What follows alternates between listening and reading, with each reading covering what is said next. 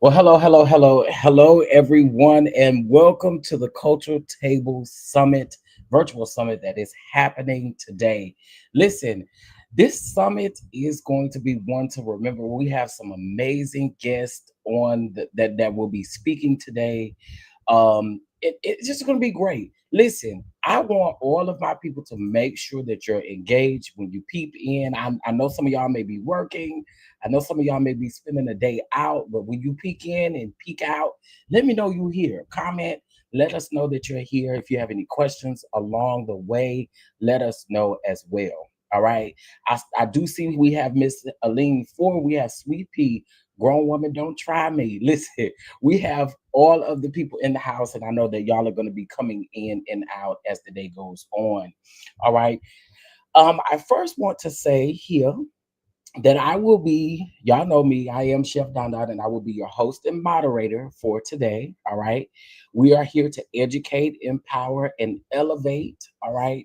It's definitely needed. I mean, I know that right now there's a lot going on. There's it in everybody's life, I'm sure. And so I think that we can use something like this virtual for people to have an opportunity to just tap in, get some tips. Hopefully it helps us, especially as Black-owned businesses. I know that right now things we just need the resources. We need the resources. So what I did do, and so I want you guys to take full advantage of this. If you scan these two QR codes, the QR code up to the left is going to be for your resource, Black-owned resource business book.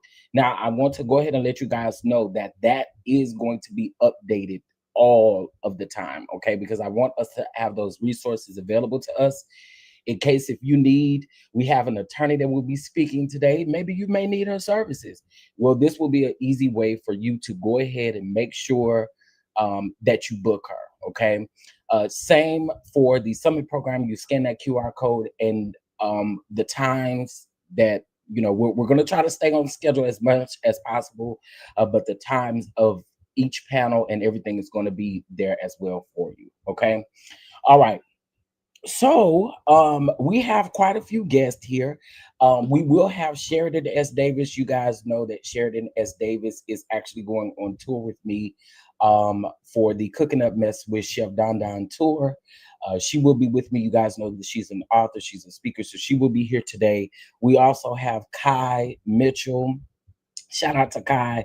Kai runs a management company, all right, and so he is also managing our tour as well. So we're excited about that.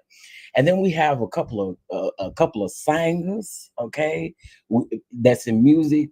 We have quite a few people that will be popping in today as we do this summit, all right. So if you guys will do me a huge favor and make sure you hit the like button on this, and we're going to get started here in just one moment. Give me 1 second. I have one more thing to say, and then we're going to get started. Now, listen, I know some of y'all may be working, all right? Y'all got a notepad on your phone, okay?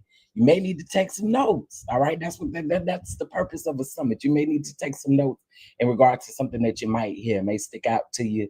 And we're talking about a lot of things that we need to know, okay? So get your pen and your paper out, and then we're going to get this thing started, all right? So we're going to go ahead and get started on our first panel. Give me 1 second. I wouldn't necessarily say it's a panel because it's just going to be me moderating, and it's going to be Miss Antoinette here speaking. So what we're talking about on this first panel is going to be power, policy, and progress. All right. And we have a couple talking points that we're going to get into. So again, make sure you get your pen and your paper and you're ready. Hey, Jasmine. Hey, Tracy. Hey, everybody. I want to make sure I speak to you all as y'all come in. All right. So if you're listening in the bushes, holla at me. I need to know that you're here. Okay. All right. So without further ado, let me go ahead and we're going to get Miss Antoinette here. Let me just give y'all a little bit about her before I do bring her up. Now, Miss Antoinette Bone Esquire, okay, she is a powerhouse attorney that specializes in estate planning, probate, and asset protection for professionals and business owners. So us business owners, we need this. A former Air Force JAG officer and assistant district attorney, Antoinette brings unmatched integrity, strategy, and leadership to the legal field. Recognized as a top attorney in 2019 to 2022, she continues to advocate for solo and small firm lawyers while serving her community with excellence. So without further ado, I do want to bring Miss Antoinette up. Hello, Miss Antoinette. Good morning, everyone. Glad to be here. Happy Saturday to you. Happy Saturday. Well, first of all, let me ask you this question. How are you doing today? How are you feeling? Yeah, let me ask that. Look, I'm gonna be real. It's been a long week. It has. It's been a long week, and I did not get much sleep last night. But I'm here because what we're going to talk about is really important for our community in particular. It's important for everybody in general because everybody needs what I do. But I think our community in particular is not well versed in understanding why we need to do this. I do agree with you. I always say this, like, now I'm in my 30s. I ain't gonna get my age, but I'm in my 30s, and a lot of things that I'm learning now, I wish I would have known then, because it would have gotten me so far. And I'm appreciative of it because I do feel like you learn lessons that way. But I do wish that there were a lot of things that I know now that I would have known then, for sure. I know, same here. But Would have saved sometimes, a lot of heartache in life. right. So we're going to be talking about how policies in the state law affect Black families and Black business owners. We're going to be talking about building generational wealth through legal literacy, and also turning policy awareness into empowerment. I think those are some really great topics. But let me ask you, where are you comfortable starting? Well, we can start with the policies question, how it affects Black families and business owners. Okay, There's okay. there's so much to say, it's just so much to say. So, if it's all right, I'll just go ahead and start. Go ahead. The floor is yours. Okay. So, one thing that people need to understand about estate planning is that, first of all, it is not a transaction. It is something that when you start doing it, you need to keep it up to date. So I'm going to talk about estate planning in the context of probate first, because that's kind of where people may first encounter estate planning, or really the lack of it, because probate can end up being what no estate planning looks like or what bad estate planning looks like. So when we talk about policy and estate law, we're really talking about how the rules of the game determine how we keep what we've built. Estate planning laws are largely tax related. Well, I won't say largely. There's a significant tax aspect to estate planning, but most people don't have a taxable estate. The law, the One Big Beautiful Bill, which was signed on July 4th, has cemented the federal exemption amount. And what that is an amount of money that you can essentially give away without there being any federal estate tax due. So currently, that is $13.99 million per person, and double that for a couple. In 2026, that amount is going to go to $15 million per person, double that for a couple. And so what that means is you can give away $15 million and you don't have a federal tax state issue. If you give away more than that, then we need to start talking about real tax planning. But for the majority of Americans, no matter what color you are, no matter where you live, federal estate taxes are not going to be an issue. And it's one of the first things that people ask me about, they express concerns about. So I want to tell you that for most of you, it's not going to be a problem. When you get $15 million, then yeah, you definitely want to start doing some tax planning. But you should definitely be doing estate planning before then. So, the law itself is really neutral.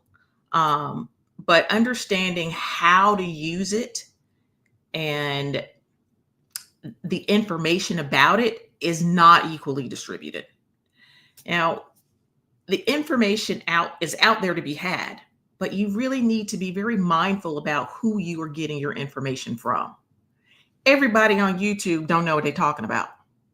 Everybody on TikTok doesn't know what they're talking about. So I want to encourage you to go to an actual attorney and talk to them about your situation, because a lot of what estate planning looks like for you is going to be driven by your situation. It's not going to be about what your cousin did or what your friend did. It's about what is going on with you and your property, your finances. So in terms of probate, because we are here in Texas, so I'm going to focus on Texas, but every state has intestacy laws, and those laws dictate what happens to your property when you die with no will. You can opt out of that system by doing some estate planning. It can be will-based estate planning. It can be trust-based estate planning. But the only way to opt out is to do it. If you don't want the state deciding who receives your property when you die, you have to plan. It's as simple as that. There's no ifs, ands, or buts about it. You can go to your friend and say, there's, you could do this, that, or the other, but unless they've gone to law school and they practice in this area, you probably want to be wary about taking their advice on what you can or can't do. And I actually, just really quick, one of the things also too, and I'm glad you said that, is because everybody's situation is not the same either. And a lot of times they give the information based on what they've been through, Mhm. which is not it's not always the same. And I did Exactly. want to express that because I had one of my grandmothers passed away. She didn't have a will, she didn't have anything. So her children had to go to probate court, and they were trying to explain to other people what it was about. And I'm like, I think our this situation is a lot different from what other people are going through. I do. Yes, what probate looks like is going to vary. Like there's different types of probate. Probate isn't just one process. It is several different processes, and we have to look at what's going on in your situation to determine which process is going to be the right process to choose. But if you end up in probate with no planning in place, the results can be that one, there's going to be delay because the probate process, even if it's what we call an independent administration, meaning there is no court supervision of the process, even that process will take 9 to 18 months. So having no plan oftentimes leads to delay, drained resources, and broken relationships. Because one thing that I hear too often, and again, this is across the board, doesn't matter what color you are, what your ethnicity is, people say, I'm just going to let my family worry about it when I'm gone. That is not a loving or a kind thing to do to your family. That is how relationships that may already be strained end up being completely broken. It is absolutely preventable. And one of the very unfortunate things that I hear people say is, you know, they have this superstition that if they plan for what's going to happen when they die, it means that they're going to die immediately. Well, I have a secret to tell everybody. There is a 100% mortality rate for the human race. 100%. You are going to die. And the thing that you don't know is when that's going to happen.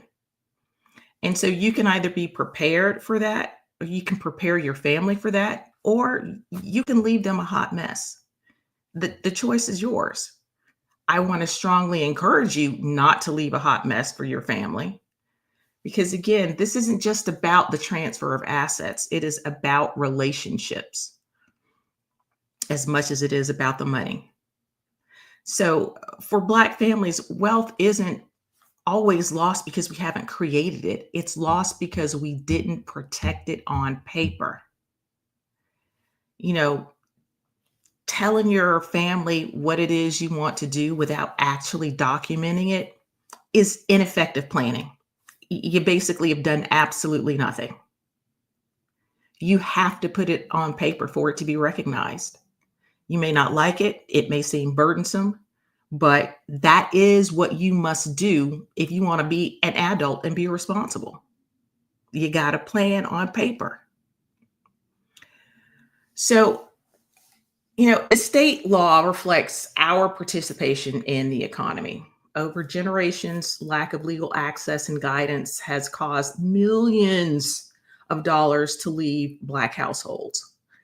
And there are a lot of sort of pitfalls that people don't see. And one can be Medicaid recovery, and of course, probate. These can be some of the pitfalls that hit families hardest when they haven't had counseling and they have no plan in place. So when it comes to Medicaid, Medicaid is what pays for long-term care. That is not Medicare.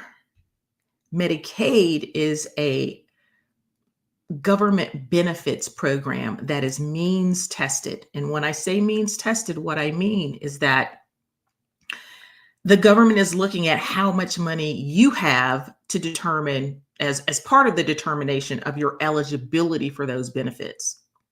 So you have an elderly parent who is ill.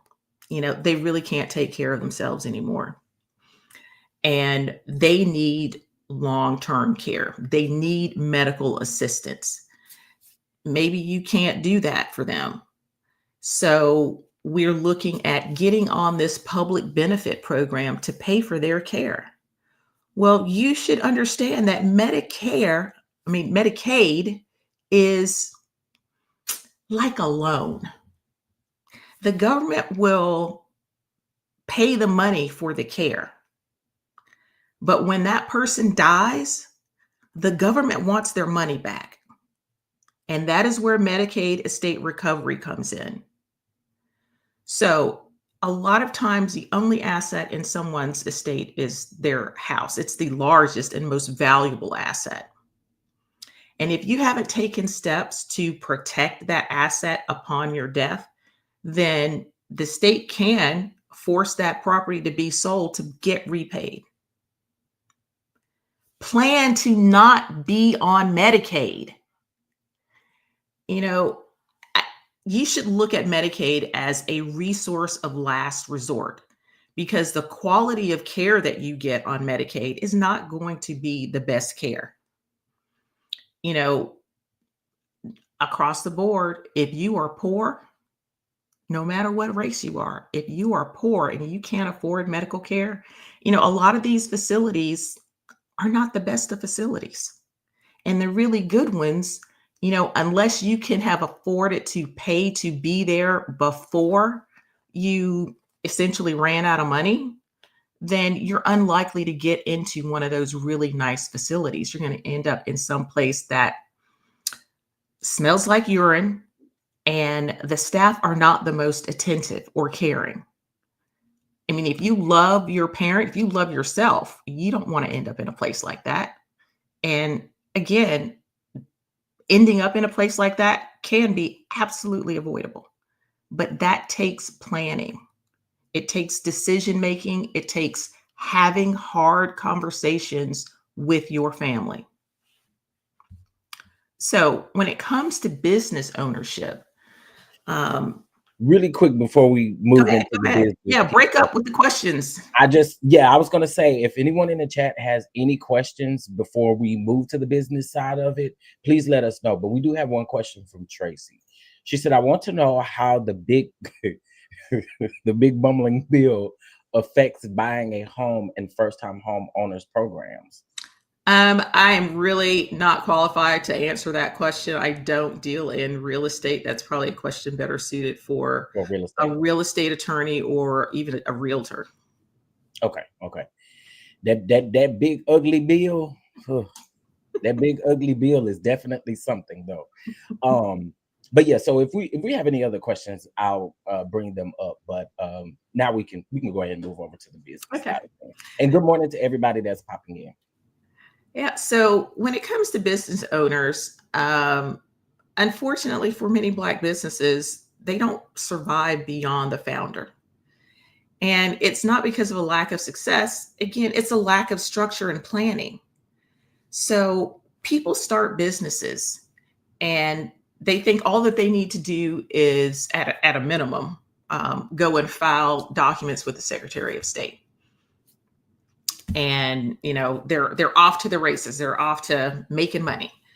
No, that is not the only thing that you need to do. That is just so that the state knows that your business exists and so that they can tax you if you start making enough money.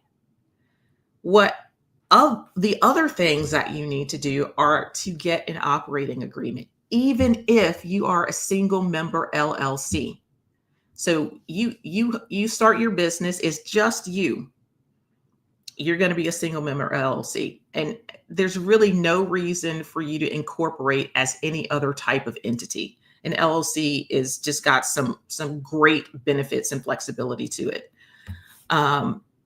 So even as a single member LLC, you need to have an operating agreement, because without an operating agreement, what you are essentially telling the state is that whatever rules you have in the business organizations code, I'm going to be bound by that. You don't know what those rules are. You don't know if those rules are going to be beneficial to you in the running or management of your business. And undoubtedly, they probably won't. An operating agreement sets out how your business is to be run. Because again, when it comes to planning, in this area, in estate planning, if you plan, you get to set the rules. You don't leave that up to the government. And you being able to set the rules is one of the most powerful things that you can do. So, if you have a partner, oh my goodness, you absolutely need to have something in writing about your relationship with that person.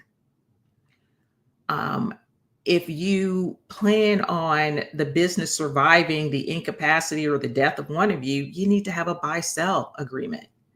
And what that is it's an agreement that says, hey, if this person dies, then there's going to be money to buy out their share, because they may be married and their spouse may or may not be involved in the business, but you may not want to be in business with their spouse. So you have to have these types of agreements in writing to help avoid a lot of discontent and litigation, ultimately, if things really go south. And then succession planning. If you want your business to really be the source of generational wealth, you absolutely have to build a succession plan. You have to have one. You have to have a plan for how that business is going to continue without you, how it's going to continue to serve your family's financial interests. Without a succession plan, again, the business is going to die with you.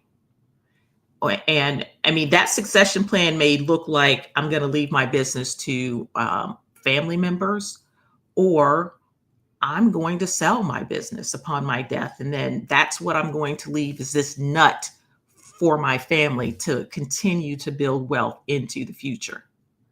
But these things don't just happen, without some thought. You really do need advice. And I'm not talking about from your friend, I'm talking about from a qualified professional. I do think that's very important because I'll just give an example straight out of the gate. I wanted to start a catering business, right? And just like you just said, in the beginning, I didn't have the resources around me. I didn't have anybody to direct me.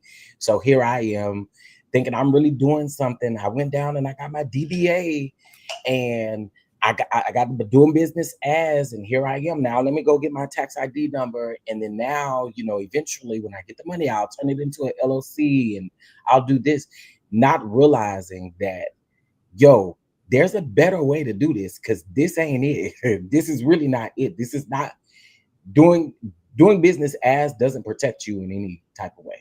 And I think people really need to realize that, and really go through the strategic. So I went through a course, and I also had someone who worked in this field to help me out with it. But there were a lot of things that I had no clue about. And the crazy thing is now a lot of times when you go apply for loans, when you go just doing anything for your business, they ask you for a lot of this documentation. So it's needed. It's absolutely needed. And again, this is why I say I wish in the first time when I was doing business, I wish I would have known that. But now my company now is in the straight, it's straight through, because I made sure I got the paperwork. Right. Made sure I got the correct paperwork in place, because, and again, here's the thing too, y'all, that you have to remember, and I definitely know you can piggyback on this, but even if your business gets in trouble, it's not only your business that gets in trouble, you personally get in trouble as well. So that's just, information that could possibly help people along the way. So that is true if you are DBA, because a DBA, a doing business as, is no protection whatsoever. Right. If you incorporate to an LLC, that is like the lowest level of asset protection. But in order to really capture the full scope of asset protection, you need to have an operating agreement. You need to show that you're running that business like a business and not as your personal piggy bank. You need to file your taxes. The Texas franchise tax, if you don't make a certain amount of money in the business, then you don't pay franchise taxes. But I think it's like maybe $1 million or $2 million over that. You got to pay I tax. just got off the phone with them yesterday. Yeah. So you got to run the business like a business. It is not. It is a separate entity from you when you properly incorporate. And you should not forget that or let that get lost on you, the importance of that protection. One of the great things about living in the state of Texas from a legal perspective and estate planning perspective is that we have some fantastic laws regarding asset protection just built into our Constitution. So, like, your home is protected by the Constitution. You're not going to lose your house because, like, you go bankrupt or you get sued. But when you are not running your business like it is a business, then if something happens with your business, like you end up in litigation, and you can't show the court that, they may do what they call piercing the corporate veil and reach through the entity to you personally. And that kind of defeats the whole point of having incorporated in the first place. So do more than just file your entity with the Secretary of State. Get an operating agreement in place. Get advice about what needs to be in that operating agreement. And, like, I know it. Sometimes you got to start your thing on a shoestring budget. But as soon as you get some money, get out of the DBA, because the DBA is just no protection for you whatsoever. It is sort of in conclusion to this point of discussion. I want to say that the law isn't against us when it comes to planning. Like I said, Texas is one of the most trust-friendly jurisdictions in the country in terms of whether we're doing will-based planning or trust-based planning. The challenge isn't hostile policy, it's unequal participation. You can't expect a good outcome if you fail to do your part. It's as simple as that. The law rewards those who plan ahead, those who put structure and foresight in place.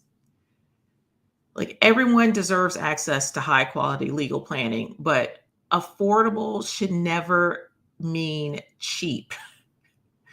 Estate planning should be thoughtful, tailored, and strategic, because what you're protecting is irreplaceable.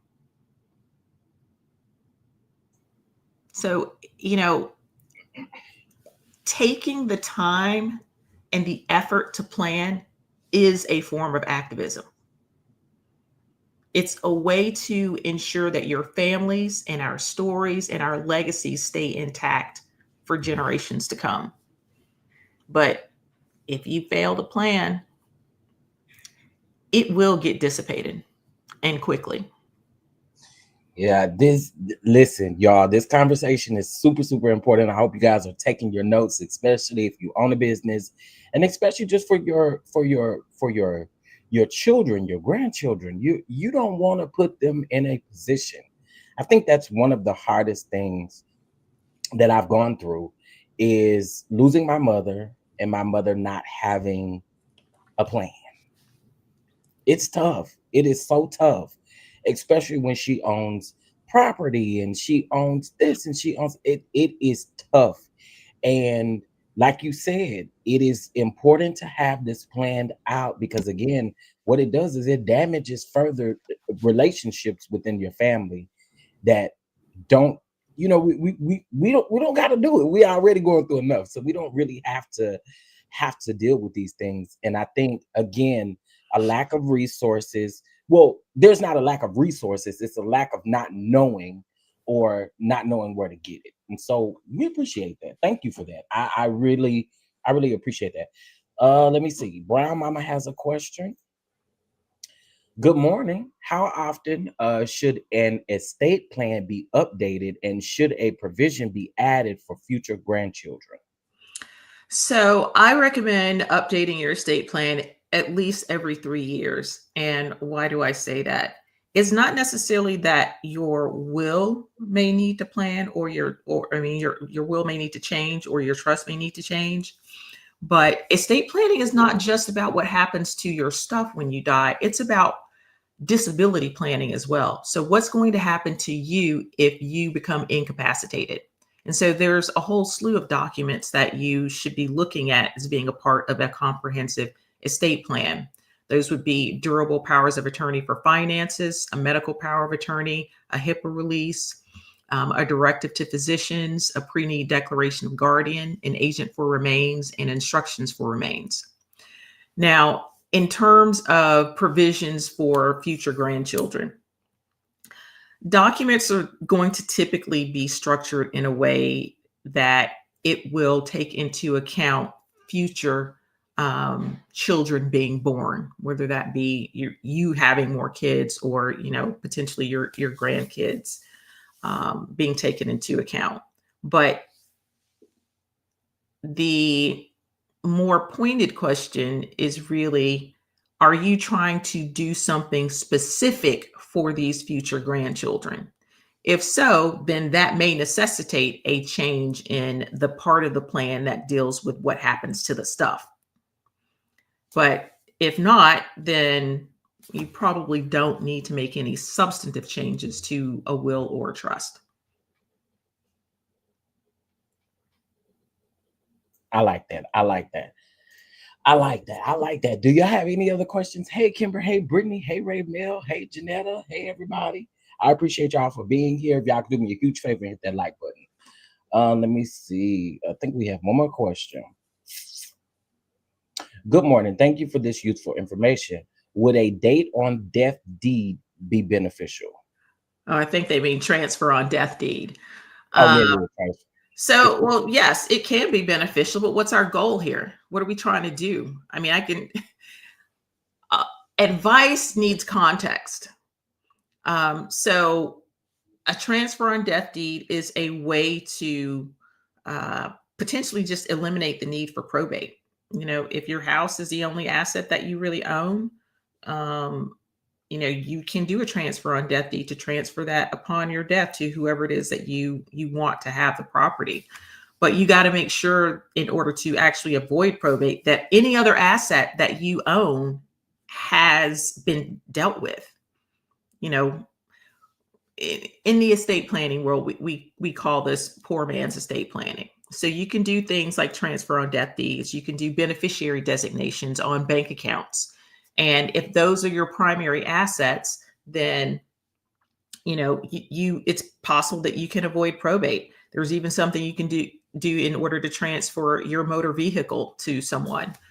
But again, you got to be proactive. If you fail to plan, none of this happens.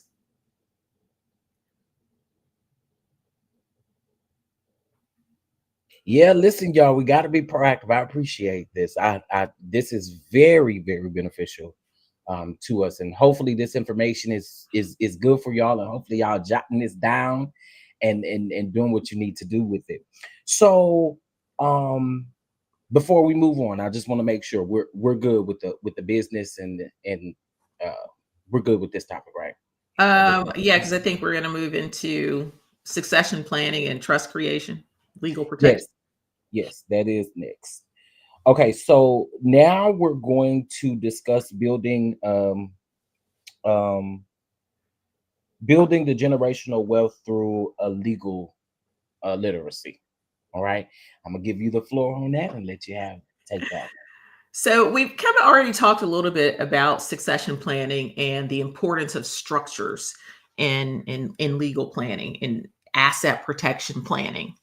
So I want you to think about structure not as a burden or a constraint, but first as stewardship. God has blessed you to have accumulated something. and you are tasked to be a good steward of what God has given you to manage. Failing to plan, not being a good steward. Planning, being a good steward. Should not be viewed as a burden. Does it require that you do some work? It absolutely does. I mean, I'm not going to, try to sugarcoat that. But planning is the act of turning your intentions into protection. Without structure, the law decides what happens. And hey, if you are okay with the government telling you how to leave your property, then don't do it. Don't plan. But if you are not okay with that, you have the opportunity to make a difference for your family. You can decide what things look like.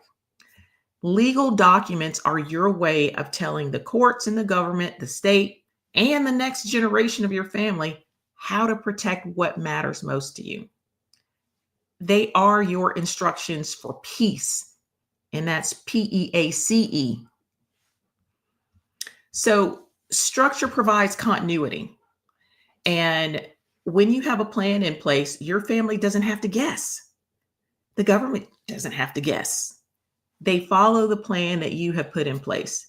It keeps businesses running, assets organized, and families united. It is disheartening to see the fracturing of families fighting over stuff. There are more important things to be discontented about in the world than who your parents left the house to, or did you get grandmama's frying pan, or whatever other thing that someone else possessed. More important things to worry about. And if you don't want to worry about that, and you don't want your family to worry about that, you can take steps to avoid that kind of result. So I've mentioned planning with wills and planning with trusts. And this presentation isn't really going to focus on the difference between wills and trusts, but for business owners, you are likely going to need trust-based planning. And your estate plan needs to be coordinated with your business plan. And so again, we're back to ensuring that you have documentation in place that creates a structured plan that will work when the time comes, whether that be because of incapacity or death. Trust in particular are the architecture of legacy. Extremely wealthy people, they don't do will-based planning. They do trust-based planning. Trusts are fantastic estate planning tools. They are so flexible. You get to decide what it looks like. A well-designed trust allows you to direct how and when wealth is used. It can protect assets from creditors or outside claims, and it can preserve property within your family for decades, as well as preserving family relationships. It gives you the power to teach and guide from beyond your lifetime. And it gives you the opportunity to make sure that your values endure right alongside your wealth. But again, if you fail to have the conversations that are necessary and do the work that's necessary, none of this happens. I want you to think about estate planning, and as a subset of estate planning, succession planning for business owners, as a form of love. It is love in legal form. And so a succession plan helps everyone know who's going to take over, how decisions are going to be made, how do we maintain harmony. And again, this all comes back to the family. Without a plan, your family members end up at odds. And the business can become just another casualty of grief and dysfunction and discord. So the bottom line here is that structure equals power, and informality equals vulnerability.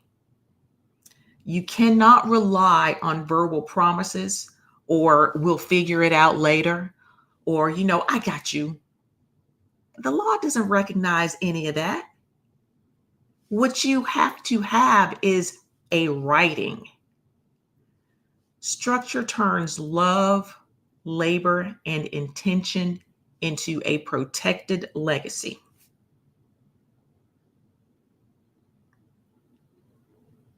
I Question. like that. I like that. I listen. I like that because again, I've been there. I've been there, and I know a lot of families. I'm sure a lot of families. Every family, I'm pretty sure, has been there at some point. Um, so I think this information is definitely helpful. Definitely, especially helpful for me because I do have a business, and I want to make sure that all of my things are in line. Um, I've acquired some things, this year, and so I think all of this information is definitely important. Kimber says there are some business owners who draw benefits. So if you become disabled and can draw, you may should put this in your planning. That a good point there to make sure you do that. I don't think I'm following. Okay, Kimber, if you're still here, you may can put that back in the comments on what you meant by that. So that way we can get an understanding. Let me Let see. me just there we go. Oh, okay. There we go. I wasn't on the little tab for that. There we go.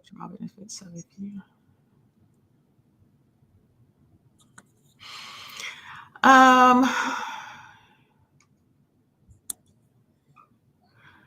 So, in terms of someone drawing benefits, I'm not sure what kind of benefits. If that is like VA type benefits because someone's a disabled veteran, or are we talking public benefits like SSI or disability benefits through SSA? Yeah. So when that person passes away, those benefits end. That's nothing. That is not an asset. That is just a stream of income. In terms of the guardian, oh, absolutely. You want to name who should be your guardian if you ever need one. Because what can happen is, let's see, you have a family and there are two kids. One child has, maintained a relationship with the parents, and the other child has, gone off and done their things out in the world, and they're really kind of estranged. And then, the parent, one or both get ill, and we'll just call them the responsible child, is they have a life, they may be married, they have kids, they have responsibilities, but they want to do right by their parent, but they maybe can't take care of their parent full time. And so now back on the scene is this estranged child, moving in with the parents or mom or dad, taking care of them, but really not honoring the person of their parent or or honoring God in terms of caring for their parent. They are simply there to get what they can get. And unfortunately, that situation is not uncommon. And so if the parents have a pre-need declaration of guardian, they can state in that document that, hey, if I ever need a guardian, this is who you are to appoint, judge. And more importantly about that document, they can identify people that should never be appointed. So it's planning for a multitude of reasons is really a good idea. Yes, come on.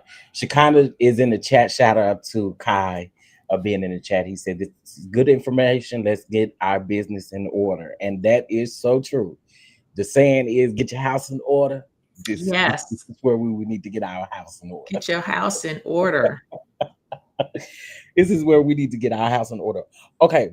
So now we have turning policy awareness into empowerment. Is that right? Yes, that's right. Okay, so legal literacy. We hear a lot about financial literacy, Yeah, but the legal literacy. Yep. legal literacy is a thing too. And like I said at the beginning of our conversation, everybody on YouTube doesn't know what they're talking about, and everybody on TikTok doesn't know what they're talking about. When it comes to estate planning, you should be looking for someone that practices in that area on a regular basis. The law is vast. Us attorneys can't know everything about every area of law. There's a reason why attorneys focus their practices on what we call niche areas. Like, all I do is estate planning, probate, guardianship, and asset protection work. I do a little bit of elder law because it comes up in the estate planning context. But I don't do family law. I don't do criminal law. I don't do personal injury. I can't keep up with all of that. So I focus. And, you'll find a lot of family lawyers that may do some estate planning. You'll find some criminal lawyers that may do some estate planning. That combination is a little more rare, but it's pretty common to see family law attorneys doing some estate planning. But depending on what the level of your planning need is, they may not be the best person suited for getting done what you need to get done. And so ideally, you should really look for someone where their primary practice area is estate planning, because they're going to just know a lot more about the area, the content, in that practice area than a family law attorney who splits their time between doing that and estate planning. But going to see somebody is better than going to see nobody and relying on TikTok and YouTube. Now, with that being said about YouTube, I do have a YouTube channel that you can go check out.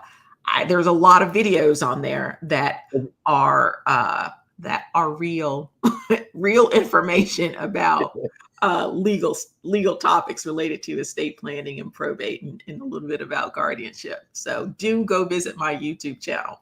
Is it your name? Because I want to put the link in the chat, and then It I is also A want Bone Law. So YouTube at youtube.com/A Bone Law, and that's ABONELAW.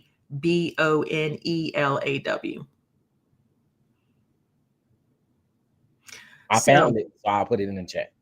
So when we understand how wills work, the necessity for probate, how powers of attorney work, and particularly how trusts work, we can stem the hemorrhage of wealth from our community.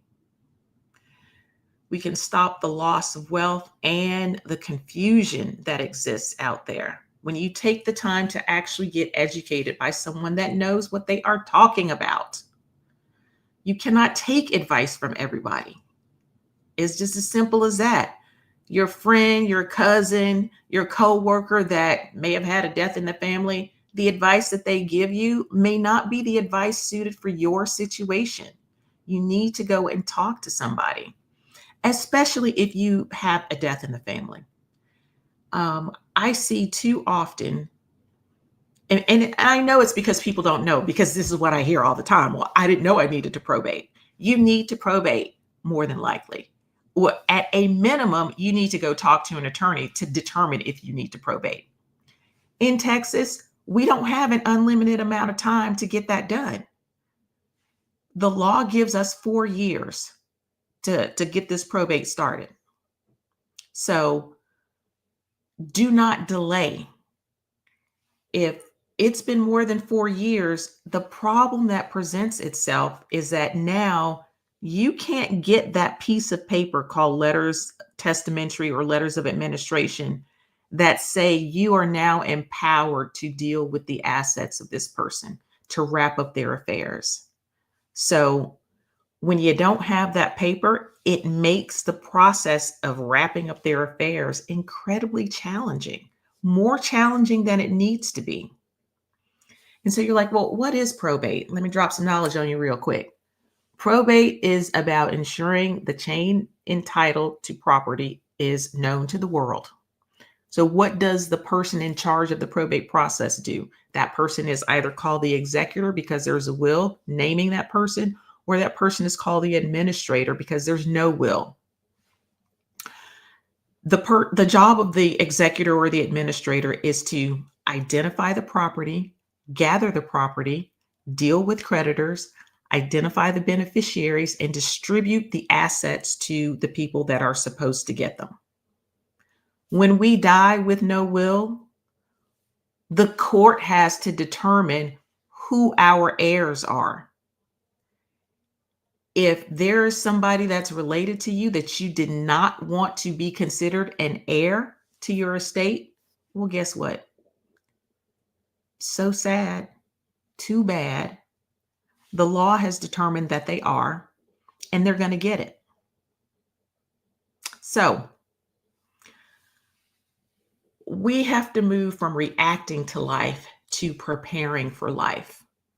Legal literacy gives you confidence to navigate systems that may have once seemed intimidating or overwhelming or even unwelcoming. But again, the law is not against you. You need to understand how to use it to your benefit, because everybody else is. But access alone isn't the sole problem. So you can have resources, but if you don't understand how to use them, they won't protect you. And that's another significant way that we lose wealth in our community. We don't understand how to title property, to designate beneficiaries, or to update documents. Literacy transforms ownership to empowerment. And one of the things that Chef Don Don mentioned at the beginning of our conversation was about how he wished he had known things. The knowing of things is not just from going to look on YouTube or going to look on TikTok or going to do a Google search. The knowing of things happens at the dinner table. It happens in conversations at family reunions. We need to normalize conversations about these types of things. We need to educate ourselves so that we can educate our children, because that is how we transfer generational wealth. It is not just about the money. If you give a fool money, that fool will spend that money unwisely. When you transfer wisdom with wealth, that is how you build generational wealth. It's not just about the money, people. It is about you educating yourself so that your kids understand how to manage their bank account, how to write checks and pay bills, how to, like, the myriad of uses of insurance. It is not just so you can bury mama. Insurance is one of the most powerful wealth building tools that people use, that wealthy people know how to use. So it's more than just paying for that funeral. It's more than just, giving them a couple of dollars to have. That is probably going to be dissipated in a few years. Normalizing conversations about difficult topics, about money. People all too often think that their estate planning needs to be or should be secret. Oh, that is like the worst thing. Now, if there's like a serious amount of dysfunction, there may need to be some information segregation. But in general, your planning really shouldn't be secret, because guess what? They gonna find out about it one way or the other. You can either tell them and start having conversations to ensure that your family's relationships stay intact, or you can be silent, die, they find out, And they'll be like, well, oh my God, I didn't know this, that, or the other. I wish she had told me, he had told me about this. Maybe we could have come up with a different solution. But silence can be deadly. That is a good point. Because I had an aunt that passed away, and her daughters could have never remember because they never had the conversation about her leaving here. She had breast cancer.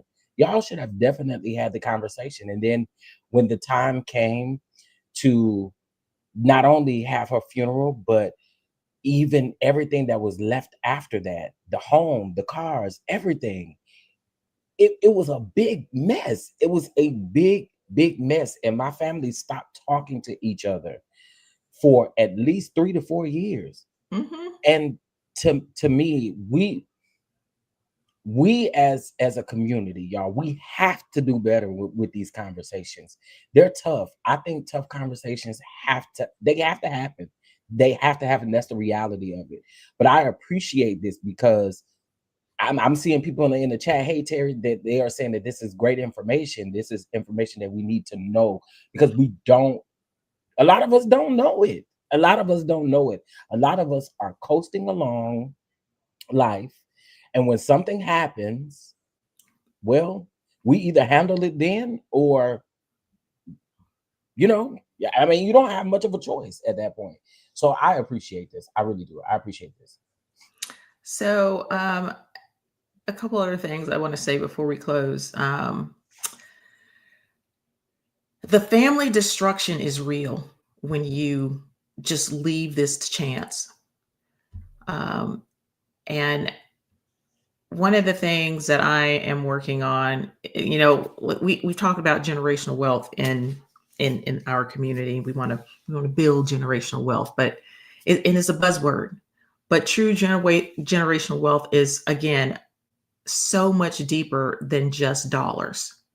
Making money is the beginning. It is not the end. Once you earn it, you have to protect it, learn how to keep it, and pass it down.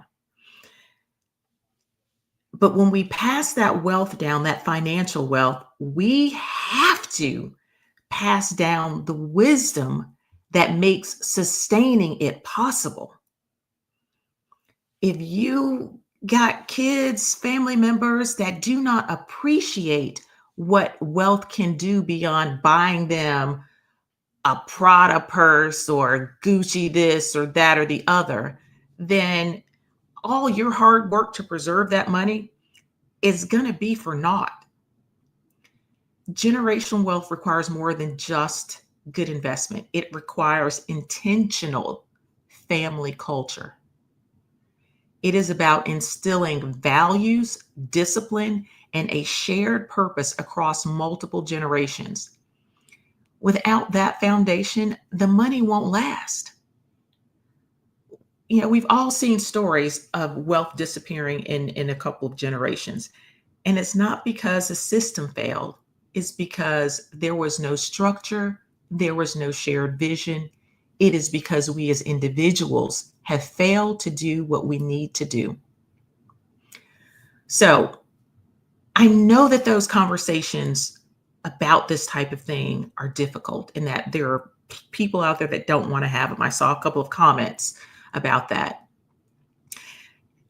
And I realize that many families simply don't know how to begin having these conversations. Silence is, again, one of the biggest barriers to building true generational wealth.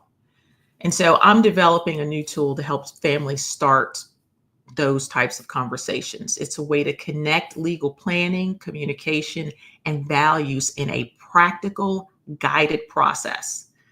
So I'm excited to share more about it in 2026. But for now, I'll just say this: it's designed to help families move from talking about legacy to living legacy. Because at the end of the day, legacy isn't just about what we leave behind.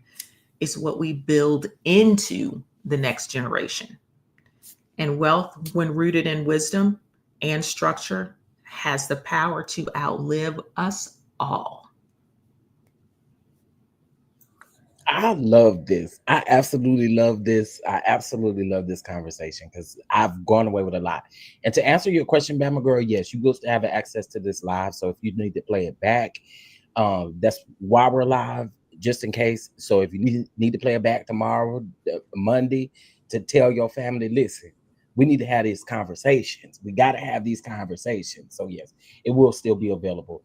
Do you guys have any questions? Any questions that we can answer? We got Yeah, about I love questions. 5 minutes. I think we Go got visit about, my website too, yes, avonlaw.com. I did also put your channel in the chat, and I also put your website in the chat as well. Appreciate you. Absolutely. And also, too, guys, I'm going to put it up here again. Here is, if you scan this QR code up at the top left, this is going to be to our Black owned business resource book. And so Miss Antoinette's information is there as well. So grab that, and I will let you guys know that we will continue to update this, but that QR code is still going to be good. But we're going to continue to update it. There'll be businesses that will be added, services that will be added, just so that we have a source of resources. We need those. We need those. So yeah. Okay. Wait a minute. Let's see. Do we have some questions? This was really helpful. Thank you for this information. This was some great information. I've sent this to several people. Please do. Y'all can, at this point, y'all can send the link out to Tell your whoever friends. yeah, you can send the link out at this point. I do appreciate you. I appreciate everybody for registering or doing their part as far as registering. Thank you guys so much. But I feel like this is information that we all need. So I did open up the link so that everybody can have access to this information. Because this, again, we need this. We need this. We need this. So I totally appreciate that. 1000%. 1000%. Do y'all have any questions? Any questions? Any questions? Anything? Oh, I want to comment on something somebody said in the chat about funerals being a scam and a ripoff. Well, they certainly can be if you wait until mama dead to plan, when people buy emotionally. So whereas mama might not have picked a $15,000 casket for herself, oftentimes her kids might do that because they want mama to have the best.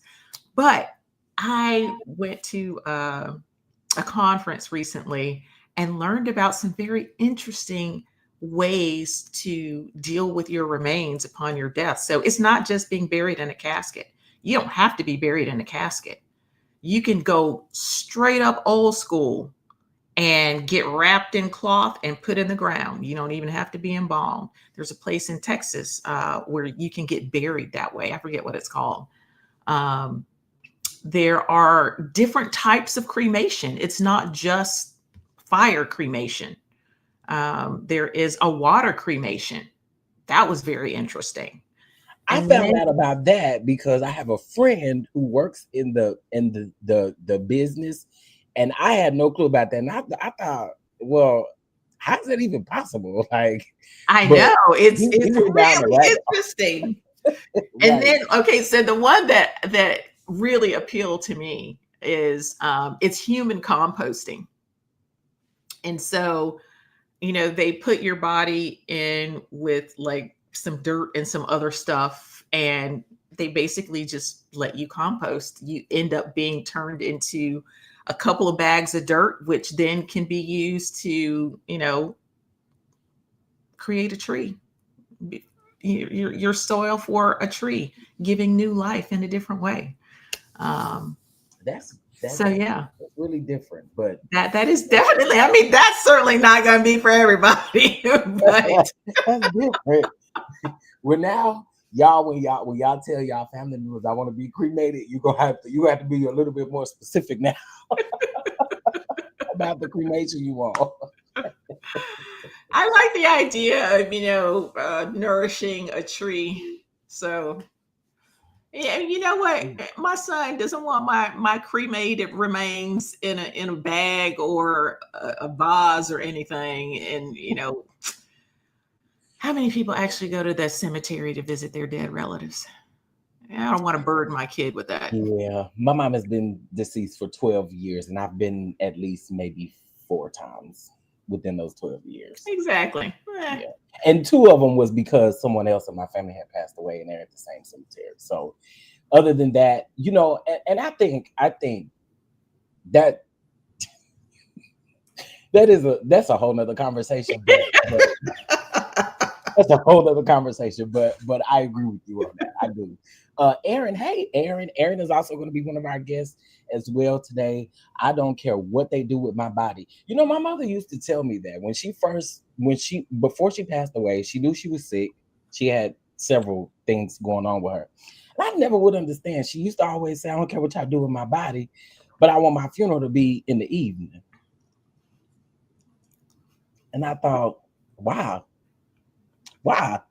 You think we're gonna be at the cemetery at dark 30? Ain't happening. It's not happening. It's not happening. So please don't come back for me. But we ain't gonna be able to do that. We ain't gonna be able to do that. Be careful throwing remains out at the beach. Oh yeah, you can't just do that, people. You can't just go to the beach and just let the wind take you away. No. Y'all gonna let these movies get y'all in trouble. Well, listen, I think that this conversation was great. Our talking points, again, we talked about how policies and estate laws affect Black families and Black businesses. We talked about building generational wealth and not leaving that wealth behind. Do the necessary things that we need to do. If you need to reach out to somebody, we have put Miss Antoinette's information in the chat. I want y'all to grab it. Grab that resource book. It's free. Okay, it's free for you guys. Grab that book and make sure that if you have any questions, maybe you could reach out and we get those questions answered for you. All right. All right. I'll see you folks later. Okay, well, I want to say thank you so much. Miss Antoinette will be joining us again for another panel discussion, but I appreciate you for opening this up for me, and great conversation. Yeah, I'm glad to have had the opportunity to speak this morning. So absolutely. Now maybe you could go take you a little nap. Yeah, it's probably unlikely to happen, but us grown folks, we don't get nap time like we used to. It's a little hard now. Right. Well, I will see you in a couple hours. All right. Thank you. Bye-bye. Bye-bye. All right, y'all. So that was Miss Antoinette. Listen, that was amazing. I think it is important. Hopefully you guys do some great things with the information that you have. I'm going to put this back up here again. This is, you guys can scan the one on the left for the resource book, which has all of the speakers' information and their businesses, and it has other Black-owned businesses in there as well. And we'll be updating it at all points in time. Okay, so I want y'all to be able to have that for you. Also, if you're interested in looking at the summit schedule, you can see it. I am going to tell you guys that the schedule probably is going to be a little off, just a little bit. We started on time, but I think it's going to be just a little bit off because I don't know why I blocked myself out for 20 minutes to talk, because girl, I ain't talking that long. But so what I'm going to do now, if y'all give me just a moment here, we're going to move over into we have a vendor break. So here's what we'll do for our vendor break. I have Miss Princess Jones in the bag. Okay, y'all. First of all, let me just tell y'all real quick. I went and I looked up all of Miss Princess Jones, everything that she has done. First of all, y'all, she's really dope. So I want to bring her up, although we do have a panel about media marketing and Black narratives at 12. I'm going to bring her up right now, and we're just going to have a little brief conversation. All right. So give me 1 second. Miss Princess. Hi, how you doing? How you doing? How you doing? I'm good. Nice to meet you. Nice to meet you too. Virtually. Right. I've heard so many great things about you. Likewise. So many great things about you. And so I was excited. I went fishing last night. I was like, I'm going over here. I'm checking this out.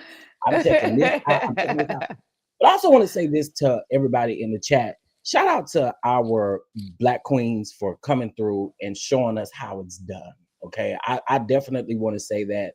I love to see Black women moving and shaking and doing what they need to do. So thank you so much Yes. for all you do. Thank All right. you. You're welcome. So Yes. our next panel actually don't start till like 12. Okay. I Um, thought I was a little early. I'm on West Coast time, so I was like, I don't want to be. oh, see, and I didn't even know that. I didn't even know that. 'Cause Yes. I could have told you. I could have told you. Okay. But since I have you here, let's just Mm-hmm. go ahead and introduce you. Okay. What you do, all of the great things, because I can't say it like I know you can. Give us give us your whole resume. Just run it down. Oh Just run it. God! Every time I'm asked that question, I can never think about all I've done. So y'all bear with me. First of all, hello everybody. I'm a mom. That is my first call of action. I'm a mommy. I have 4 daughters. I have twins. They're 21 years old. I have a 17-year-old. She'll be graduating this year, and I have a Wait, wait, 15, wait, wait, 14 wait, year wait, old. wait, wait, wait, wait, wait, All wait, wait, girls. wait. You say you got 21. You got twins that are 21. 21 years old. They are my oldest babies, finished college, working, living together, have their own house, cars. They are grown. Well, first of all, I would have never guessed. The skin is Oh, skinning. well, You're thank beautiful. you. Yeah, Thank come on, you. come on, come on, come on. You Okay, use your I'm done. SPF. Use your SPF. Okay. So that is my first call to ministry, mama. But when it comes to the social media aspect, I'm a country girl from a small town, Aberdeen, North Carolina. And I knew that early on in my life, I wanted to be in the music industry, specifically as a background vocalist. I just didn't know exactly, and I'll get into all of this on the panel, but I just didn't know exactly how to get from point A to point B at the time until the glorious tool of social media came through. My first platform was YouTube, and I made my brand on YouTube as Princess the BGV. Well, I didn't even start off as Princess the BGV, but I started, branding myself and singing. So I got a little fan base. So I started up my background career, and now I'm a professional background singer. I have been doing that for the past over 10 years, but professionally, it's been about 10 years. So I've done Kanye West. I was on the Sunday Service Collective. I've sung in front of Brandy. Okay, that was a big moment for me. It was a Brandy tribute, so we tributed Brandy in front of her, and she loved it. I was like, yes. um, I hate this question because I can never think. Right now, I'm currently gigging with Labyrinth. He's a artist from the UK, but he's in the States now. He did the whole soundtrack of Euphoria, if you've ever seen that show. Very amazing artist. I've done Stagecoach with Carrie Underwood, a few Coachellas, Grammys with Lizzo, a whole bunch of gospel artists, a whole bunch of people, sessions. I'm on a lot of albums and stuff like that. I can never think. Sorry, y'all. But we Well, out here working. We out here girl, working. yes, I love to hear it. I really love to hear it. When I went to your page, because I think you might have saw it like early this morning, like around 4 or something this Yeah. morning, you know, and I was like, Right. I thought I had already followed her and everything. So I went hmm and I looked, and yeah, everything she's saying, y'all, you could just go to her page and know that Yeah, it it's is the pretty much truth. on there. It's pretty much on there, It which is is the truth. important. We're gonna cover all of that, but it's pretty much all on there. Social media is Yeah. a great tool if you use it right.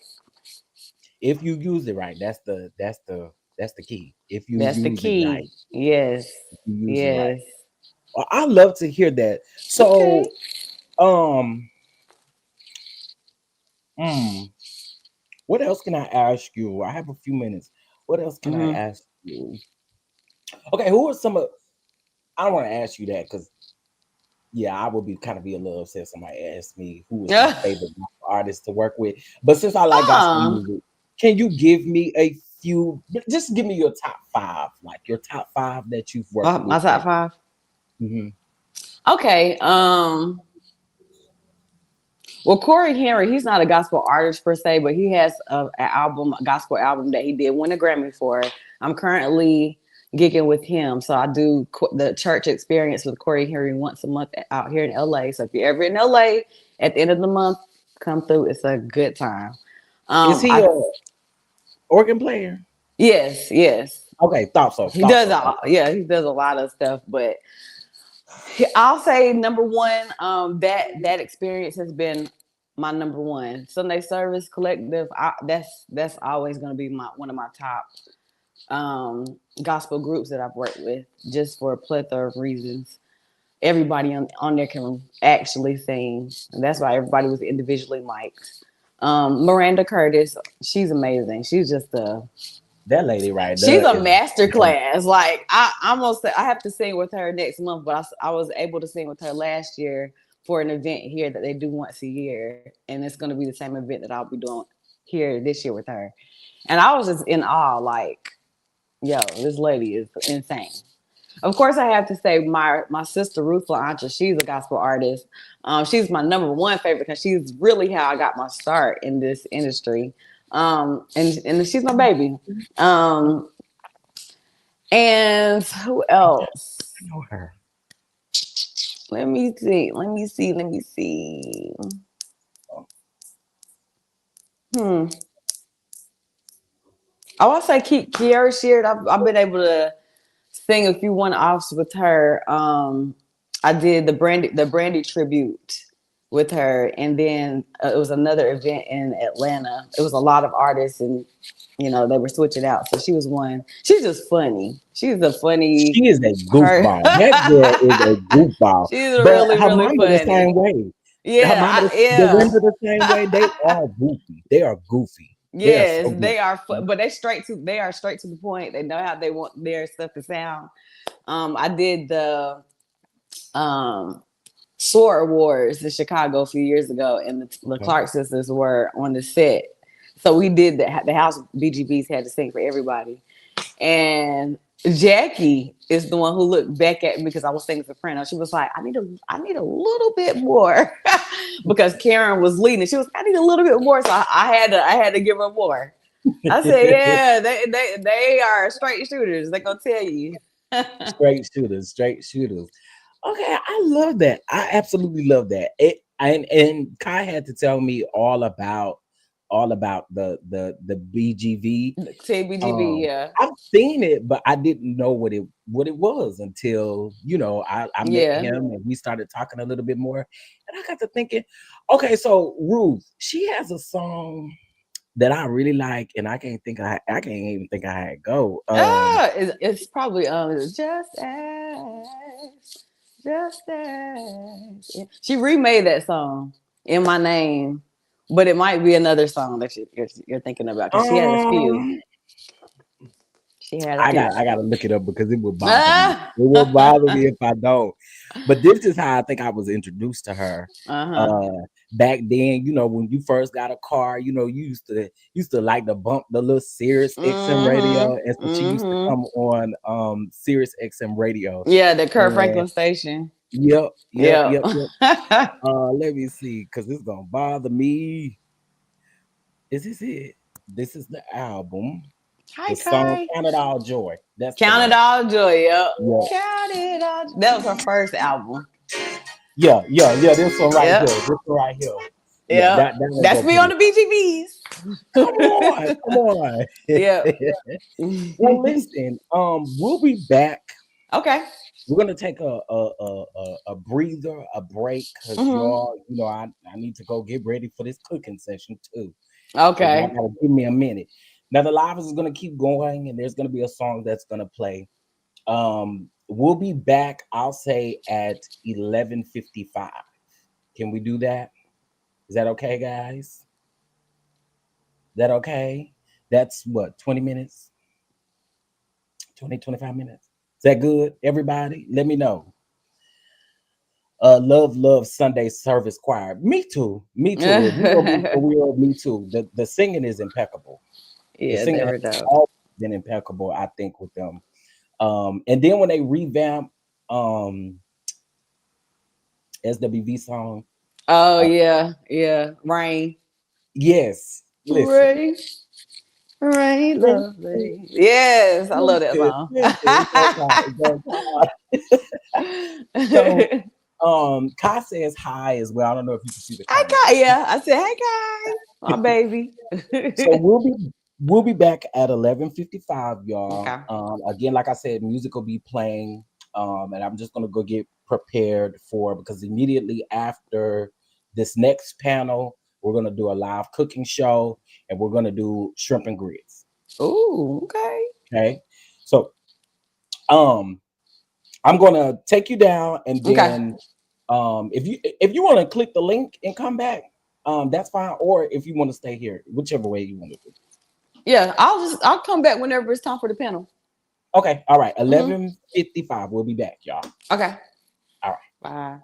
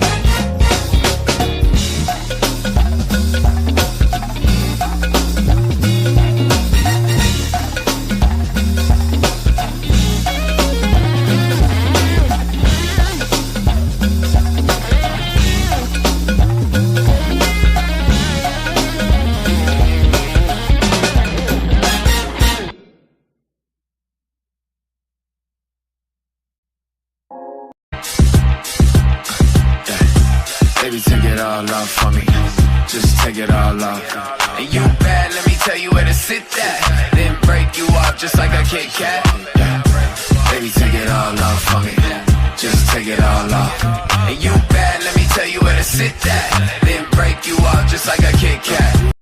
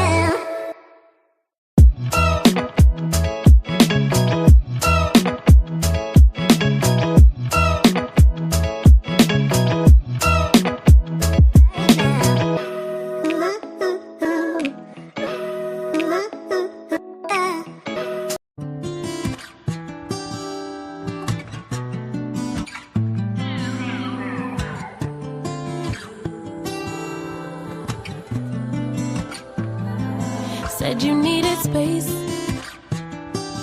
said you needed more time to think, so you went away. But you still would stay in my dream. Now you're back for more. Why you in my reality? My head closed the door, even though my heart just won't leave. That was then, can't go back. Hurt so bad, had to block out the memory. If we try again, start from scratch. You wanna pick up where we left off, but you've been gone away. You've been gone away so long. Since you've been gone away, you've been gone away so long. I forgot your middle name, I forgot your birthday. You still wear cologne the same, like it in the worst way. You've been gone away. Since you've been gone away, you've been gone away. 50, 11 days, 50, 11 days, 50, 11. I lost count of all of the weeks that you have your way. Wouldn't pick a fight when you'd leave. Now you're back for more. Did you find the healing you seek? Or did you realize that I'm everything that you need? That was playing. Go back. Yeah. So bad. Had to block out the memory. Yeah. Started from scratch. You wanna pick up where we left off, but you've been gone away. You've been gone away so long. You've been gone. Since you've been gone away, you've been gone away so long. I forgot your middle name, I forgot your birthday. You still wear cologne the same, love it in the worst way. You've been gone away. Since you've been gone away, you've been gone away. I forgot your middle name, I forgot your birthday. Your favorite position, do we still have chemistry? Yeah. Since you've been gone away so long.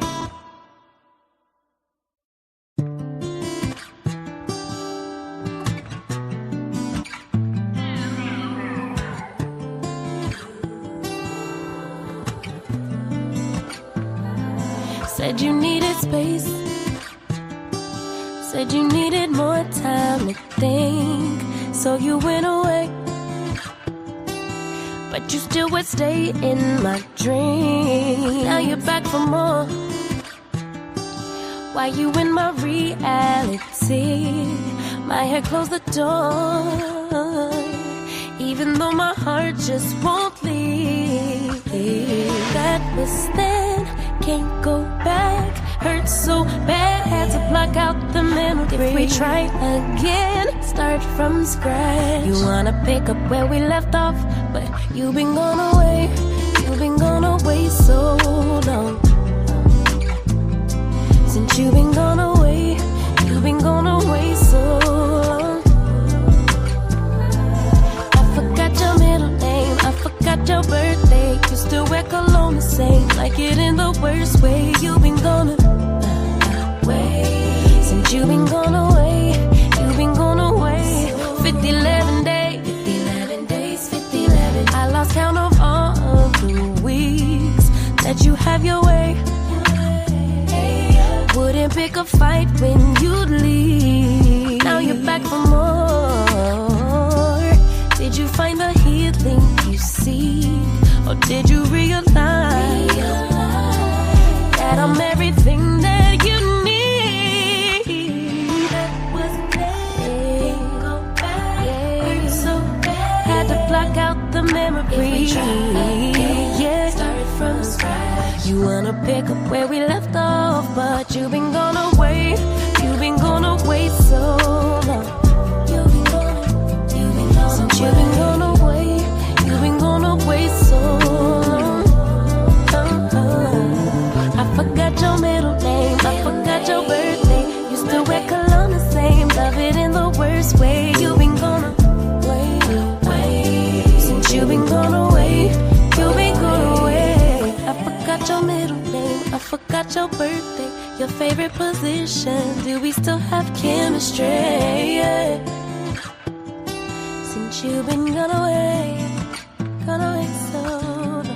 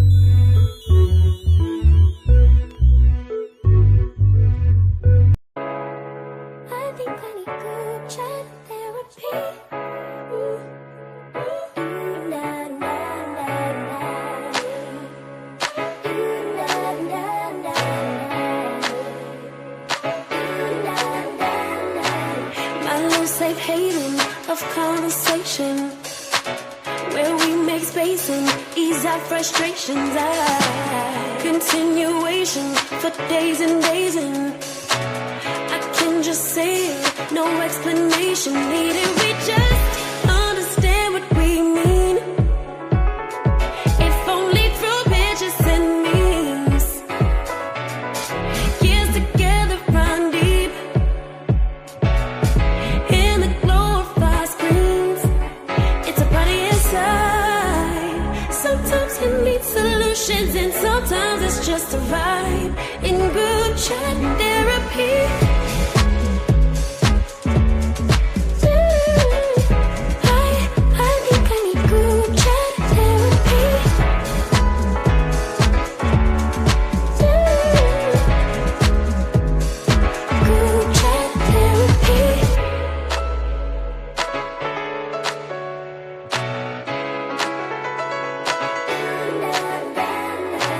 Tell you all my secrets, it's safe to keep them. Sharing our dreams and the whys and reasons.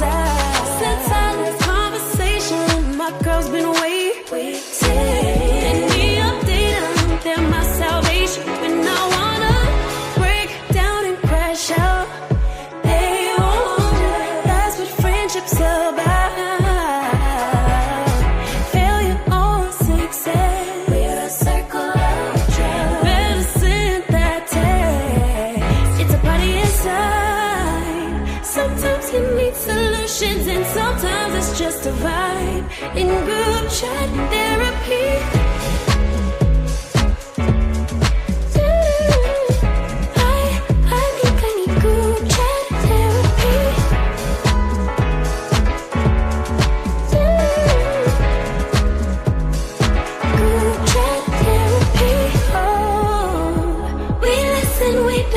We keep it low, a place where you can be free.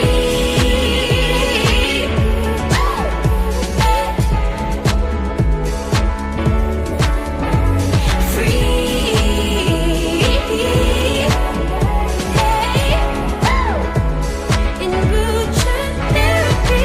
I think I need group chat therapy. Group chat therapy. I think I need group chat therapy.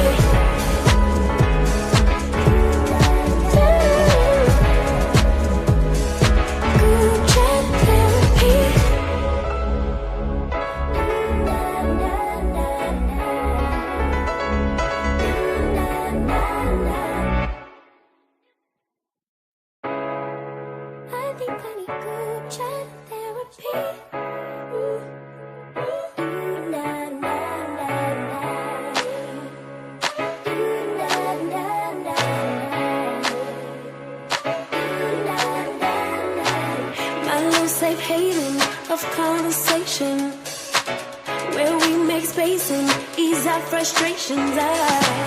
Continuation for days and days, and I can just say it, no explanation needed. We just understand what we mean, if only through pictures and memes. Years together run deep in the glow of our screens. It's a party inside. Sometimes you need solutions, and sometimes it's just a vibe in group chat therapy.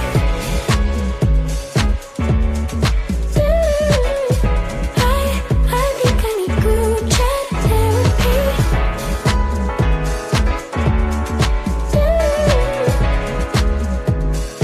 Group chat therapy.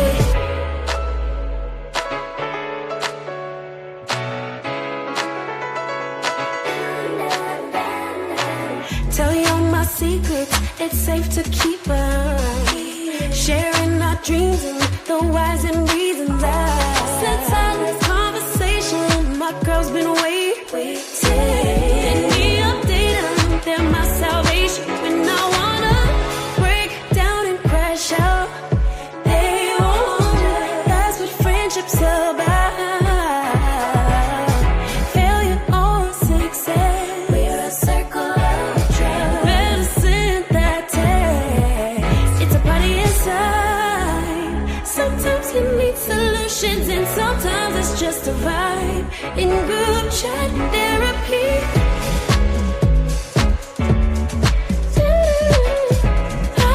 I think I need group chat therapy.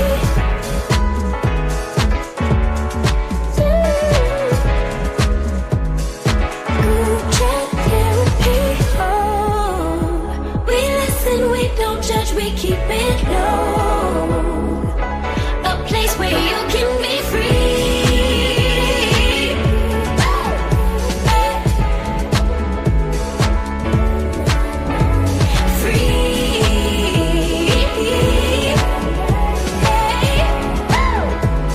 In group chat therapy.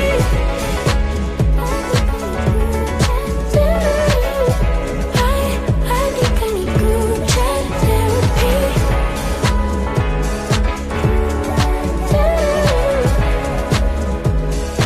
Group chat therapy.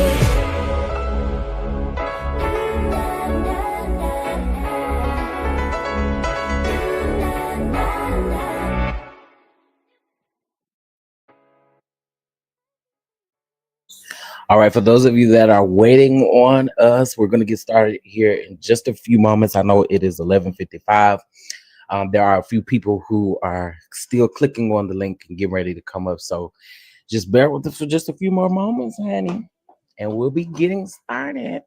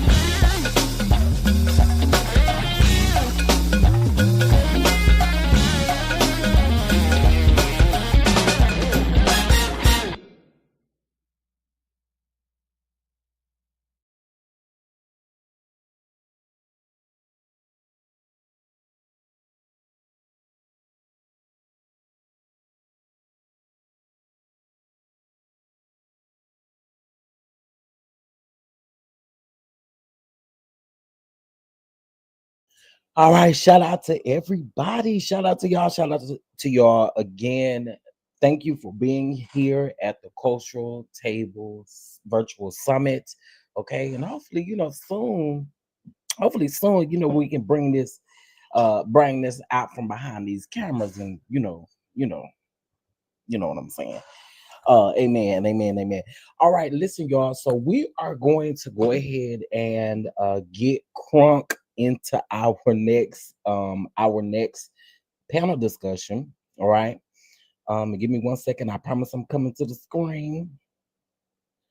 All right. All right, all right, all right. Okay, here we go. All right, we here. I do know that some of y'all can't necessarily scan the QR code because you're using your phone to watch the actual YouTube. So I did actually take the link to the QR code and I did pin it to the top of the screen. Okay. I did pin it to the top of the screen. Y'all, I'm actually excited about this next panel. I'm excited about this next panel, y'all. I am excited. Okay. Give me 1 second and then I'm going to introduce everybody. And then we're going to get this thing crunk. Okay. All right. So first, I want to introduce Kai. All right. This is Kai Mitchell, y'all. He is a creative visionary and a powerhouse shaping culture through artistry, entrepreneurship, and community impact. He also owns a company called Creative Collections CCG. All right. And shout out to him because this is the management company for our tour. So I do appreciate him for that. He's really dope. He lives in Houston. So listen, if y'all need his services for anything, don't hesitate to reach out. His information is also in the booklet. All right. Now we just met Miss Princess a while ago, y'all. We met Miss Princess Jones a while ago. Okay. So she ran her own resume down. Okay. Now I'm going to introduce you all to Miss Erin. Shout out to Miss Erin. Miss Erin is a powerhouse publicist, brand strategist, and event producer with over 20 years of experience connecting brands to culture through storytelling and strategy. All right. Oh, that was my bad. Okay, she is Houston based as well. She has produced and executed more than 300 successful events and campaigns, y'all. She has collaborated with artists such as Shantae Moore, Chrisette Michelle, Dawkins and Dawkins, David Michael Wyatt, and the Cupid Lion Dance King. All right. So I am here to meet all of these beautiful people. And I can't forget, we have another brother with us today, Mr. Clay, who he is a native of Dallas, but he is a Houston-based creative. He has a podcast called Bro You Good Podcast, and the conversations are real, they're healing, and they're true. All right. So we're gonna go ahead and bring everybody up. And then I can't forget my good sis Sheridan. How can I do that? How can I forget my good sis Sheridan? She is here as well. Y'all don't need no intro to Sheridan. Sheridan is just dope all by herself. All right. So let me just start bringing everybody up. Mr. Kyle, we got Aaron, we got Miss Princess Jones, and we got Sheridan. What's up, y'all? Hi, y'all. Hey, y'all. Can everybody hear me? We good? Yes. Yeah. Hello. Well, we're waiting on Mr. Clay to come through.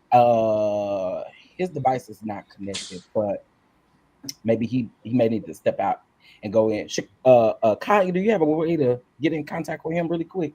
Yes. Okay. But in the meantime, while we're working on that, again, we got some beautiful people up here.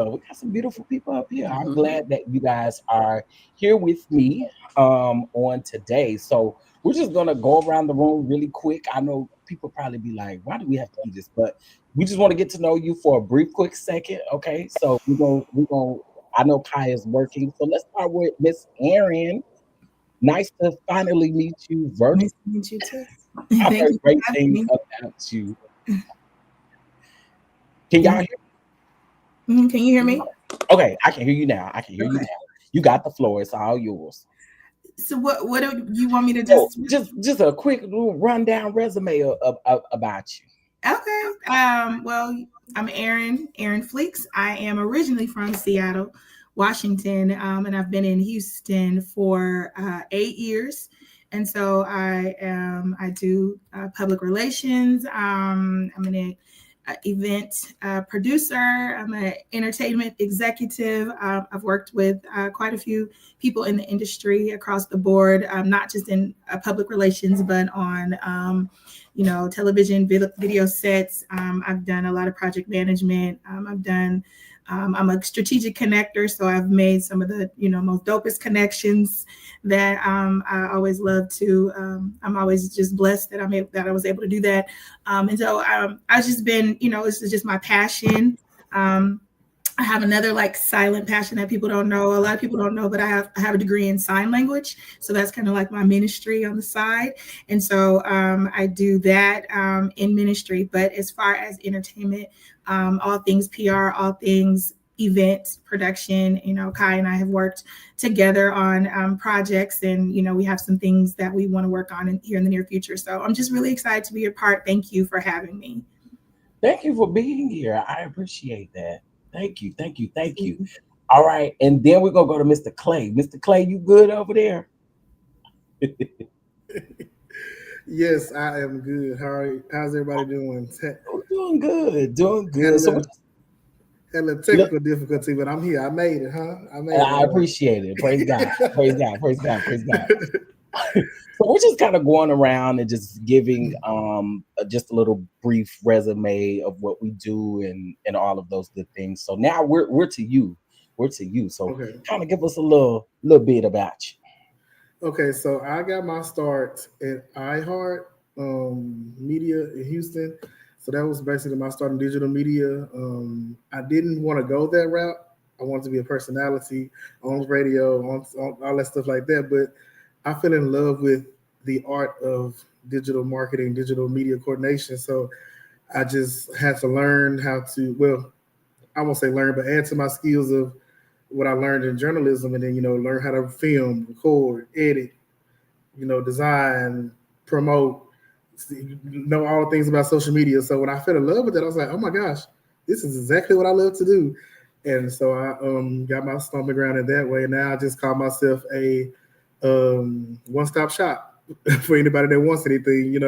I can help you with strategy. I can help you with your goals. I help you set up your social medias, launch your brand, video edit, all the above. I do all that, and I just love it. I always say I'm not always trying to segment myself in one thing in media, because I love it all. So that's just a little bit about me. I'm a pop culture. Kai knows this. I love pop culture. I try to talk about it every day, but I just love it. And then, of course, I love helping. My goal is to bring or amplify voices to people that need to be amplified. So that's my main goal. And everything that I do, I want to amplify your voice in your business, your platform, or just give you a voice that you didn't even know you could use. So yeah, that's my end goal, my purpose, and everything I do. So that's me. Shout out to you. It's bosses up here, straight up bosses up here. All right, Miss Sheridan S. Davis. All right, that's my Chi-Town sis right there now. Period. Give us a little rundown of who you are. Okay, well, the Don Dons know me. Hey, y'all. My name is Sheridan S. Davis, and I am your Chi-Town sister, period. I am excited to be here. I'm an author. I'm a minister. The thing about me being an author is I go in both lanes. So I could give you a real good love story. I could give you Jesus will fix it. So, I flow in both lanes. God is good. It's either the book of John or the book of Songs of Solomon. I can flow in both lanes, and I'm excited about that. So I am also a YouTuber, as y'all know. I have one channel called Sheridan S. Davis, and then y'all, I literally just started a new channel where I'll be doing lifestyle and Christian content over there called Church Girl Sheridan. So y'all make sure y'all follow me or whatever. I have released, I'll just say, over 20 books in the last, I guess, 11 or 12 years.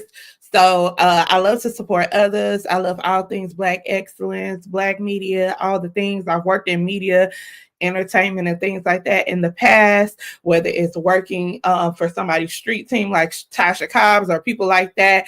I come from a line of writers. So my dad is a pastor and a songwriter. He's written for like Chicago Mass Choir and Kim Stratton, if y'all know people like that. And my mama's single songwriter. So it came down to me, honestly. And I'm happy to be here with y'all this morning. Period. Period. Period. I love it. I love it. I love it. I love it. Now, Miss Princess Jones, I mean, you gave us your resume before we went off of the air for a little bit. But Mhm. if you could give the people just a little bit, in case Yeah. one of my panel, just a little bit. Hi, I'm Princess Jones, aka Princess the BGV, across social media. I am the founder of Team BGV, which is a community and platform for professional and aspiring background vocalists. I started that in 2016 with just hopes of networking, putting a lot of people in the same space so that they could have access to jobs and opportunities, information, education, and just overall like a one big happy family. So that is just my little simple story, and we'll talk about it, I guess, a little later. I appreciate that. Now, Kyle, we came back to you. We coming back to you. We coming back to you. Give us a little bit of who you are. Give us a little bit of who you are. Got you. I'm as me. My name is Shekinah Mitchell, but I've been branding as Kyle for the last couple of years. I started off in music, doing BGVs, doing administration work for a record label, doing demos, and got trained up in the industry, and that grew into me building my own brand. I do vocal contracting, I do vocal directing, vocal arranging, and things like that. Kind of like Cassius was talking about, I got to a point where I learned I didn't have to box myself into one thing.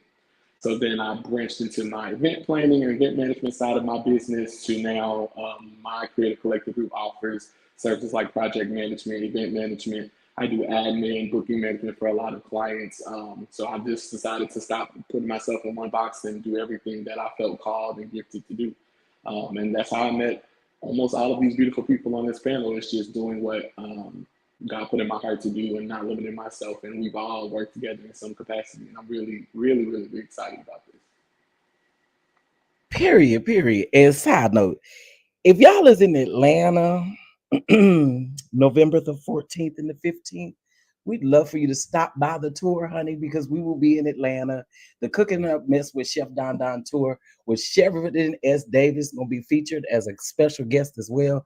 I need to see y'all there. Y'all like good food. Y'all like good entertainment. Y'all like to shop until you drop all of the things. I need y'all to go ahead and get your tickets. Go ahead and get your tickets. You get your tickets on www.tcddproductions.com. All right. I want to see y'all there. And then we'll be in Dallas on the 7th. And DC, we have changed the date on DC. DC, we're going to do January the 3rd and 4th. Okay. So y'all remember that. So DC, Atlanta, and Dallas. All right. Y'all coming up next. All right. All right. Well, let's go ahead and get this thing started. So we have a few talking points that I do want to hear from all of y'all about, because all of y'all are like great in what you do. So some of our talking points are going to be storytelling through media and authenticity. We're going to talk about visibility, brand representation in the Black creative spaces. We're going to talk about how digital platforms empower independent voices. You got a lot of people going independent in a lot of ways. And then we also are going to discuss building partnerships that amplify culture, that amplify the culture. All right. So I want to start out by asking this to you all. And I would love for everyone to piggyback, and we could just kind of go, how we just did. Well, Kai, Aaron, Mr. Clay, Sheridan, and Princess. That cool with y'all? Okay. All right. So the first question I do want to ask us is, what does the word networking mean? I would like for everyone to give me what networking means, because I think I don't think everybody got it down. I don't think everybody got it down. So I would like to know from all of you what networking means. Kai, let's go. Well, that's a good question. Aaron and I recently talked about this. We go to a lot of networking events together.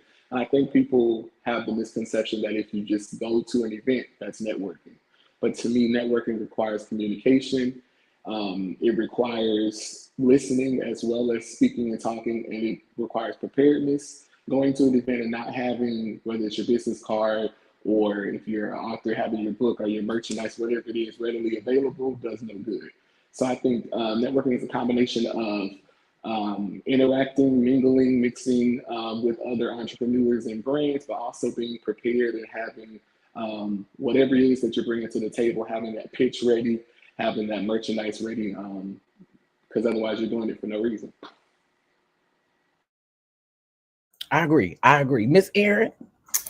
Yeah, that I absolutely agree with everything Kai said. One of the things I'm really big on networking, and a lot of my clients that I've obtained has been through networking, has been through word of mouth, has been through just simply because I was present, right? And I showed up, and not just the fact that I was present, that I showed up, that I was there, but that I followed up. And I think one of the biggest things that we lose is that we feel like when we meet people, oh, they're not serious about it, or they'll say, you'll come up with this whole thing in your mind. But if you follow up, people are really receptive. And I remember meeting someone, and they were just like someone really huge in the industry. I met him probably like 20 years ago, and now he's just like doing major things. But one of the things I always remember is when we were at this event, it was in North Carolina, and he said, we exchanged information, and he said,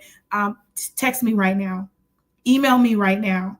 And I was like, right now? He was like, yeah. And he said, always take that with you. If you meet somebody and somebody you really want to connect with them right now. Like, show interest right now, whether you send an email or any kind of thing, text message, something, just so that they would know that, you're really serious about moving forward with the whole, communication and collaboration. And so I've always remembered that. I don't even know if he remembers me in 2025, but I always remember that because that's just kind of what I do. Or if I don't do it right then and there, I make sure when I get home or something like that to really to collaborate or to follow up. And I'll add that's my addition to what Kai was saying. Follow up. I like that because that's super important. That's super important because shame on me.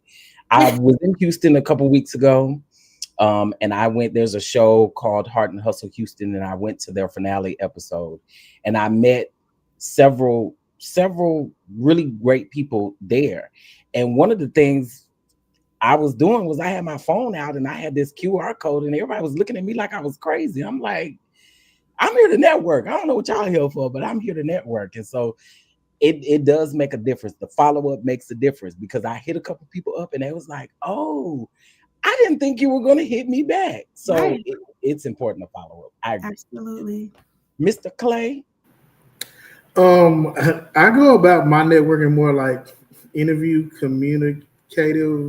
communication, family style. So I like to get to know the person a little bit and actually engage and want to get to know them. And then I might step into asking them about their business. It's the way to, I guess we don't always get to know a person first, and then we go right into, so what do you do? Whoa, dial it back a little bit, get to know the person. And I think that's the skill that we weren't taught, or we just don't know enough about. Like, we need to make sure we be engaged with the person and the human being we are in front of before we engage in what they do. And so that's the approach that I come across with in networking. And I try to make sure that I do first. Like, how are you doing? You look so pretty. Like, break that barrier down first. And then they might even ask you, so, oh, you look cute. So what do you do? Then you don't even have to ask them. They'll ask you because you already tore that wall down that people often have up, because you don't know what the person's dealing with. You don't know if the person has social anxiety. Because a lot of times we see stars or we see people that's affluence, as they say, we don't know how they really are. They could be really going through something shy, but when you break that barrier down, make them feel welcome, they'll start the conversation for you. So I think that's how I approach networking, is really just making it feel like you're a family friend at first, and then stepping into asking those interviewing questions that we like to ask. And then they will follow you back instantly. Literally, that's how I go there. Oh, I remember you. Okay, I got. Where you gonna be at tomorrow? Like it goes like that. They want to hang out with you and really get to know what you do, and so you be memorable. So I agree. That's dope because we do have to. Sometimes we do have to break that wall. So I agree with that. I agree with that. Sheridan, talk to us. Talk to us. Okay. Before I talk to us, I just want to say it's a whole legend in the chat, and I just want to say, hey, Melanie Daniels, I freaking love you. What? All right, keep talking. Whoa! Hey, Melanie Daniels. I just look like if y'all don't go like this, that's why. Oh wow! So let me answer the question because I had to acknowledge that. Amen. Oh, Y'all know I am a church girl, so I'm gonna answer this real churchy like. I believe that networking is intentionally building community. That's not the churchy answer. The churchy answer is in the book of Genesis, God literally looks at man and said, it is not good for man to live alone.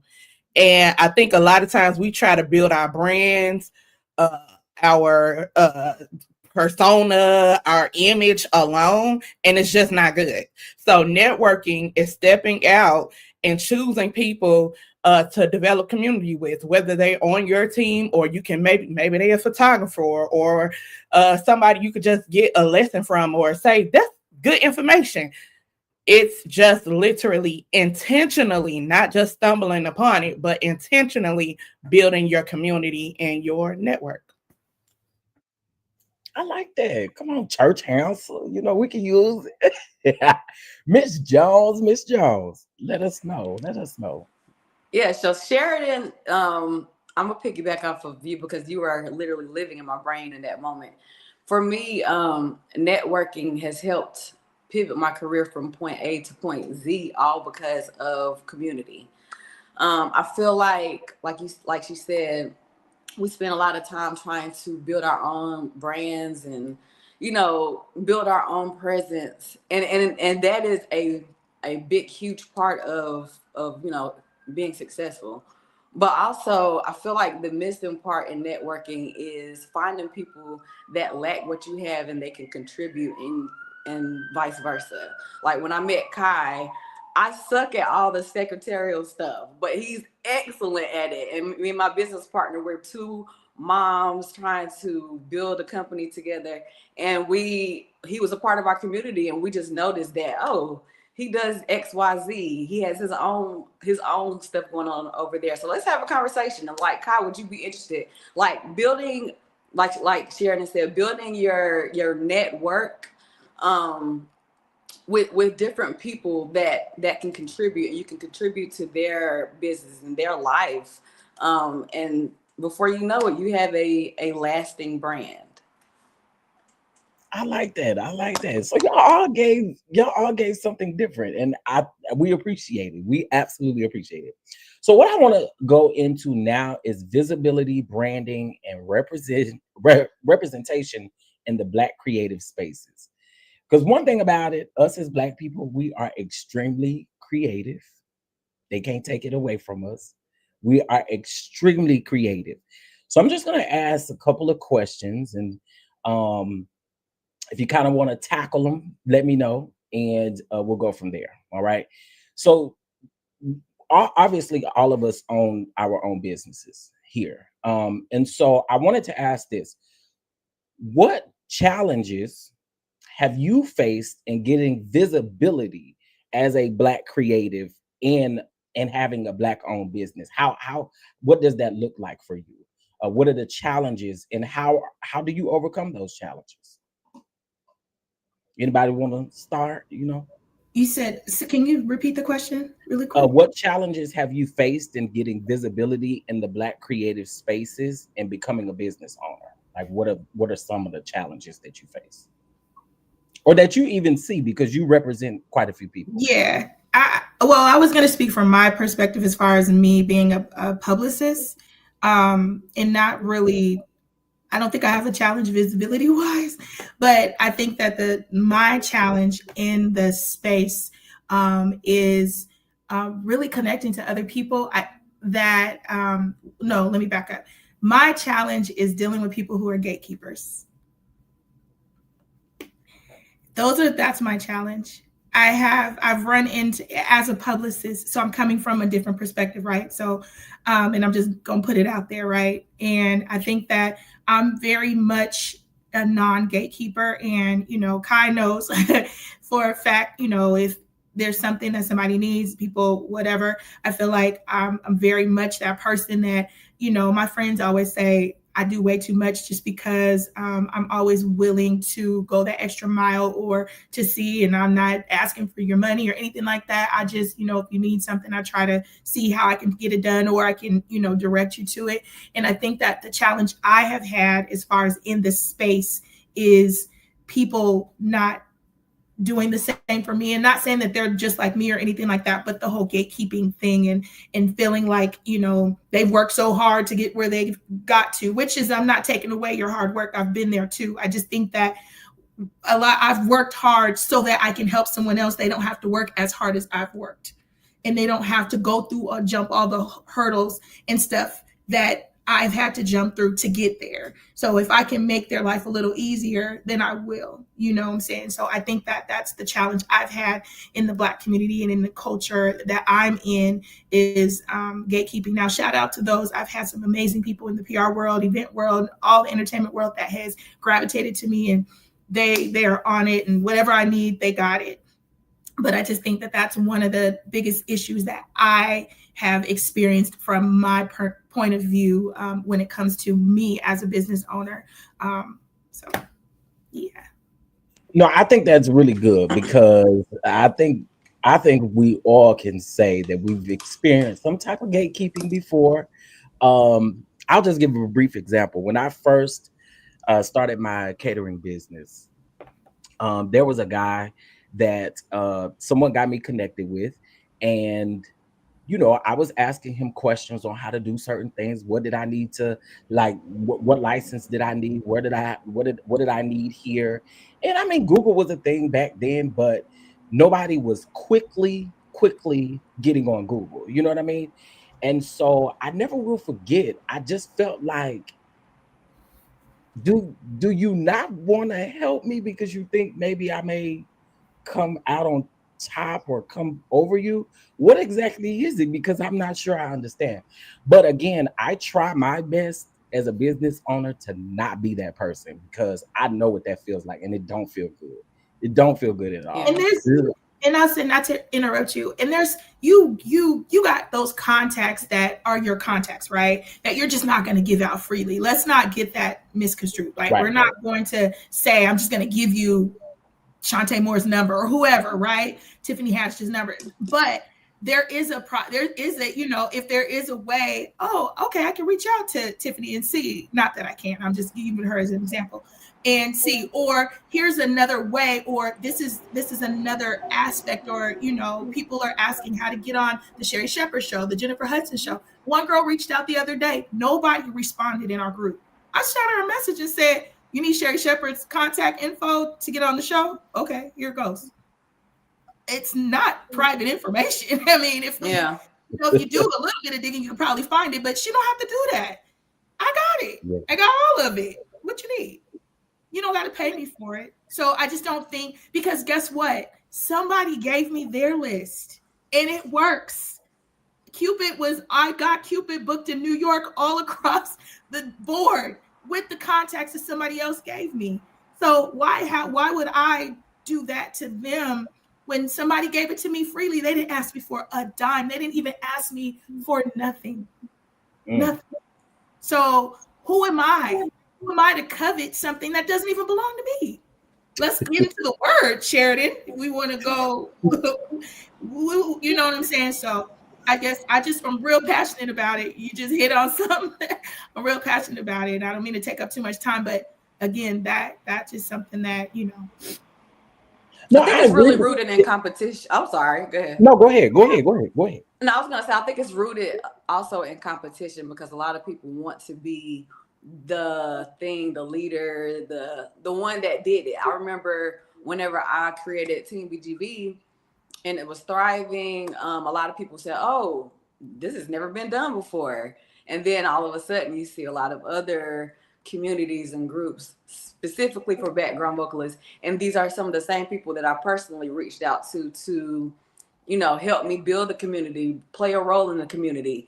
I'm not big on being the leader of anything. I'm just a tool, a vessel, if you will, that was used to create opportunities and create a community that everybody can eat off of. I'm big on, if I eat less, I'll eat. You know what I'm saying? And a lot of people There's just enough do for all not. of us.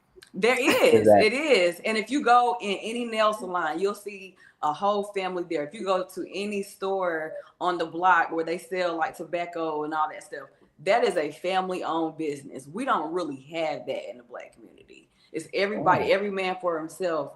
And that is what the roots of like some of these companies that could be thriving. We could all be thriving if we, actually wanted to help each other. But I don't think we like to help each other. Everybody wants to be the it person, And I think that the biggest thing too, I'm sorry, Clay, I think you were about to say something, but really quick.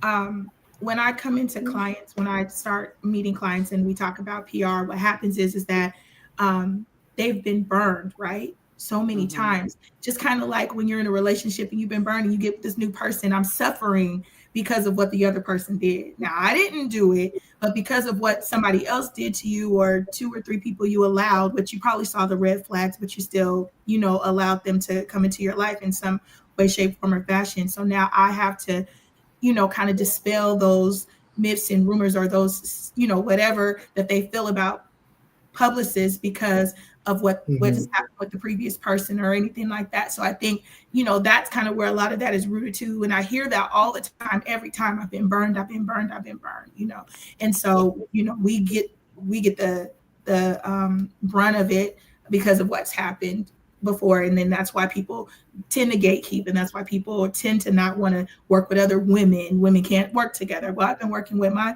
business partner since we started, and we've been thriving since, and now she's like one of my best friends. So we can do it. It's just a matter of how do you, how do we navigate that, and how do we have these conversations? And I thank you, Chef Donna, for having these conversations, because it really opens up the doors to and shines light on this. And it's helpful to me too. So I listen, I need all this. I need all of it. So I'm good for it. Did anybody else want to piggyback off of that question? I know I was gonna say something. You said what limits our visibility as Black creators? That was right. That was a question, right? Basically. Well, the first part of it was what challenges have you faced with the visibility, and then what challenges do you face just in general within the Black, with having a Black owned business? Okay, so I will say I'll speak from the clientele standpoint, because I love social media, so I'm gonna post all day long. Clients have a problem, and I know everybody could probably attest to this. They have a problem with being consistent. Your consistency as posting online is the main issue. People are winning literally because they're posting. People are being seen because they're just trying. But I won't say you're gatekeeping yourself, but you're limiting yourself by not putting yourself out there. Oh, I don't know how this looks. This ain't perfect. Baby, people have gotten discovered off of a pixelated Android video. Put that content out there. Get your face out there. Get your name out there. People will see what you're doing. You don't have to be perfect. And I know sometimes I can be a perfectionist. This ain't perfect. And I say, Cassius, just put it out there. And the right support will come. And then on the other side of that, we think that our family and friends are our audience. And that ain't it, boo. They can't fund you. They can't feed you the way you want to be fed. You got to find your right new audience, or the right people, and the right support will come to you. But we have to get our mindset and thinking that our family and friends have to support, because that is limiting us 100%. So that is so good. That is so good.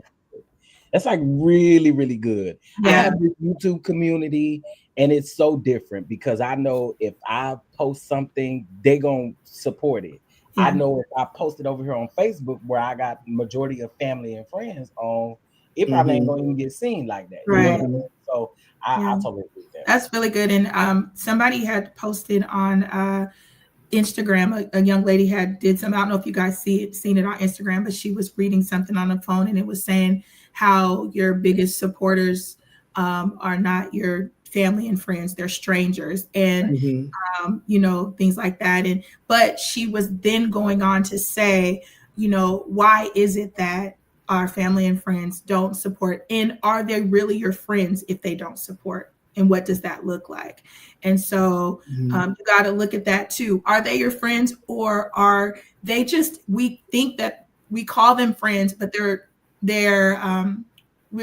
haven't put them in the right category. So therefore we have an expectation from someone. Like, I don't have the same expectation from Kai that I do Princess. I don't know Princess, I don't think, but I have more probably an expectation from Kai because Kai is my friend. You see what I'm saying? And so, but do we place that expectation that I have on Kai? Do I have that same expectation for somebody who, they're not really my friend if they're not supporting? I support the stuff that my friends do. You get what I'm saying? And that doesn't necessarily mean I have the money to purchase, or they, my friends don't need publicists. I mean, some of my friends don't need publicists. They're not going to reach out to me for that, but they may share. They may, whatever. Like, I had my friend posted this today, you know what I'm saying? And shared it and that kind of thing. Just because she's my friend. She didn't even know what it was. Y'all do have good friends. I will say that, because I do see y'all friends. They commented, sharing. My mom and dad was like, so what's, my dad was like, you speak on a panel, so what's that? I don't know. I'm looking, I said, Daddy, I'm just speaking about what I'm doing. But right. But I mean, I posted it on my Facebook page, and I saw quite a few people who liked it and commented and sent me messages. So, I think that one thing that we have to realize too with that, and we can move on, but with that, even that whole friends, that supporting and things like that, who are we calling our friends? And who are we calling? Because our real friends, our real close friends that we probably can count on one hand, they should support in some kind of way. Can I add to that? I'm sorry. Yeah, I'm done. So we were talking about the blocks that are keeping us from being visible with our brands. As we are requiring all of these things of our friends, I would endeavor to say that a lot of us are stuck in needing help with visibility because we're not our own friends. We require a lot from other people that we do not require of ourselves. Our minds are our biggest blocks. In prayer, really, I had to sit there and go, oh, my bad. I'm the drama and I'm the problem, because I have allowed my output to change my input when it comes to my. And here's what I mean. If the last book, the last one did well, praise God. The one before that, right? If that one did not do well, then it's going to take me forever to write the next one. And I don't know if I should put that out. I don't know if I should do it. I mean, the story is good, but I don't know. I can't hardly write it. I'm sitting down at the computer like, I don't know if I should do this, because I've allowed the output and what other people have purchased, or not how they felt about it, because everybody who got it said it was good, but because there was only 10 people that got it, then I don't want to spend all that time, energy, and effort into producing the new something. And we have to stop being our biggest haters. We're our own downfall because we've allowed the output to change our input. No, you have to know that I am created for this. I am created for what I have been gifted for. And I need to be my best friend. Can't nobody outpost me about what I'm doing. Why is Chef Don Don posting more about my book than me? Why is this person over here posting more about my publishing company than me? Oh, they got an audience. Let me see if they are posting. What are you doing for your brand, your vision, what God has called you to do? So if you would ask yourself this, would you still be friends with a person who treats you like you treat you? And if you wouldn't, then you need to do better. Can I add something to what she just said? It's gonna be really quick. Speaking for myself, speaking for myself and maybe some other people in the audience, I know as a single mom, a working mom, and I also do other things outside of the company and work. Um, Sometimes we can use life as an excuse. I've done it so many times. Life is lifing, and the words you always have to watch the words that come out of your mouth, Yeah. because it can take precedence over everything. So just coming home tired, and you might not have an ounce of energy, but you have to work on your stuff. Like it's important to go the extra mile, because you'll always be stagnant. You'll always be in your comfort zone. You'll always be questioning, like, oh, you'll be questioning yourself. You'll reach a certain age and you've done nothing that you've set out for yourself, because you've put life as an excuse every single day. And life is never going to stop. Things are always going to come up. You're always going to have things, bills to pay, whatever is going on in life. You just have to kind of really dig deep and exert more energy in your day. Make 24 hours 27 if you have to. However that needs to happen. And I'm talking to myself, because this is one of the things that has held me back from being as consistent. And consistency works. If you're consistent posting every day, your numbers are going to grow. That's how it works. And Princess, I will even the last piggyback. But when you were saying like life is gonna life and life is gonna happen, yes, I 100% agree with that. And even life has been lifing for me. But I have been at this place saying, nope, don't let this stop you. Pivot. Mm-hmm. We have to become master pivoters. Yep. We have to learn how to pivot. Okay, this ain't gonna work over here no more. Let's shift over here. Let's do it this way. Mm-hmm. Okay, this venue is booked. All right, let me figure it out. I can't use this connect. All right, we have to be able to pivot and be flexible. I think a lot of times we have our mindsets fixated on something that we want it this way, but we have to learn to be open for new ways and new opportunities and new thinkings. And that's a growing pain. It hurts. Yeah. You want it one way, but we have to learn how to be flexible. For sure. This is a as creatives, we're not as flexible as we should be. But I think once we learn how to be more flexible, it'll be easier for us. And knowing that it's okay to pivot. I think to your point, I wasn't gonna say that because y'all going really good. But I think to your point, and to Princess's point, what I've learned is use that to your advantage. Life is life. Life is life for everybody. So whether that becomes a part of your content, whether that becomes part of the strategy, or if it's just, I know for me, I don't like being on camera. I'm always the support person. I'm a great second chair, and there's nothing wrong with that. I know what my ministry is, but there are moments where you have to take that opportunity when life is life and to use that to your advantage. So whether that's, like I said, that's the actual content, whether it's like, okay, you guys, like, it's a lot going on this week or this month. I was a part of a podcast last night. One of my sister friends, and she was talking about how she took a 7-month break from her podcast.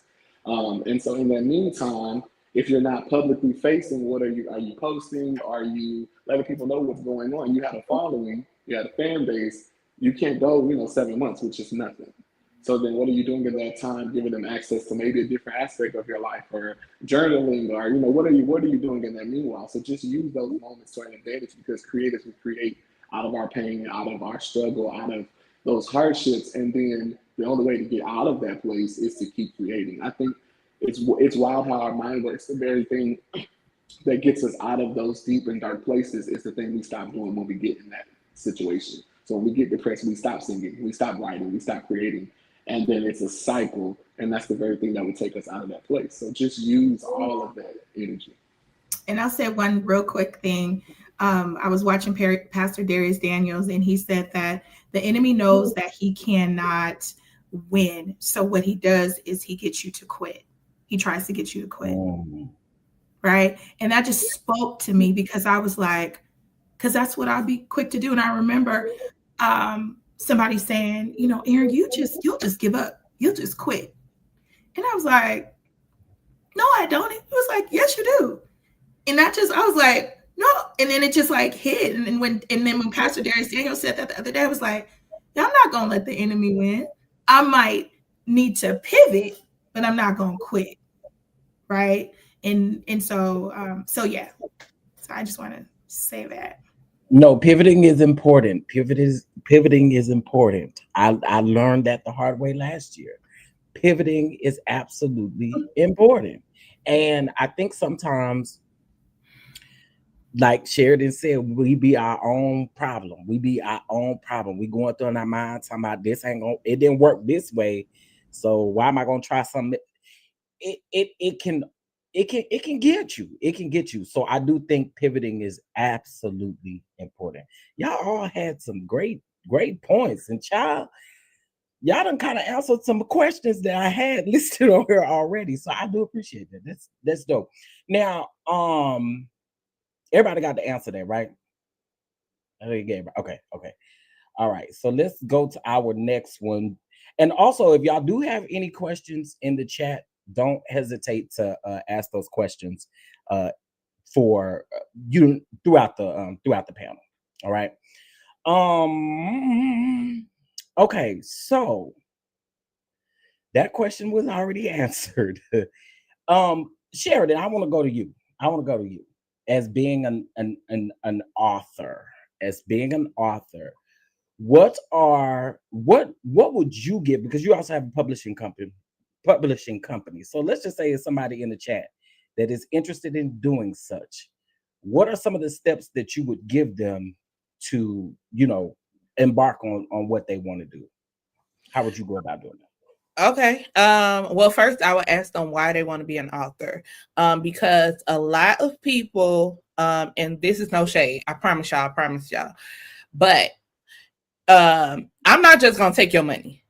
I will take your money, but I'm not just going to take your money, if this makes sense. So with that being said, a lot of people want to be authors, but they lack storytelling skills. So if you want me to ghostwrite your book, I can do that, but I want to know why you want to be specifically an author. Some people really want to just tell a story, and you can do that on YouTube. You can do that with a podcast.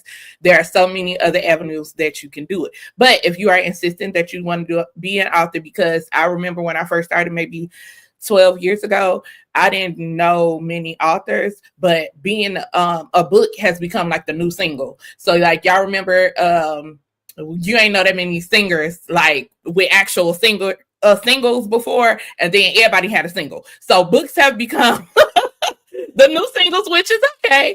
And I would ask you to firstly figure out what are the first 10 to 15 takeaways you want people to take away from your story. Whatever your story you're trying to tell, whether it's fiction or nonfiction, is it about your life, whatever. What are the key points you want to take away? And from there, I have this method I call the snowflake method. I write down those general points, and then from there, those are my chapters.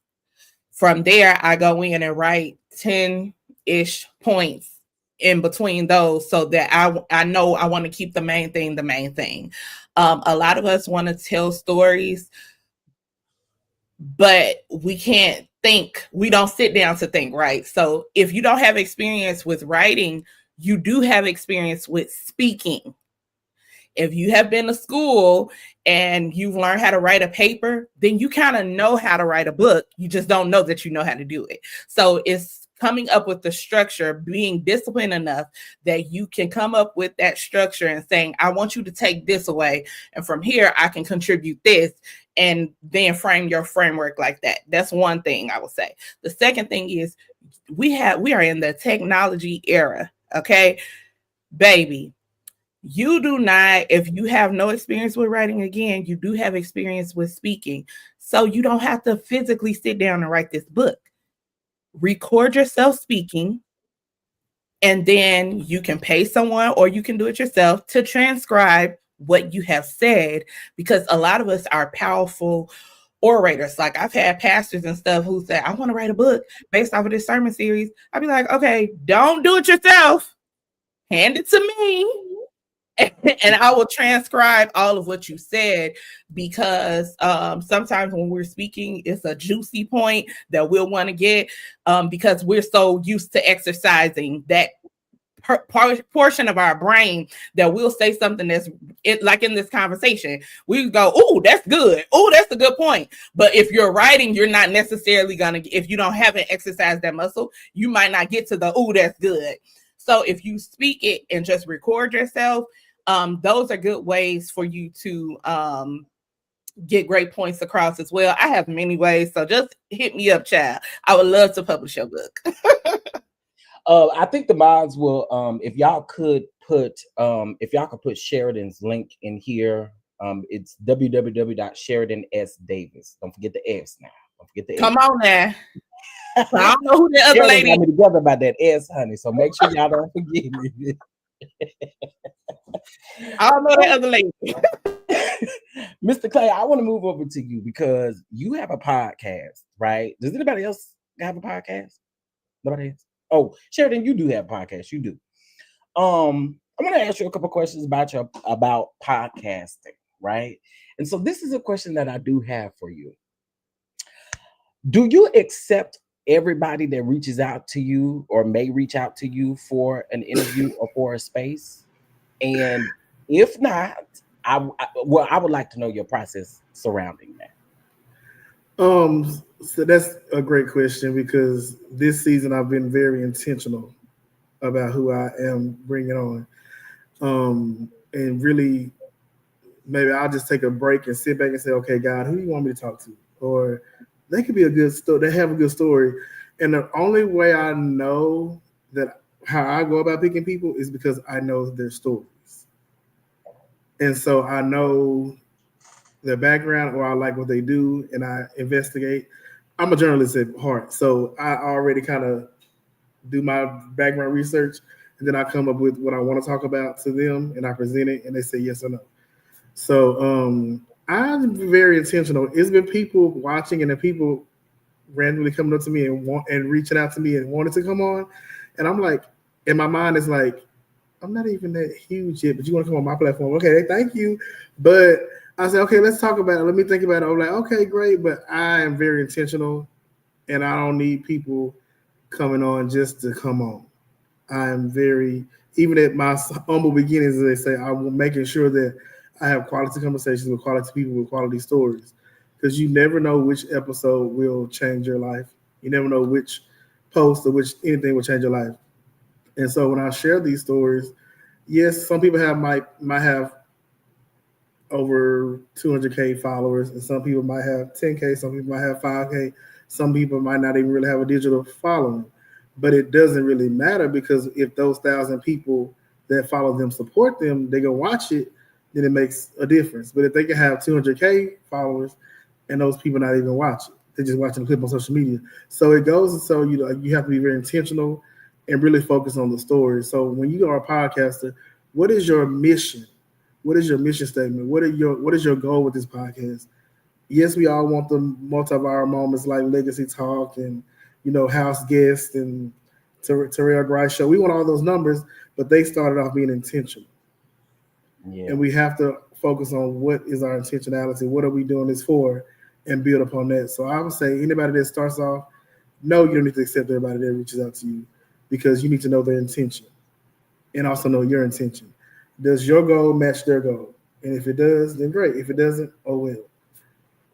And then sometimes you don't even have to accept everybody. It can be a scheduling conflict, and that's God's doing. So you just praise God. So it's just those things you got to counter. You got to really factor into that to know what and who is supposed to be on your podcast. So. Sheridan, go ahead, piggyback off. And I please say something. Black people, I love us so bad. You do not have to launch on your birthday. You don't. You don't. You don't. You don't. I just want to say that again. You don't. Because a lot of us, y'all get these grand ideas for these books, these podcasts, these shows, this and that, clothing lines, t-shirt lines. God bless you. It's great. I want to see you bring it to fruition. But then you give yourself 2 weeks to do it. And then wonder why didn't nobody buy it. You do not have to. Somebody put it in the comments. Because you think of it 2 months before. You know what? I'm turning 40. I want to put out my book for my 40th birthday. You do not have to launch on your birthday. That's all I wanted to say because he was talking about the beginnings and all that. Set yourself up for success. That's all I'm trying to tell y'all. Exactly. On your birthday. God bless y'all. Give you time, and I will pick it back again. Give you time to promote because we didn't even come out with an episode yet. I had a live launch recording. It was sold out. We gave enough time for people to buy tickets and come out. People didn't even know what our goal was. We should record a video, we had to fly out, we schedule it, and know somebody who know how to market too, because you reaching the people that you didn't know. People came just to support because they just thought it was great to have this too. So it's like you have to really know in advance what you're gonna do. We plan that stuff out and get it out, but give it time to filter out. Don't give it 2 weeks. That's not gonna work. People of God, that's anyway. But that's all I have to say. No, I totally agree with that. I totally agree with that. Now, Miss Erin, with you being a publicist, do you run into situations like this where you be like, I don't know, how do you approach working with certain people and not working with certain people? That is so funny because my business partner and I have this joke that we'll like fire ourselves with people. Like we'll fire ourselves, and so we've done it quite a few times. But really now, you know, you got to have a story, and you got to really have something that a publicist can really work with, right? So, you know, a lot of times people get marketing and PR, like they get that, they get it mixed up. And I'm not your, now, if you want to hire me to do the marketing and promo, that's totally different. But if you want me to do public relations, which is you want, you know, media, you want, you know, you want the whole press thing, you want the whole, that kind of thing. I can work hand in hand with your marketing department and we can all put that, or I can do both together, but it's not the same, right? So I think people get mixed up. And so I have people who are just not ready. So my approach is making sure that you have your assets first. And, you know, do you have your website? Do you have your, you know, social media? Do you have your, you know, all your assets in order first before, because I can't pitch you if you don't have a one sheet or EPK, right? Do you, you know, depending on who it is and what you're doing, you know, so what are we doing if you're releasing a song where I'm getting ready to, one of my clients is releasing a single. So, you know, we're getting ready for the whole release, right? So we're getting ready for the marketing. We're doing all of that, and then the PR is going to come in. So it's a thing, and again, people think that they think that the publicist is supposed to just kind of come in and handle that work and do that, and then they don't understand that my goal is to get you that visibility within the media, right? So that then can in return now get you bookings and stuff that your manager can handle, right? That's not me. So they think that I'm your manager too. I'm not your manager. Now, if you want to hire me and give me a percentage because I can get you some bookings, it's another story. But at the end of the day, I'm here to help get that brand and that story told. So what is that story, and how are we going to tell that story? And how are we going to get that into the media? And how are we going to portray that? And how are we going to pull on the heartstrings of people, or whatever the case may be? And so that's kind of where I'm at. At first, we were kind of working with people, and it wasn't working. And that was our fault, because we had a lot of success, and then, you know, we were just kind of doing different things, and then it just really clicked. And when I really started to dive in, because PR wasn't I didn't go to school for PR, right? So it was a lot of learning and educating and bumping my head against the wall and working with people I probably shouldn't have been working with. But we're in the rhythm, and you know, although I want to help everybody, I can't, you know, and a lot of people aren't ready, right? Again, with Sheridan was saying, like, you want to launch on your birthday. Well, just think about this. Like, you cannot come up with a song today and think you're going to release it next Friday and that you're going to just you're not Beyonce. You're not Chris Brown. You're not these people who can do a midnight. Beyonce can write a song tonight, and then, you know, and then the press is going to just jump all over it. That's not you. Yeah, it could be you. I'm not saying it, but that's not you yet. So until then, we have to have a plan, and you have to have something that I can really take a hold to and really tell that story. So then that story can then be portrayed, and then I can get you on those big platforms. But don't despite the small platforms too. Like Cassius said, his platform may not have a whole lot of visibility, but I'm gonna tell you something. I'm gonna tell you one beast at social media and promoting himself is Cupid. I will not Cupid. If y'all don't follow Cupid the Line Dance King, y'all better follow him because he is a beast when it comes to social media. Mainstream did not pick him up. He had to do it on his own. And he's 6-time platinum artist, and people don't even realize that. But I have a story to tell with him, right? Like when we go in, they're in awe about how this man is doing it, but has never BT don't invite him here and Essence don't invite him here or whatever the case may be, but he's doing it, right? So, I have a story and I can work with you, but we got to get that developmental process done first and then we can move forward. Absolutely. Aaron, I love that you said that. I love that you said the last part about doing it yourself and finding a way. Is literally that's what's working. I'm doing it all by myself. I'm not doing it behind a media group, and people are literally walking up to me and saying, "I love your podcast." I subscribe. I'm like, "Hey," because I don't know these people yet. But it's just like once you put yourself out there, and you're consistent with it. Your audience will find you. It's just literally that simple. We just overcomplicate it because we think that it has to be this big grand package when you just need to try and put yourself out there. So yeah, love it. Can I say one more thing? Yes. I'm gonna shut up. Aaron really Aaron really blessed me. And she said something earlier about having to compensate for the fact that people have been burned previously.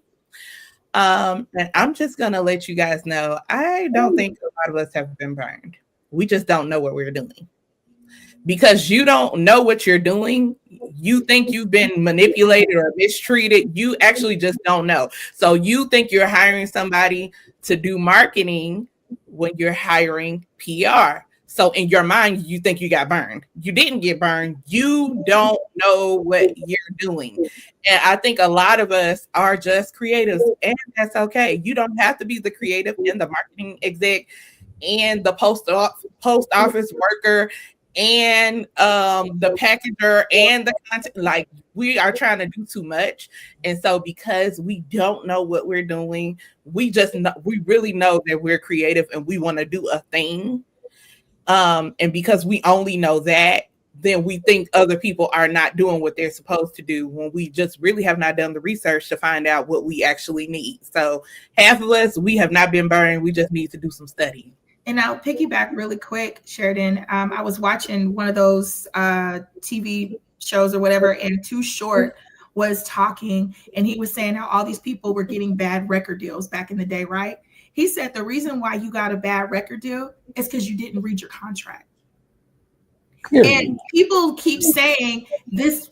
Atlanta did me bad. This person did me bad. Now I'm not saying they didn't. Now I know got some bad deals, but for the most part, Too Short said you didn't read the contract because they handed you the contract with $10,000 or $20,000 or $100,000 on the contract and gave it to you, and you got so excited, which we would, like, right? If I was a singer and somebody offered me a record deal back then, I probably wouldn't have gotten an attorney either because I wouldn't have known, right?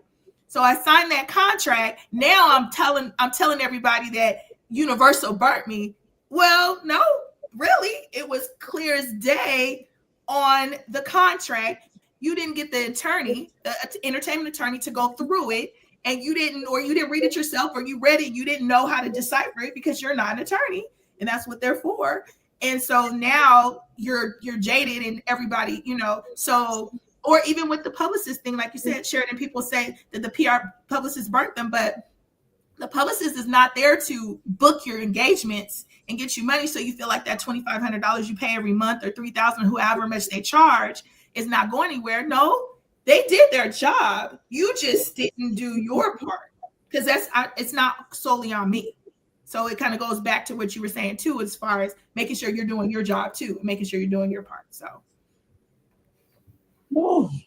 okay, now listen. Okay.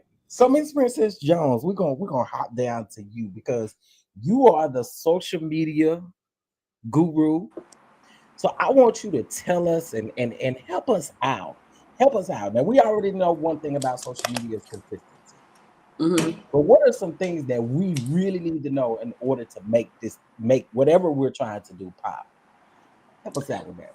So depending on what you're doing, I know for me, and this was whenever I literally had no clue what I was doing. I was just flowing naturally. But I feel like a missing component is getting all of your audience in one space, because scatter, it can work and consistency works down the timeline. But what I found that really works for not only myself but a lot of businesses is creating a community. They have different platforms like Facebook, and now they have the chats on Instagram where you can actually create a community inside the chat and keep them. They're not able to respond in the chat, but you can go put your album in there. You can go put whatever you're promoting, and it's under that audience, and they can see all of your stuff. So with Team BGV, Just FYI, they can respond if you allow it to. I was going to say, I think it's a setting now that allows. Oh, okay. With that, it's easier putting. Now the algorithm is kind of wacky still, because you're still fighting against the chronological order of things. But even you can go and tell them that, there's a setting that they can make sure everything is up to date. But whenever I created the community, like I said, I was oblivious. I didn't know what I was doing at the time. But now that I know, I always advise people, get your audience in one space. It's so much easier to promote whatever it is that you're doing, whether it's content, products. If you have everybody in one space, they're more prone to see it, as opposed to just scrolling the timeline, because it's so many things going on everybody's timeline. You want to create a space where all of your people are, and then you can not only promote yourself, but you can create a family unit, give them insights of who you are, and that draws them in even more, because people in this day and time, they love vulnerability, they love relatability, they want to be able to relate to you, like show yourself your little morning routine or whatever. Talk to them while you're doing your skincare, and talk to them. They want to be talked to. We can't, like she said, we can't be Beyonce. We are not Beyonce. Beyonce does not talk to the internet anymore. You have to talk to your audience and have them, be a part of everything that you're doing, so that they can actually support you for real. And the other question too is, do you know your audience? Right. People, do they even know their audience to even get them in that space or whatever, whether you have, your Instagram or your Patreon or whoever, however you do it. But Princess, that's really good as far as that whole community thing, because there was another young lady that was working with I have another client in Atlanta, and we were all talking, and she said, she's a film television exec, and she said, you guys should create a community. And I hadn't thought about that, because that wasn't what I was doing for her. And we created a community, and now we have all these film and television people who want to be in the industry and all that kind of stuff.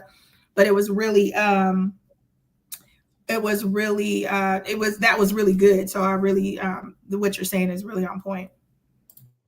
Yeah, I think building a community is super important no matter what you do. Building a community is super, super important, because if you take it to this community really got your back, versus other people who may not really necessarily know what you're doing. So I do agree. You do need a community. Shout out to the Don Don. Sure. That's my community. Kai, do you have anything to piggyback off of? Because you sit over there quiet, and I'm just kind of listen. You want to piggyback off? It's good to me. I was going to talk about what Princess was just saying about community, because thankful to the Team BGV community, and Princess has built up such a community to where we could post any and everything, and they're going to respond, because of the sense of, like she said, a sense of family, a sense of partnership. What started off as her networking people who were working and aspiring BGVs, to now people are going in there like, hey, I have this audition coming up. What do y'all think about this video? Before I send it to where it needs to go to, or hey, I got this idea for a song, or this event coming up, or to actual events, us meeting and coming together.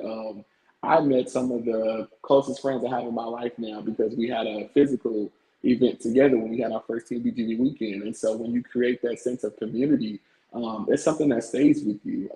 Like you said, being relatable, and I love that her and Isa both, when we get in that community, like she said, they're moms, they're working BGVs, they're touring, they're traveling the country and the world, but they find ways to drop in and to be relatable to the people in the group, and it gives us something to aspire to. So when you do take the time and energy to invest in that type of community and that type of following, it pans out for you. Everything that you do, you can just have that instant. You instantly know, okay, these 15,000, these 5,000 people I have online. Like you were saying, even with your own community, when we were talking about the tour, it's like, okay, we know we're not starting at zero.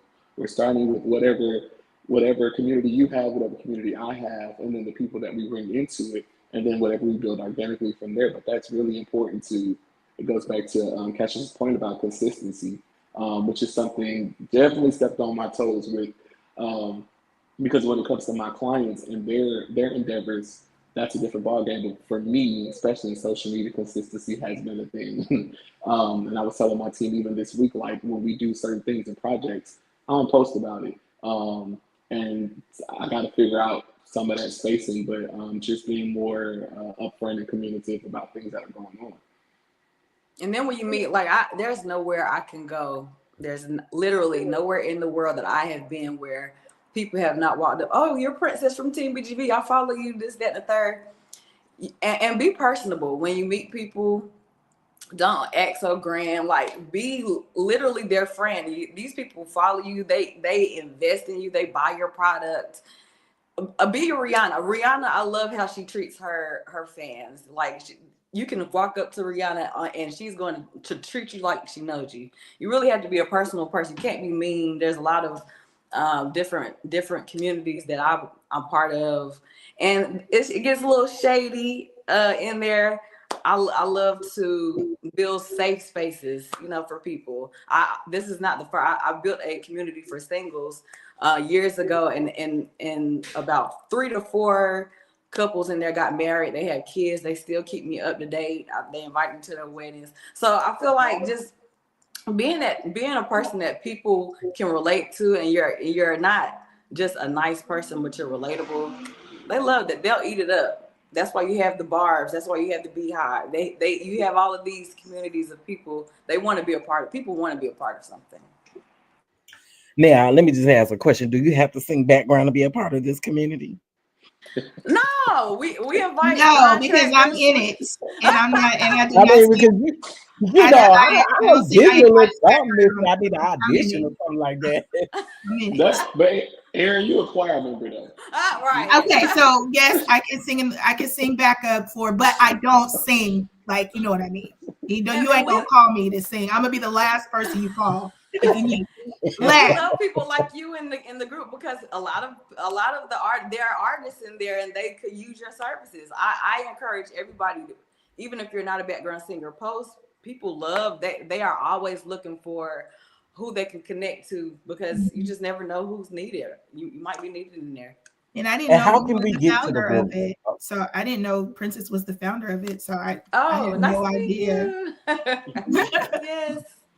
How is the community is on Facebook? Where exactly is it? We're in the heart of the community is on Facebook. Team BGV is a private community, so you have to request to be added. And then we also have the Instagram, where I'm experimenting with new content. So this has been helpful to me, because it's been kind of scary for me. I'm like Kai, I don't really like being in front of the camera, but I have had to be in front of the camera. So yes, I'm experimenting, but we're also on IG, and I'm trying to figure out the TikTok rhythm.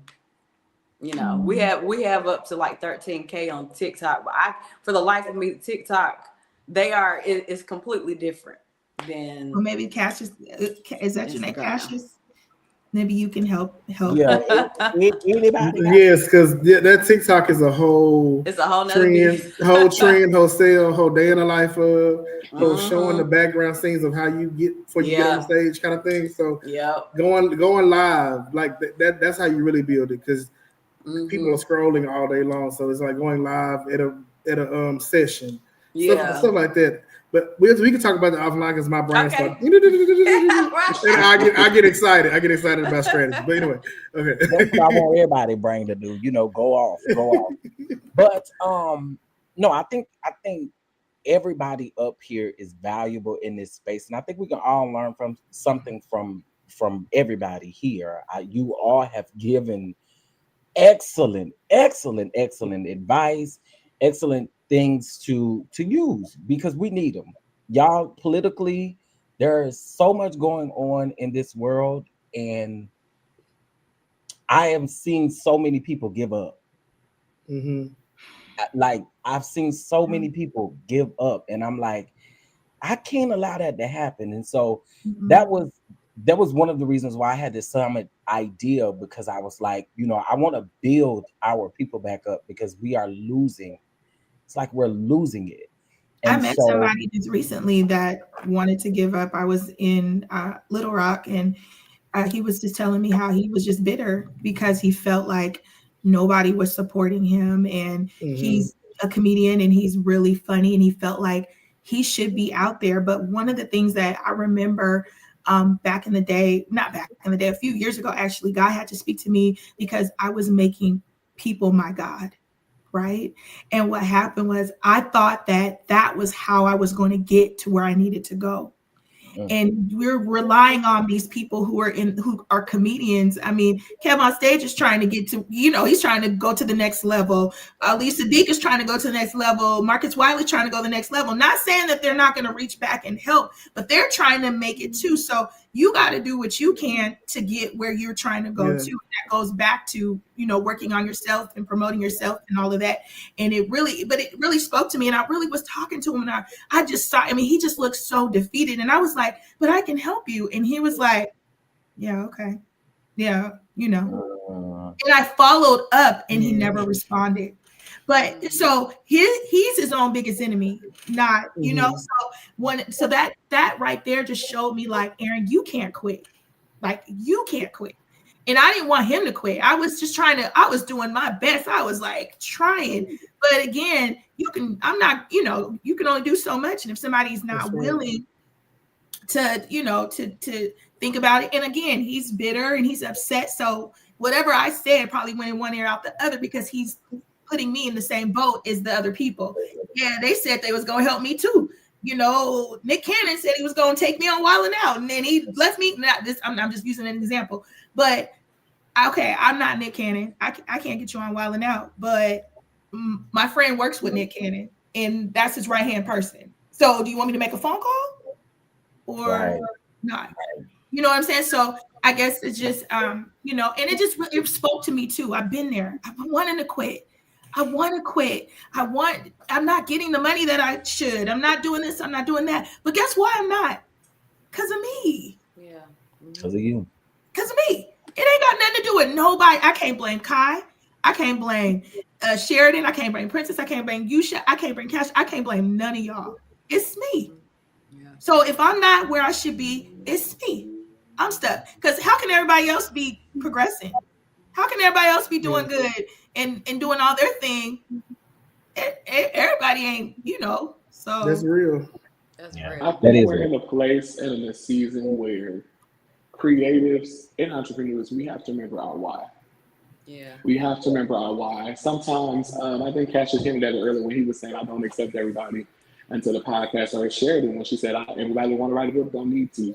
Why are you doing what you're doing? Because if it's you live by the applause and you live for people's reactions and for the fame, you won't last. So you have to know why you're doing what you're doing and be confident in that, because the state, like Chef Donna said, the state of the world, the state of the country right now, everything that's going on, no one puts anything out and doesn't want it to do well.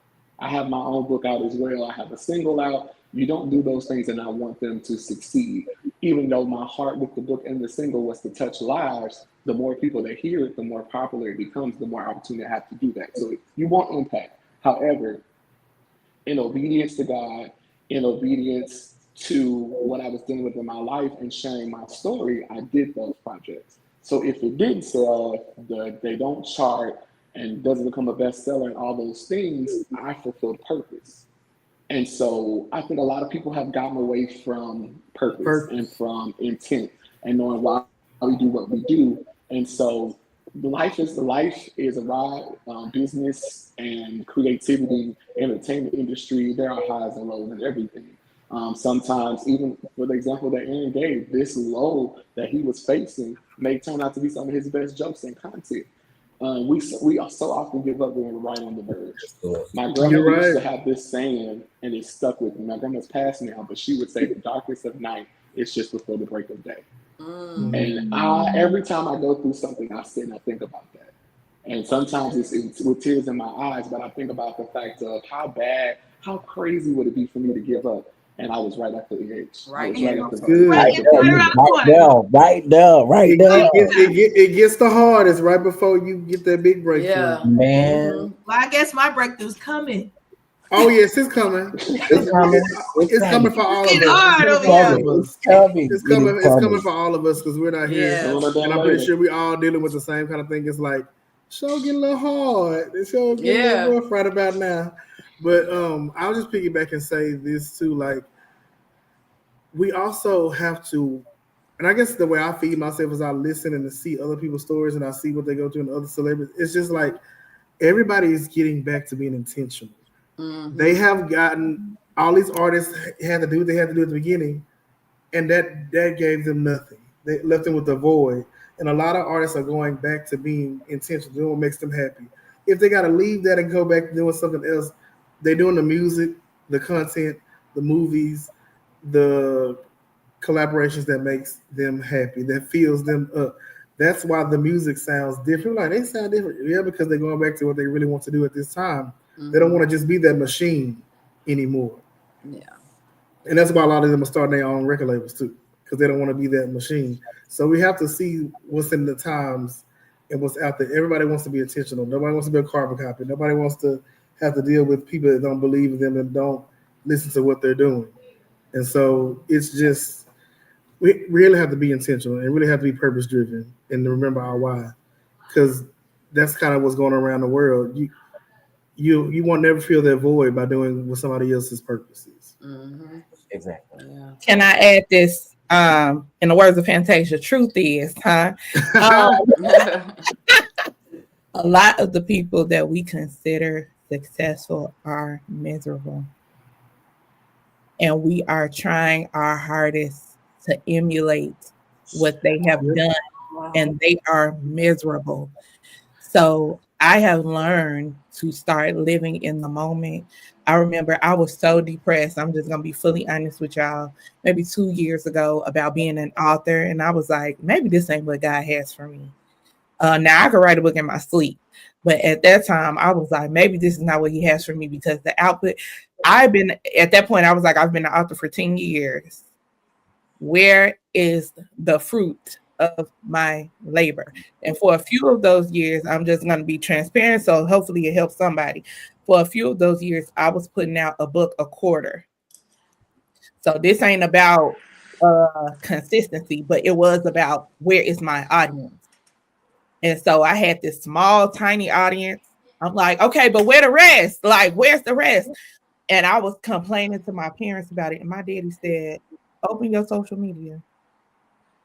Remember that trip you went on this day? That's the fruit of your labor right there. Remember that trip you went on? That's the fruit of your labor. That right there, what you did, that's the fruit of your labor. And so a lot of times we don't see, because we're just going and going and going. We don't see that your success where you are right now, although it's not where you want to be, it's somebody else's prayer. And so instead of looking at somebody else and saying, I want to be where they are, I want to be where they are, I want to be where they are, stop and appreciate what God has brought you already. And then y'all know I got to be churchy. Romans 12:2. And be not conformed to the image of this world, but be transformed by the renewing of your mind. Your mind is on things that ain't got nothing to do with you. Nothing to do with you. You looking at somebody else's success story, have no idea how long they've been in it, have no idea turmoil they going through at home, have no idea what they're going through just to be your wish list. Talk And good. you're asking and begging God, I want to be here. I want to be here. You don't even know where they are. Right. You just know what you see. That's right. So stop being conformed to that image Yeah. because you are already living somebody else's dream, somebody else's prayer. So I just want to encourage somebody who maybe you want to give up. I wanted to give up, and I had to talk myself in with my circle and thank God for my parents to talk me out of that slump of being, I don't know, not even realizing I was comparing myself to other people. Not even realizing that I'm looking at somebody else and saying, well, why are they there? Because I can write circles around her. Can I just be honest? I can write circles. How they stuff viral, and this is awful. I'm reading it and it's a mess. I'm just being honest. And so I had to stop and regroup and pause and say, number one, what can I do to change where I am right now? Am I doing my best? No, I'm not doing my best because I'm afraid that because of what I've done already, that I haven't gotten that output, that when I give my best, I'm still be singing my shoulda, coulda, woulda on the street. So you have to look, just stop what you're doing, stop your complaining.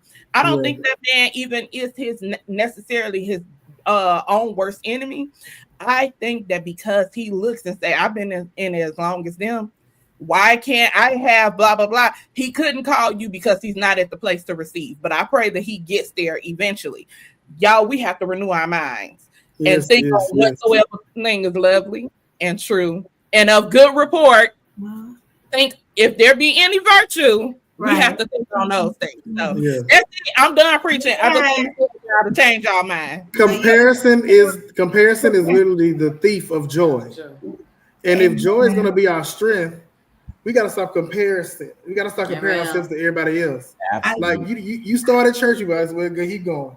But no, like it literally, and I have curate your timeline for what you want to see that brings you joy. Stop if that person is hindering your growth and your mental health with comparison. Take them off, hide them for a while until you build yourself up to be able to receive that. Amen. Like you're seeing everybody else flourish. Okay, what you have to work on to get there? What are you not doing? Sit with yourself. Sometimes it's not you're allowing comparison to steal your joy when the main culprit, the person in the mirror, is the number one enemy. And then you'll start doing things to make sure you're their direct competitor. Yeah, that's a whole nother and then thing. you look like a carbon copy. You're no longer authentic. And that envy and jealousy starts to set in, and it becomes crazy. Yeah, and a lot of times people can see it before you can see it. Yeah. Oh yeah.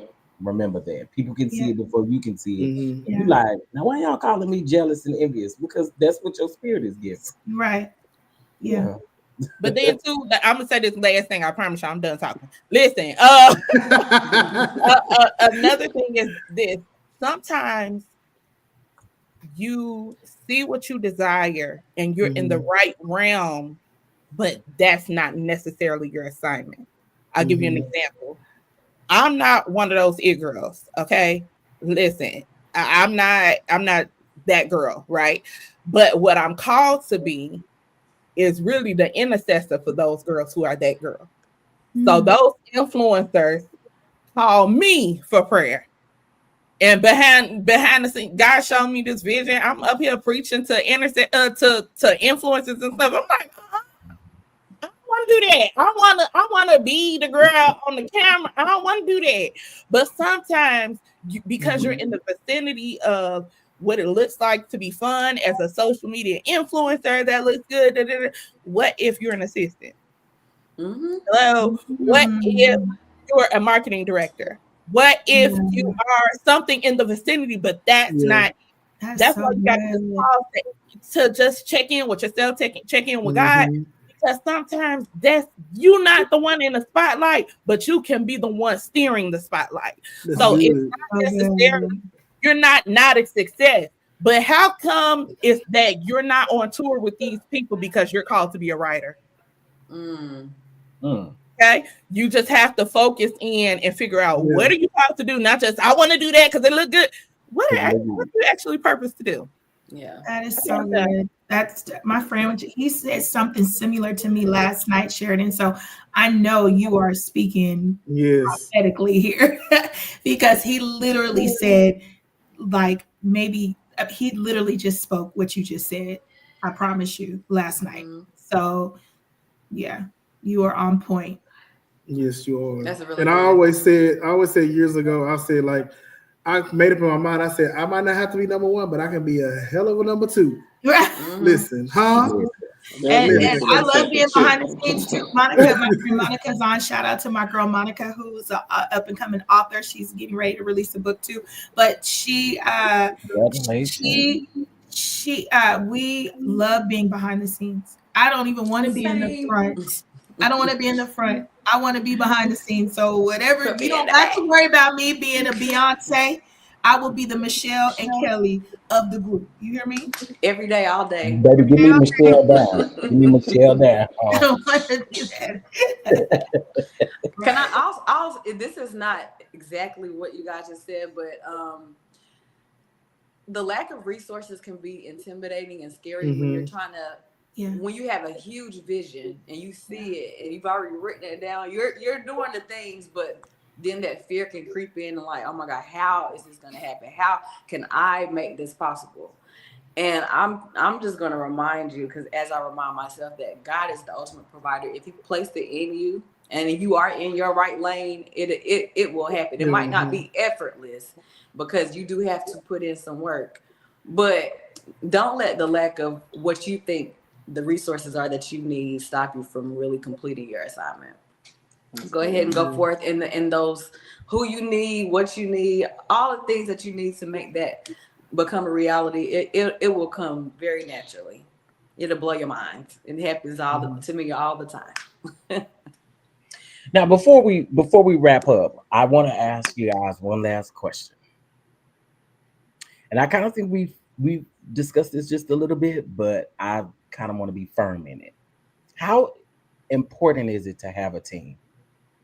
Oh my God. Because last year I attempted to do this tour thing by myself, and I said, never again, because everything falls on you, right?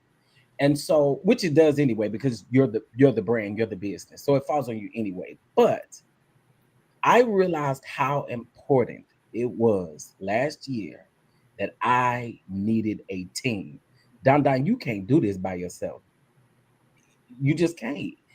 And so I do want to ask you guys, because I'm sure everybody up here has a team. How important is it to have a team?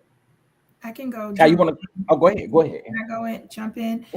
First, I will preach that to the rooftops, the importance of having a team. I've watched events and things I've done by myself, and I've watched what I've been able to accomplish with the team. I'm very blessed and thankful that I now have a business partner that we work together, and we put teams together for all of our things, but you can see such a difference when you have those components where you have the person working this part, and we don't have to micromanage you, right? Because you already know what you're supposed to do. This is done, this is done, this is done. So when it all comes together, the event is beautiful. But when you're working by yourself, and not saying it can't be done, you've done it for many years, right? But when you're working by yourself, you tend to forget, well, I'm gonna speak for me, right? I tend to forget this part, administrative part, or I tend to forget this, I tend to forget that. And honestly, I don't want to work. I don't want it all by myself.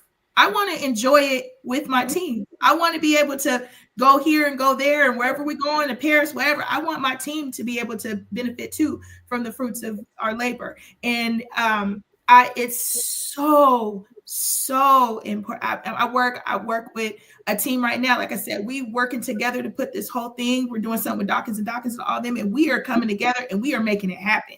I'm working on this part. They're working on this part. We're working on this part, and we all coming together. And this thing is working out so effortlessly. And that's because No one's stepping on each other's toes, or if something else needs to get done, I can do this part. And we don't have a problem with calling each other and saying, hey, I got to do this, or I got to go to Arkansas because my mom, so can you handle this? Like, we're all working together and we're all building, and it doesn't fall on just one person. So I really, really say if you can get a team that really believes in your vision too, not just somebody who want to just latch on because they want to think that you famous people, right? And you do all this or you do all that. No, someone who actually believes in the vision and says, I'm willing to take this on as if like it's my own. And that's what my business partner and I, Teresha, shout out to Teresha out of Atlanta, when we started our Brown Girls Brunch, she started it. She came to me and we just meshed. I take it on as if I started it, right? People sometimes don't even know whether it's hers or whether it's mine. That's how much of a team we are. So, yeah. I love that. I love that. Anybody else want to piggyback off of that? Sherilyn already told us that it's not good for Mary to be alone. And that speaks to the project manager in me. I teach people all the time. Yes, sometimes we have to do it alone. I teach automation. I teach you how you're starting a business. And you gotta, we've all had to answer the phone and send an email in third person. We've done those things, but when you have accessibility to a team, it changes. You have another level of capacity. And that's my word for this season has been capacity. So like Team CCG, I love my team. Shout out to Kelly and Derek and Jalil. I'm able to do things that I couldn't do on my own, but also there's pride in watching my team learn and grow. And I would even include in my team, my mentors. So I have Dr. Pack and Lady Tamil, the people who I can go sit at their feet and I can glean from and learn from. That's a part of my team. My team doesn't just flow down, it flows up as well. I'm accountable to my mentors. And so I think it's very, very important to have a team. Princess kind of talked about it earlier, but when you're networking, don't find carbon copies. Find somebody who, okay, I have the personality, but you have the administration. Or I have the finances, but you got the personality. Find people who can fill the spaces where you're weak and you don't have it, and build a team that way. So it's important. It's vital. It's some things that we can't do. I feel like God gives us a vision with a purpose for people. So if you don't have that part of the people, then yeah, it's not gonna work. I agree. My Go on God. and preach to us, honey. Go on and preach to us. Give us a word. Give us a word. Now, absolutely, it's vital to have a team, but I feel like anybody who's in their right mind and not battling some type of, because some of these things and feeling like I have to do it by myself definitely comes from trauma, comes from some people have personality disorders, those type of things as well. But there are other people who desire a team, but they ain't got no money. I want to speak to those people because I've been there. Amen. I have absolutely been there. And you hear people talking about, you need a team. And you'd be like, girl, I can't pay nobody to do this. You would be surprised. Surprise. How many people Surprise. help you. Yes. How many people will help you just because you are kind?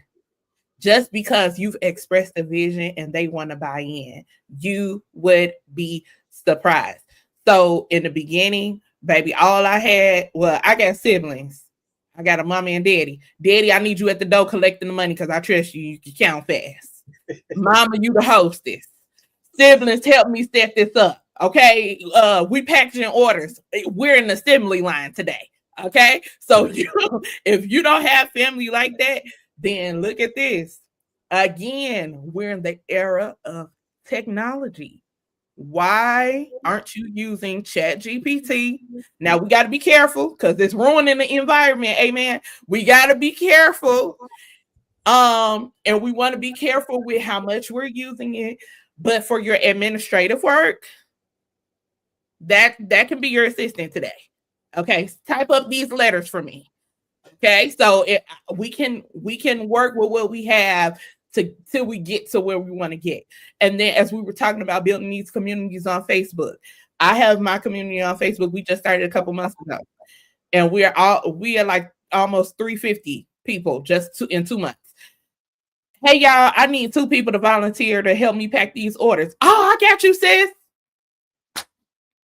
and I ain't paying you nothing. I'm gonna get you some food though, because I'm saved, and I'm not gonna let you work for me for nothing. Now that's crazy. Okay, I'm gonna buy some chicken at least, but Yeah, give me a box of chicken, baby. Yeah, you know, if Two piece and a baby, give me a little piece of chicken leg. That's another thing. Take care of your team. Take care of your team. If you can't afford, or your volunteers or people who are coming and you're not paying them, we make sure that we taken care of. We handle, like when we traveling, we take care of their flights. We take care of their hotel. If we can't pay them, we get Airbnbs. We take care of them. We make sure we pay for food. So we're making sure we're if we don't have the money to give them, you know.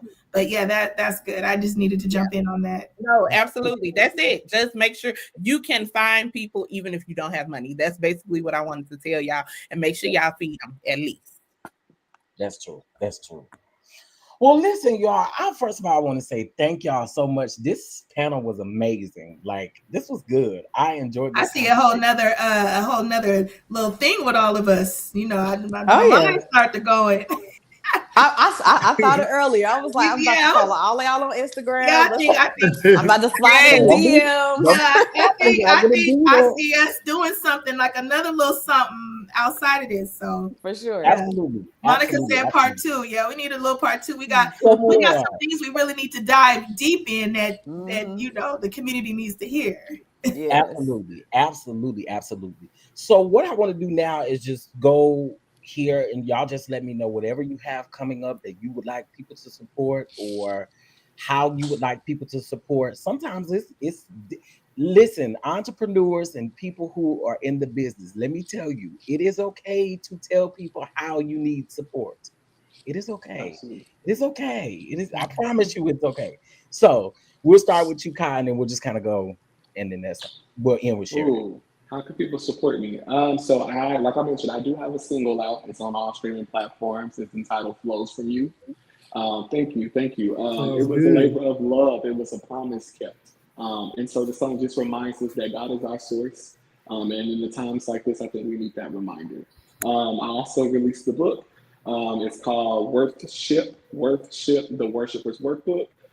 That's also available. The link in my bio has links to all of my projects. But that's just a workbook. It's geared towards worship leaders, but it's for anybody who wants to strengthen their relationship with God and to know what worship is and what it is not, and what we've made it to be. And let's get back to the main theme. Other than that, I got some new stuff coming out next year. You can really support me by being a part of this tour that Chef has going on and meeting us in one of these cities. My Dallas fam, come out and meet us in the Dallas area. My Atlanta fam, meet us there. If you're close by and you want to catch a flight, you can do it. It's going to be a great opportunity. But I'm so proud of him and the vision that he has for this tour and allow me to be a part. And I think what we're doing here right now in this summit, you're going to get some more of this on the tour with some good food. So I think, why not? Why not? And just so y'all have the dates corrected, it is November the 14th and 15th for Atlanta, December the 7th for Dallas, and January the 3rd and 4th for DC. And Sheridan, I ain't think you was trying to throw no shade or nothing at me or nothing like that, but you know, that's my birthday weekend in DC. It's never shade towards you, you know. All right, Miss Erin, what you got coming up? How can we support you? Let's see. What do I have coming up? Any personal events. I don't have anything in 2025. We're wrapped up, but I would love for you guys to go follow me. Follow me on my Instagram, Erin Fleeks, and then on my I have Erin Fleeks and then Fleeks Entertainment Group. So I have those both on Instagram and Facebook. Please go follow my clients. I'm always pushing. I have a client, Cupid, the Line Dance King. He has a new album that just dropped, which is the first ever R&B line dance album in history. So you guys go follow Cupid, the Line Dance King. He has all the line dances for all your events, your parties, your everything. So y'all go follow that. Also go follow David Michael Wyatt. We have a new single that he's getting ready to release. He was asked to do something super amazing for Donny Hathaway's 55th celebration of his song this Christmas. So y'all be ready to hear that. That's coming out. And then also Dawkins and Dawkins, along with Gene Moore, we have a new single that's getting ready to release too for that. So please go follow David Michael Wyatt, go follow Cupid, go follow Dawkins and Dawkins, Eric Dawkins, Gene Moore, all of them. We're just excited about what's getting ready to happen. So yeah. I'm here for it. I'm here for it. I love seeing him in the Car Chronicles or the car ride singing. Cupid? Yeah. Oh, you saw it? Yes. Miss Jones. I just like saying her last name. Well, everybody follow me on social media. My personal page, Princess the BGV. Also the business page, Team BGV. I would love to see you guys. I'll definitely follow you back. I'm just working on this new content, building a new audience, because the audience we had was used to one form of content, and now I'm branching out and making it a little bit more personal to me. It's reactive content, so I'm reacting to different videos. I'm also going to experiment with some other things like skits and all that stuff. Me and my business partner Isa, she's my business partner with Team BGB. We are working on something very fun, BGB karaoke. So we are recording. We've already started recording a lot. Looking to get into the sync world with that, and hopefully tour very, very soon, and go visit our cities that are our top cities in our community, and just have fun with that. You gonna need me, Princess, huh? You gonna need me. Yeah, I'm gonna. That's why I say I'm sliding y'all DM. So go ahead, look for me. I also want to write a book, sharing it. So that's been something that has been very, very near and dear to my heart, because I have a very compelling story that I know will inspire you a lot. So I'm going to be in y'all DMs. Okay. And I'm also getting ready to launch a podcast with another background singer here in Los Angeles. So I'm working on a lot of things. Y'all look for it. I got my hands full, and hopefully this conversation really motivated me and inspired me to just stick to consistency and just put it out there and not be stagnant. So thank y'all. Thank you guys so much for everything that you poured into me today. Absolutely. Princess, you're in LA? Yes. Oh, okay. I gotta reach out to you. I got something for sure. For you. I got something for you. Mm-hmm. Yes, I'm here for it. I love it. Mr. Clay. Yes, I am just really much the rest of this year. I'm recording some more episodes of Bro You Good podcast with some more guests I'm excited about having. So that's my main focus. Try not to do too much by the end of this year. And next year, I want to plan on having another Bro You Good brunch. We did that this year. It was good. People came out. And also another live recording, but I want to have something with a twist about it, like Battle of Sexes kind of thing, Q&A thing. So that'll be cute. So that's what I'm working towards in the next year and in this year. So if everybody could just follow me on Instagram, Cassius J Clay, it's my middle initial, and then also follow Bro You Good podcast on IG and TikTok as well. So that's where I'm at. Just keep helping me grow and keep encouraging the people of God and the people to just support Black people and support Black voices and share our stories. So that's my main goal. So yes. Well, let me just let you know, you in the algorithm. Well, y'all know the things be listening to us, and then because I was telling Kyle, like when he was telling me about you. First of all, I have another friend with the same name as yours, and so that's what I thought he was talking about, right?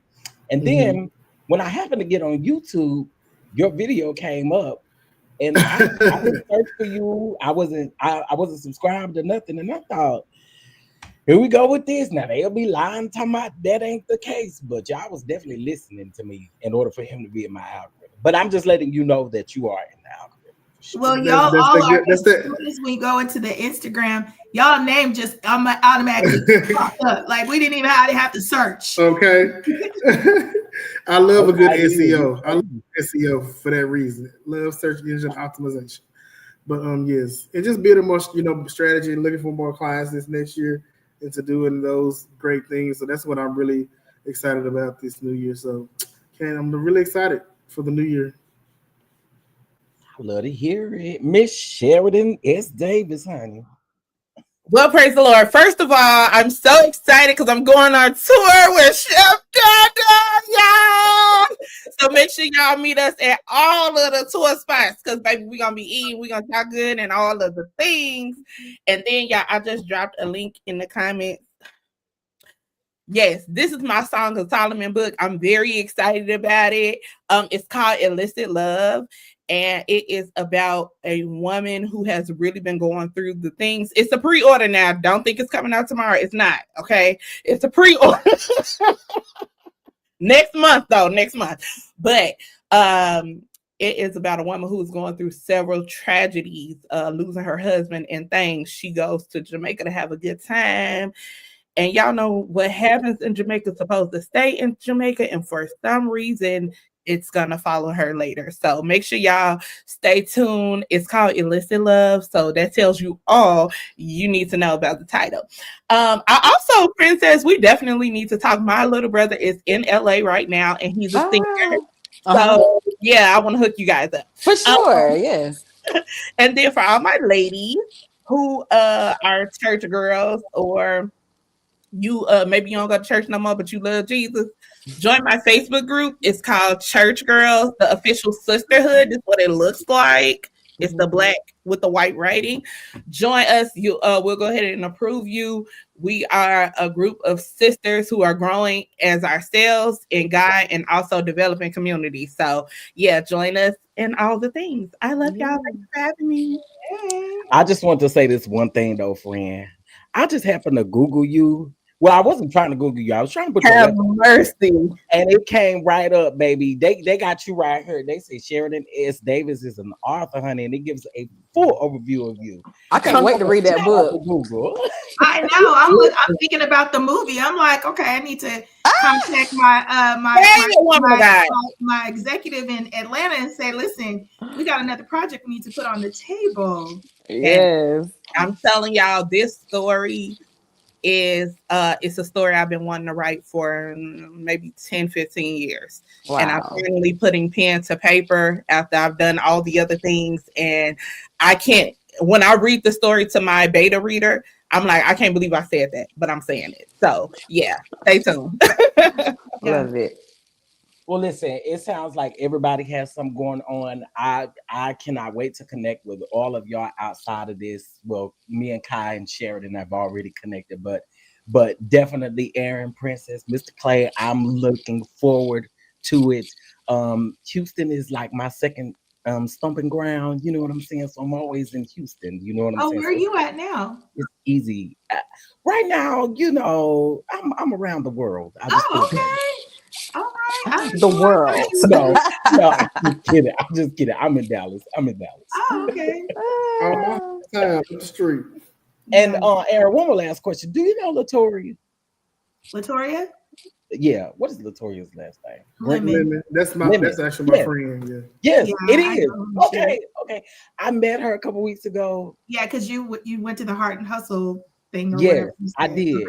I met her. I met Labrina, and there was another. I don't know any of the other girls. I just know Victoria because she's in PR, right? Right, because she's like the publicist, like the publicist that people go to here in Houston. Period. Mm-hmm. Well, listen, I will definitely connect with you guys. I think Princess and Kai, we have another panel. And yeah, I think that's it. But I want to say thank you guys so much for this. This was absolutely amazing. And I know everybody can use something that was said today to help them go forward. Like, I love it. Now, I'll just tell y'all really quick before we leave. I do have a couple things going on. We have the tour. I do have an olive oil brand that I have embarked on. It's an infused olive oil brand. We have lemon, basil, truffle, red pepper, garlic. Y'all gonna see olive oil like a cooking. For cooking oil. I'm thinking of hair. I don't know what. I don't cook like that. So, and I wasn't even thinking about food. Like, oh yeah, come on. for the olive oil. Yes. The cooking oil. It's been a long time coming. I have ran into a couple of things with it, but I will honestly say I am happy with this. It's something that I'm going to keep doing. If you happen to be on a tour, we do have something special for you. So I want to see all of y'all on the tour. Of course, I'm a YouTuber. What else I do? I do a whole bunch of stuff. So, just follow your boy. Just follow your boy. You never know what I'm working on or what I'm doing. I'm always doing something. And that's pretty unique because I've never seen different olive oils. Me either. So there's a story in that stepped on by FYI. Like, I mean, absolutely. And the thing is that's the reason why I went that route. I went that route because there's not a lot of people doing that. There's only one female Black-owned business that has olive oils, or their own olive oils. So that's dope. It's dope. So I appreciate it. You guys can purchase it. The links, everybody's links is in the book. So I'm gonna put the QR code back up here, and if you can't get the QR code, the link is pinned to the top of the chat. All right. Well, all right, y'all. Now we about to get ready to go in this kitchen and make these shrimp and grits, and then we're gonna come back and do our music panel after that. Okay. Okay. All right. Thank y'all so much. I appreciate y'all. This was so dope. All right. So we'll be connecting. Y'all make sure y'all follow everybody up here. All right. I will see you guys soon. I'm gonna play some music while I go get everything finally. Well, I don't have much to do, but I'm gonna play some music and then we'll be in the kitchen. All right. All right. Bye, y'all. Bye. Thank y'all.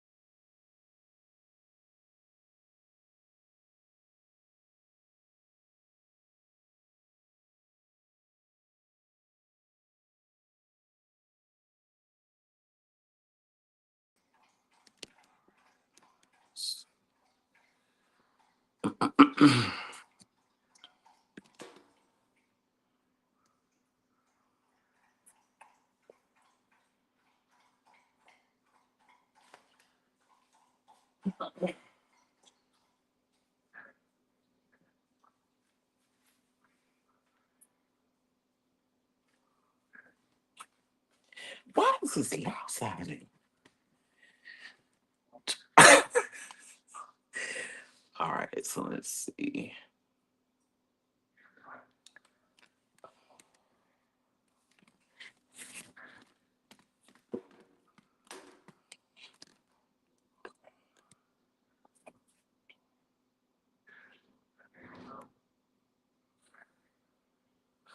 I can't see myself, and this is a problem. Let's see.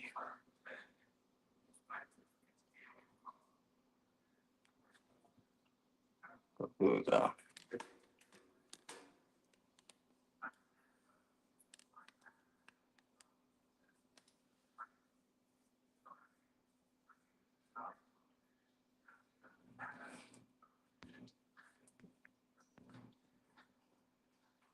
Okay.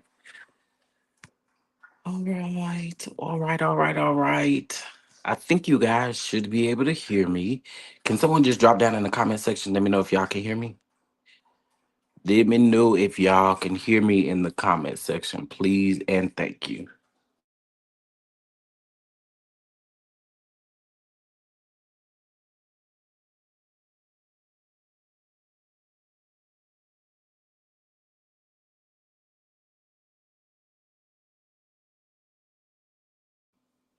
Can you guys hear me? Let me know if you guys can hear me. Uh-oh.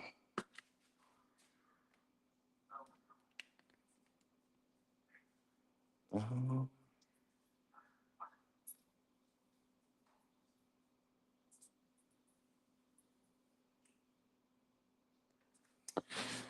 listen. All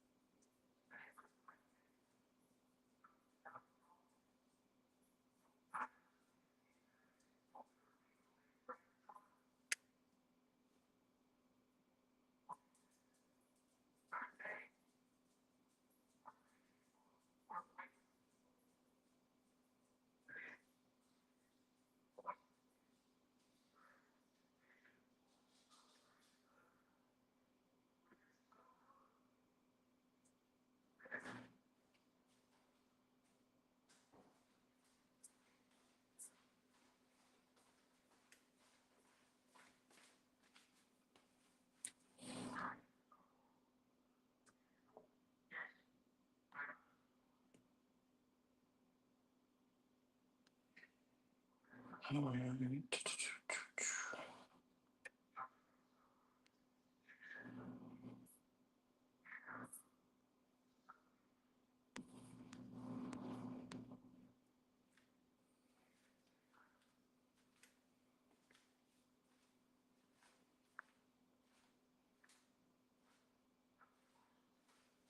All right. Test, test, test. All right. Okay, y'all can hear me. Y'all can hear me. What up, though, everybody? Okay, listen. So we're about to make a simple, easy shrimp and grit recipe really quick. It's gonna be real easy and simple. Okay. So here's what I'm going to do. I have a pot of water here because I don't have any chicken, like chicken broth or chicken stock. So I'm going to use some of this, and we're just going to put some of this in the water here. These grits got to have flavor, baby. We can't have no bland grits now. Now, it would be better if you take a measuring spoon and just kind of put it in there. So let me do it really quick. Um, all right.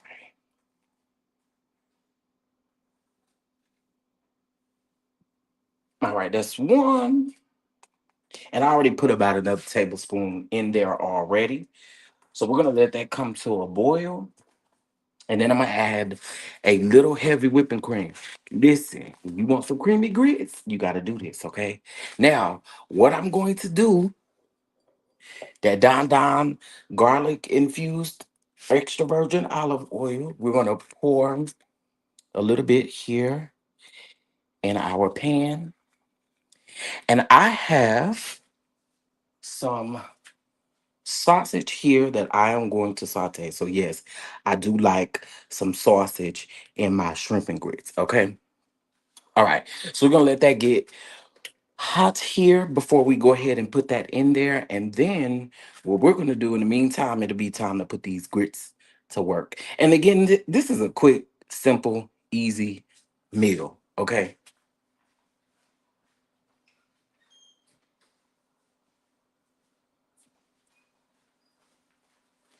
All right. So give me 1 second here. And y'all chat with me. Let me know y'all can hear me. Let me know y'all can see. Ain't nobody saying nothing. What's going on? Okay. So we do have our grits. I also have bell pepper and onion already cut up. So I have the tricolor bell pepper here, yellow, green, and red. We have some garlic here, some minced garlic. All right. And thank you, Kai, because I was just wondering, can the people hear me? Can the people see what's going on? And then I have some onion here. You can't do nothing without a little onion, okay? Can't do nothing without a little onion. You can't do nothing without a little onion. But how about this? Let's season up our shrimp. Let's do that. Let's do that real quick. Let's season up this shrimp. So I do have this really big bowl for no reason. But here are my shrimps, right? They have been deveined. Devein your shrimp, okay? Devein your shrimp, all right? So we're gonna season this up. I'm gonna use very simple seasonings, nothing too major, because your sauce is gonna be pretty seasoned. So I'm just gonna add some garlic powder in here. All right, y'all see that? Garlic powder. All right. And then we're gonna add some Tony's Creole seasoning in here. Now listen, no time will go to asking me how much this seasoning you supposed to put in there, how much it is. Uh-uh. Just season it till your ancestors say stop. We got some we got some black pepper. Okay. Y'all see that there? We got some black pepper. I need to move that light over here. All right. We're gonna go in with a little onion powder. These are your seasonings you should already have in your cabinet. A little onion powder. Okay. And I do like to add a little lemon pepper seasoning. Okay. Do like a little lemon pepper seasoning. So we're gonna add some of that lemon pepper seasoning in there. And for color, y'all, for color, add your little smoked paprika. If you don't got no smoked paprika, you can use regular paprika. Okay. All right. Uh-oh. And here we go. Let's go ahead and add some of that paprika in there. Right. Y'all see that shrimp? All right. Now here is where we're boiling our water for our grits. And yes, I do think you should put seasoning in your grits. Okay. All right. So now We use that Don Don drip oil over here in this pan, okay? And we're gonna add our sausage in here, okay? We just want that to get a little brown. We want it to get a little brown. So a little brown, a little brown. All right. Uh-oh. I was trying to put this show on stage. My granny always said good cooks never measure. Yeah, but I don't know nothing about measuring. I don't know nothing about measuring. Okay, so we just gonna kind of even that out in the pan here. Y'all don't got no wooden spoons and stuff. Get you some wooden spatulas. Get you some wooden spatulas and wooden spoons, okay? They're good to have. And this is just regular andouille sausage. Okay, it's regular andouille sauce.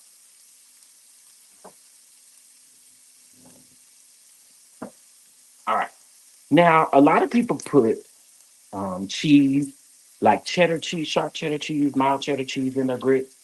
I actually like to put smoked Gouda in mine. So I do have some smoked Gouda in mine. So what I'm just adding here is a little bit of heavy whipping cream in there. And then we are going to add our grits, stirring with a whisk, or you use the wooden spoon still too. I just like to use the whisk because it whisks out all the lumps, in case if you have any lumps. But the secret to that is slowly adding it. Okay, so move this over just a little bit. All right, so we're gonna slowly add these grits in here. I need to-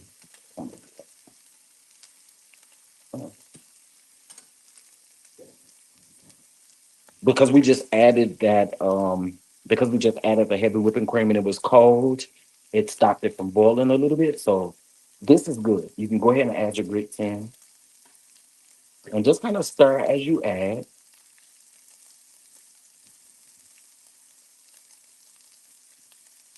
Okay.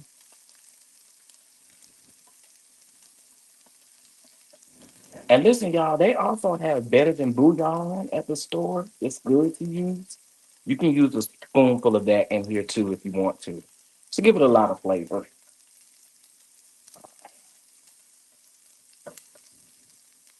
All right. I think we're good on the grits right there.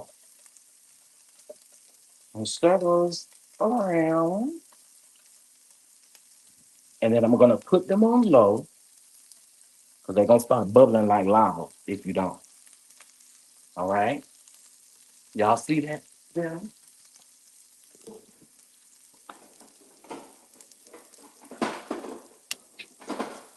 Uh-oh, Lord. Uh-oh. Okay. All right. So to keep them from getting sticky and all of the things, we're just gonna add a lid, and that lid don't go to that pot. That's shame.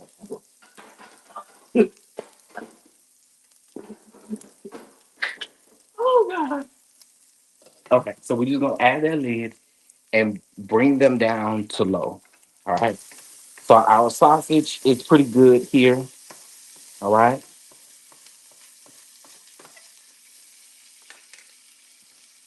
So we're gonna add this sausage to a little plate or something. And then we're gonna go ahead, drop in just a little bit more olive oil. And here's where we're gonna introduce our shrimp to this. Um, y'all hear them grits bubbling?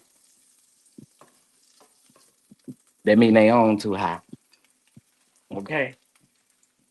So we're gonna turn them down. And you honestly can put them on the back. You can miss the heat, honestly. They're still gonna cook. So here, we're gonna go ahead. I gotta get all this meat out of here. Hold on, y'all.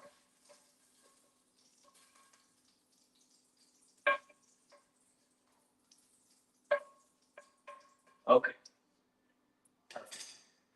So now I'm going to go ahead and add this shrimp through here. And I probably do need a little bit more olive oil. Just a little bit. Just a little bit. All right, turn it down. We're gonna go ahead and add our shrimp here.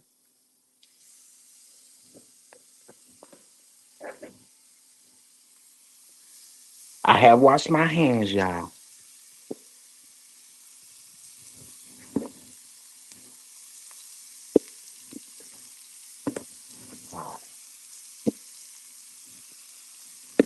Clearly, I need a little bit more oil in the center.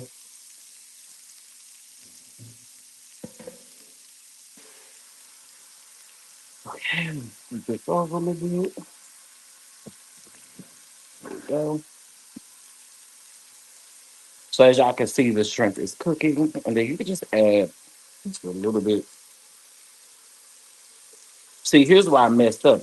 I should have added some olive oil to the actual shrimp. What was I thinking?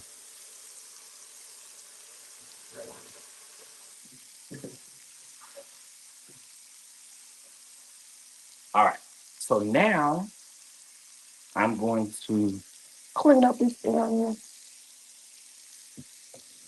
Clean up the area. Clean up the area. Clean up your area. Clean up your area. Clean up while you're cooking. Clean up while you're cooking. So this shrimp only about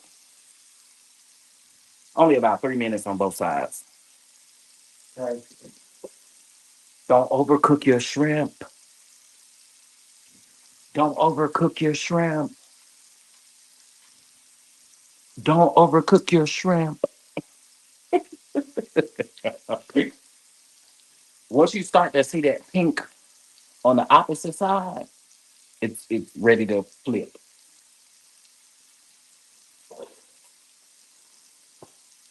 All right. So far, so good, y'all. Let's take a look at these grits while we wait. So we want to, I'm going to add some more cream to these grits. But you see that chicken bouillon did some good right there.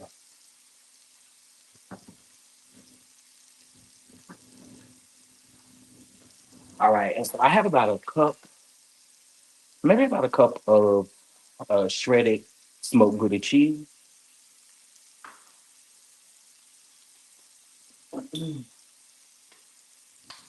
gonna add just a little bit more heavy whipping cream here.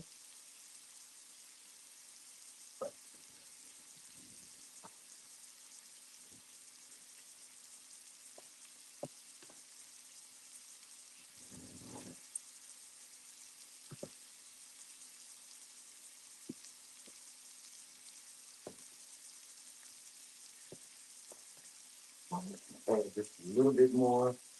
I have a little broth here. Just gonna pour just a bit and a little bit more heavy whipping cream so it could be creamy.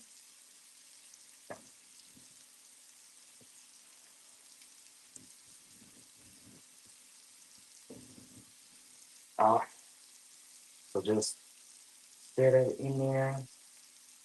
Uh-oh.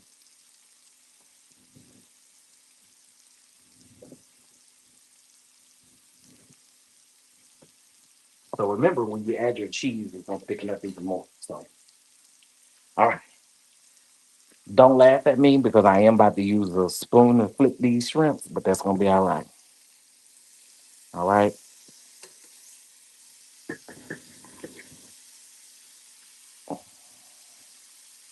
And then you leave all that flavor down there because for our we're gonna use that for our sauce. And when I tell y'all this is such an easy meal, easy comfort meal, rather.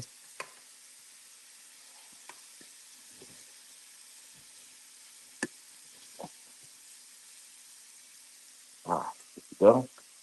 And so here's where we're gonna add. some butter to our grits. And once we take these shrimps out, we're going to add some butter in there. And then we're going to add our peppers, our fresh peppers.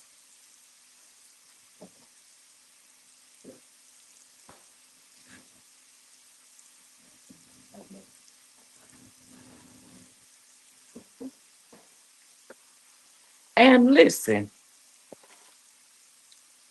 uh, this is a little less than half a stick of butter that I'm about to put in these grits. And I can see it. And it's right there in them grits. Y'all see that?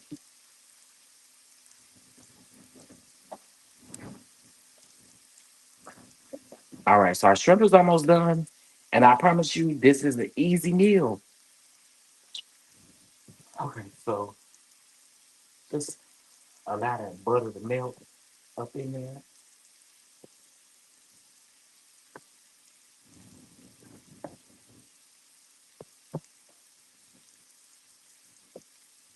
By the way, the burner is not on either where the grits are at. So let me just kind of bring these grits here.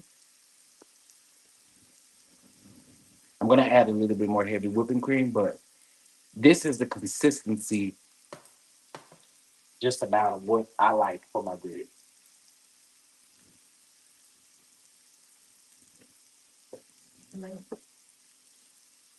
Okay, so we have smoked Gouda cheese.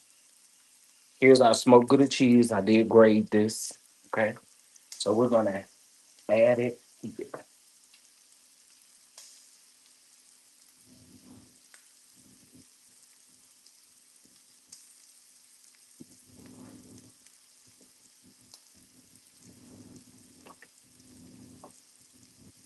Okay, and so we're gonna stir this around.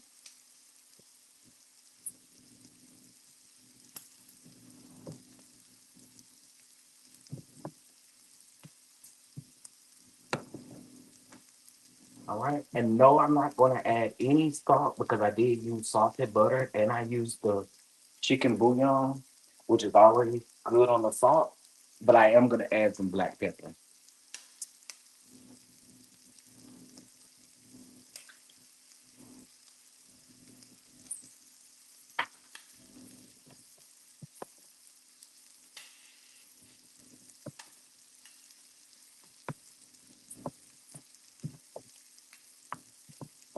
And that's what you want those grits to look like. Okay.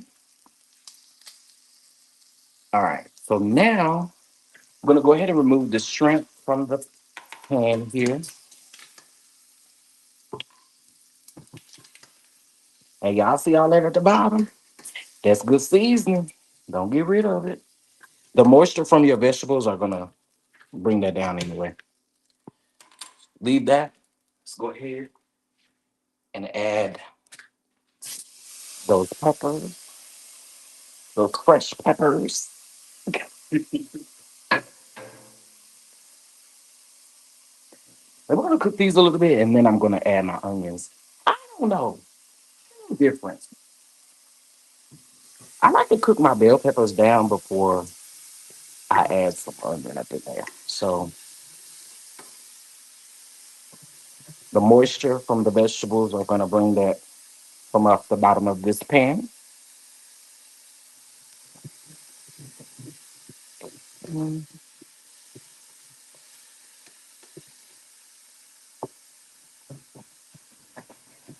you kind of scrape it to give just a little help.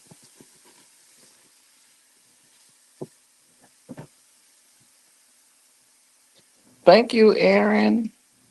Now I'm about to hold on. I want to see y'all comment. Now I'm about to change my menu for tomorrow. What you was gonna cook tomorrow, brown mama? All right, y'all see how that is lifting at the bottom of the pan? See that? All right, so now we'll add onions. This smells so good. I'm probably not gonna, I'm not gonna use all those onions. All right. Uh-oh. Mr. Cut. But okay. Just add those onions up in there like so.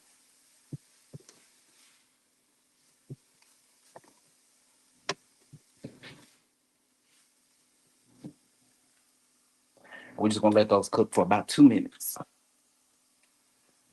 Mhm.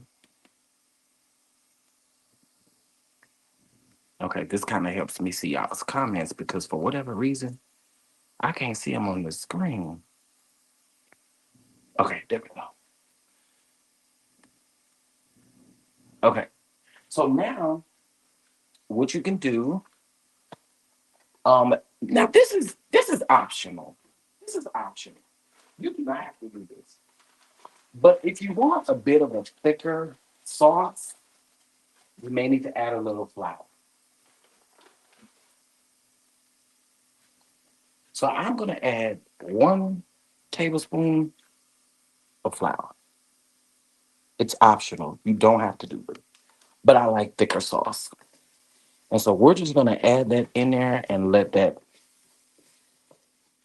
flour cook out. Y'all know y'all grandmama told y'all let that flour cook out, didn't it? Y'all grandmama told you to cook that flour taste out.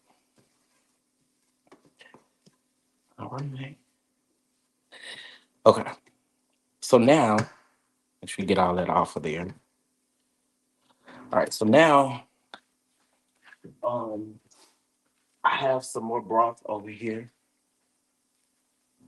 and I'm going to add that here.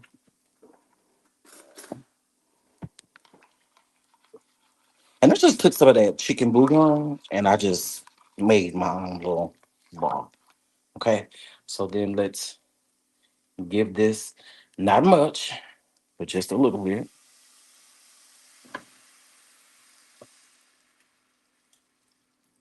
Oh, add just a little bit more. Okay. There we go.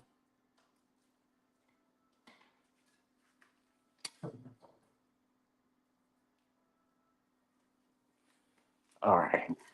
And then so we're just gonna give this a good stir. We ain't done yet. Just gonna give this a good stir.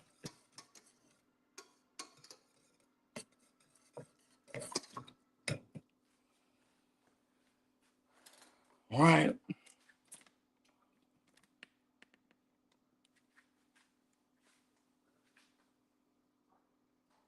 Okay.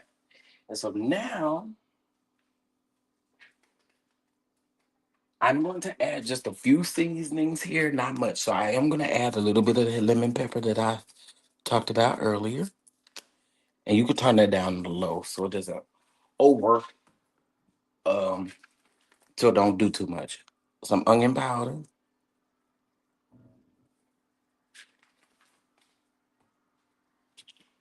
some garlic powder,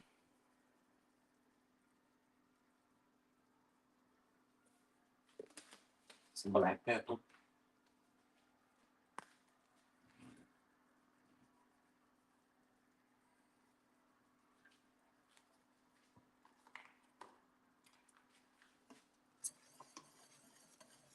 And stir that around. Get those seasonings incorporated real good. All right. Now, here is where you're going to add a little heavy whipping cream, cream it up.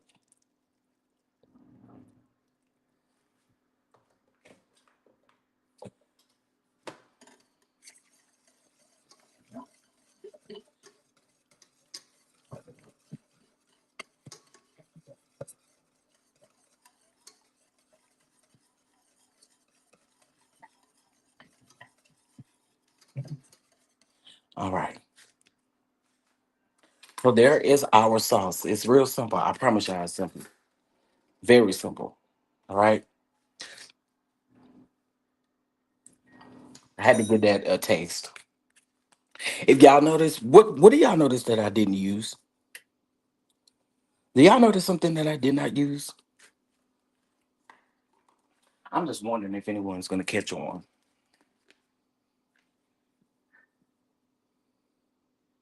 Anybody gonna catch on what I did not use?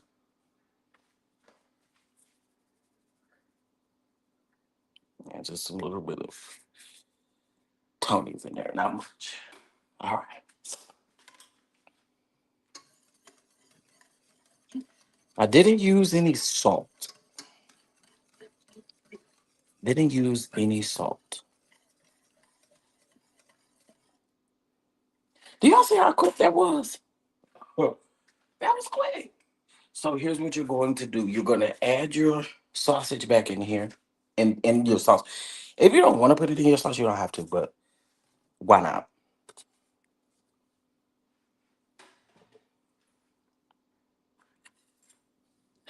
So add it back to your sauce.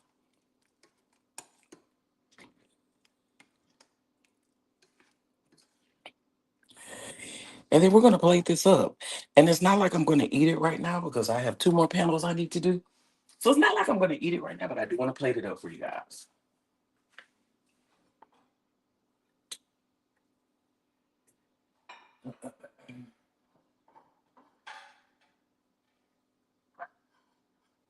I do like spicy food. I love spicy food, actually. But not everybody likes. Not everybody else likes spicy food. All right. So now I'm going to plate this up and just show you the finished product.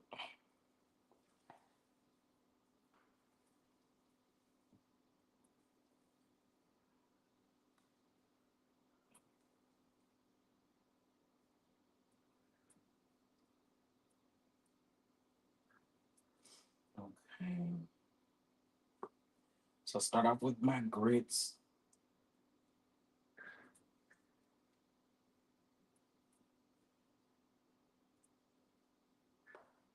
Right. Then we're going to add us some shrimp on here.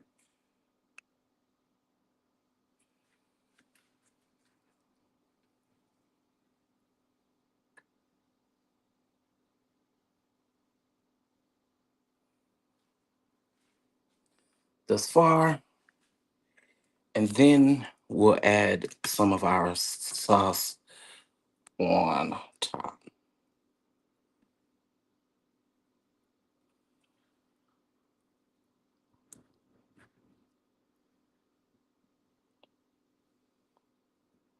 Do y'all see that? Just out of, and don't mind the fact that I ain't tell y'all. Hold on. I believe in making sure your plates are clean. All right. So there we have it. Very simple, very easy. You have your shrimp, you have your sauce. And again, if you don't want to add those things to the sauce, you don't have to. Okay? But this is it right here. This is it. This is it. This is it. What do you guys think? What are you guys thinking? Uh-oh. Hold on. Let me put this back up. So what are you guys thinking? Let me know. Would that be something that you think you can whip up down to the house? Okay, I have to turn my phone so I can read the comments. Delicious, looks delicious. Thank you, thank you, thank you. Yes, Miss Elaine Ford. I have tried everything in my power not to use a whole lot of salt. Number one, you ain't supposed to. And then number two, I get salt heavy, and I ain't trying to let that happen. Now, what you could also eat this with, get you a lemon, cut you a lemon in half or whatever, and squeeze you a little fresh lemon juice on top. I promise you it's going to be good. All right, y'all. So, I wanted to do that quick meal for you guys as a part of the summit. Um, our last panel discussion was so good that we kind of went over, which I told y'all was probably going to happen. But I'm going to play some more music for about, if y'all give me 7 minutes, we can get everything going and do our last and final panel and wrap up. We have 2 more panels and then wrap up. All right. All right. Let's see. Let's play some of this music, child. Let me see.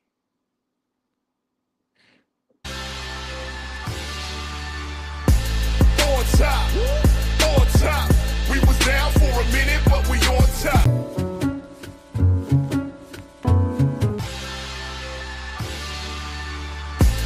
On top, we was down for a minute, but we on top. Top 5, on top. Haters thought that we was finished, but we on top. We made it. On top, we was down for a minute, but we on top. We made it. Big win, on top. Had to climb up from the bottom, now we on top. On top. We was down for a minute, but we on top.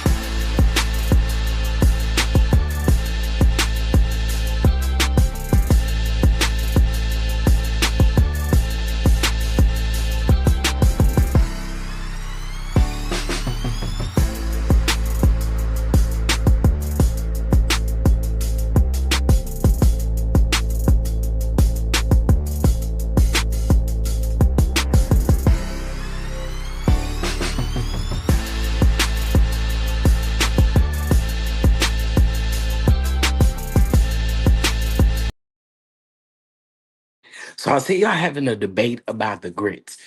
If I was eating grits for breakfast, like on a side, like say I have bacon, eggs, whatever, give me a little sugar, butter and sugar. But if I'm eating them like this, add all the savoriness that you can to it. You know what I'm saying? That's how I feel about it. So I'm a little different. I like both.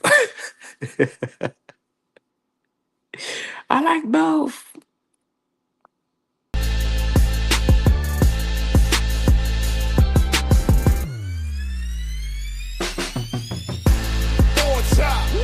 On top, we was down for a minute, but we on top.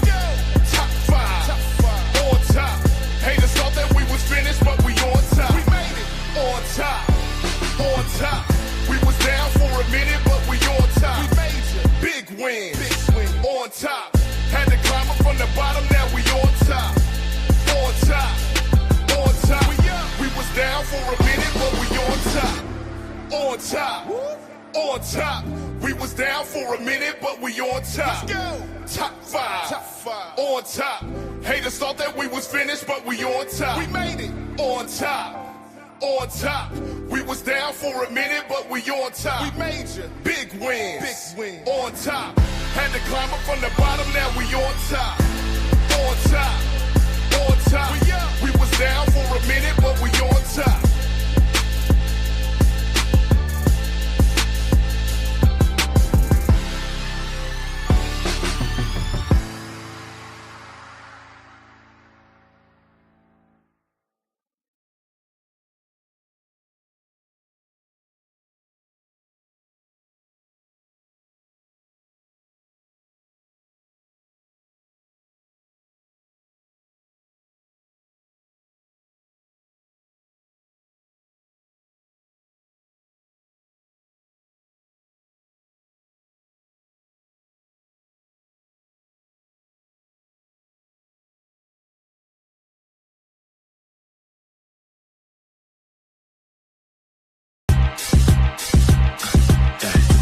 Baby, take it all off for me.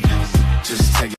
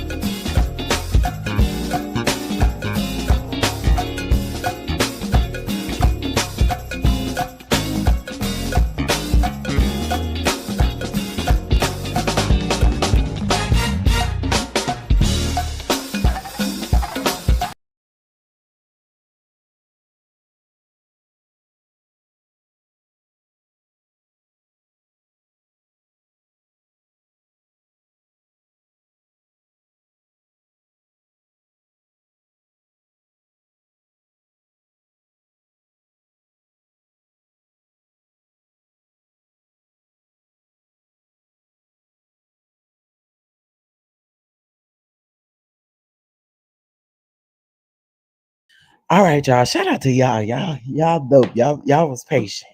I needed 7 minutes to run back here. Y'all hear I'm out of breath.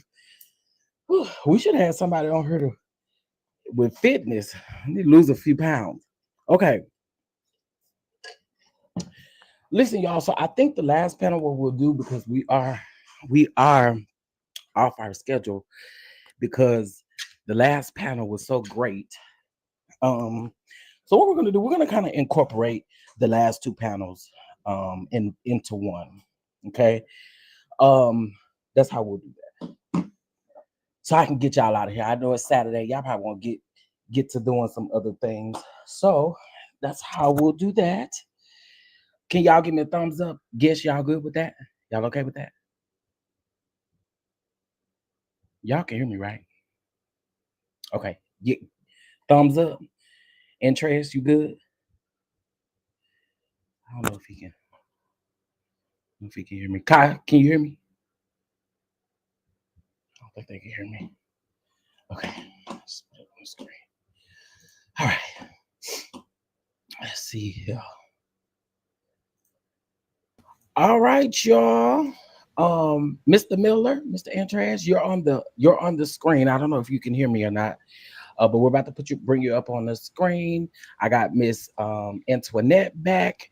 We had a great. She opened it up. It was amazing, absolutely amazing. We had a great time, and now we have Kai with us as well. Okay, so we're going to do these last two panels together.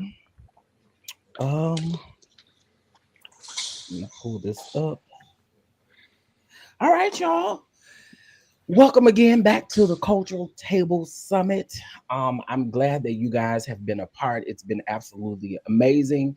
Now we're going to have conversations about music. And then we're also going to jump into the last thing, which is going to be boss moves, Black-owned businesses, and what we can do in there. Okay. So let me bring everybody to the screen. Kai, you good over there? Yep, I'm good. You good? Okay, perfect. I just want to make sure if I remove the thumbnail. All right. I'm good too. You're good. You're I'm good, good. Miss Internet. I'm ready. All right. Well, we're back. We're back, and we have Mr. Antres Miller with us. All right. A great singer. And he does multiple things, but I'm going to let him tell us about him and give us your background. Wait a minute. He'll come back. Yeah, he'll come back. He'll come back. But we'll get introduced to Entrez. Princess, is she? You know if she's coming back. I just let her know that we were doing it, so We're back on.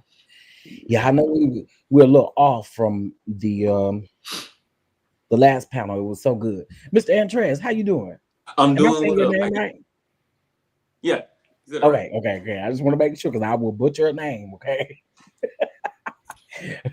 Well, first of all, I want to say thank you for being here. I really do appreciate it. Thank you for being prompt as well. I appreciate that as well. No problem at all. I'm glad to be The here. time zone, huh? The time zone did it. The time Yeah. zone did Yeah. it. All right. So give us a little bit of your resume and a little bit of your background so that we could get to know you a little bit and we'll get into everything. Okay. Well, hey, my name is Andres Miller. I am a native and a current resident of in Valdosta, Georgia. So that's about 4 hours south of Atlanta.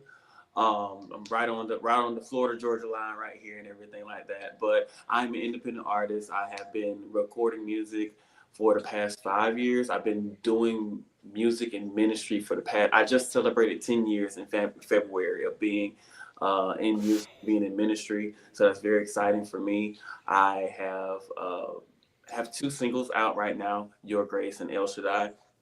On all streaming platforms. I have been working with numerous artists. I've worked with Miranda Curtis before. I've worked with Johnson Nelson. I've worked with Jamal Roberts before. And I've also written songs for a couple of artists in my South Georgia area as well. So I'm just really excited to be here. So. Come on, songwriter, singer. Come on, resume. You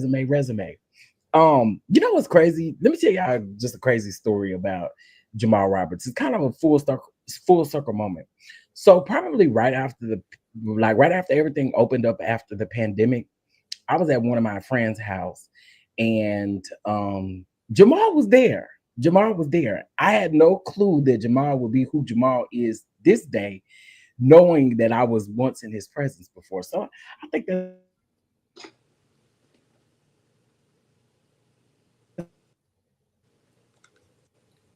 Wait, did he freeze for you guys? Yeah, he did. Yeah. Okay. That was just me. pretty dope. He had a good Then he went fast forward. All right, he'll be back. Right. Fine choice. I definitely have to add you to my music library. the devil. You're gonna kick me out of my own stuff. Okay. Can y'all hear me and see me? Yes. Okay. I can see him. I can't hear him. You can't hear me? I can. But keep going. I'm gonna try to fix it on my end. You keep going. Okay. I hear you. Okay. All right. Okay. So here's what we're about to do. So we're gonna include both of these panels together, and we'll end with the boss moves on the panel. So I'm pretty sure interest just went out and came back in. So here are a couple of talking points in music. All right, Kai and Princess and Trez, I know that you guys can really answer these questions. So I wanted to wait a minute. Okay, here we go. There we go. All right. So I wanted to talk because both of you have foundation in the church, right? And so I want to ask this question. In your music choice, have you ever wanted to drift away from the gospel industry and maybe wanted to go toward maybe the secular R&B, rock, country? Or has your heart always been in the gospel music? I would like to know that. This You want is to go either first? right. Yeah, either one of you, whoever want to tackle it first. I think my experience being a BGV has been different. Um, Being an artist is different, is new for me. My single just dropping this year, but being a BGV, I've done all genres of music. I'm a person that believes that music in itself is a sacred thing, and that God is the creator of creativity and musicality. So I knew for me doing my own music, it was always going to be Christian, inspirational, that type of thing. But I love music as a whole, and I've lend my voice to all types of things. If you look at my credits, there across genres. If I believe in the music itself, I'll be a part of it. I do have standards of some things that I won't do and won't be a part of, but I care about the lyrics. I care about the intention of the song. All right, awesome. Hi. Hey, Princess. So I'll go ahead and kind of bust the bubble in a sense. Every other genre of music is more accepting than gospel music. Does that mean that I love it any less? No, it does not. And it's really just because of the message that you're speaking of in gospel music more than you speak of in R&B, pop, jazz, whatever you may have. I for a moment when COVID happened, all the churches shut down, but the clubs weren't stopping. Clubs, they were still dancing, they were still sweating, they were still doing everything they wanted to do.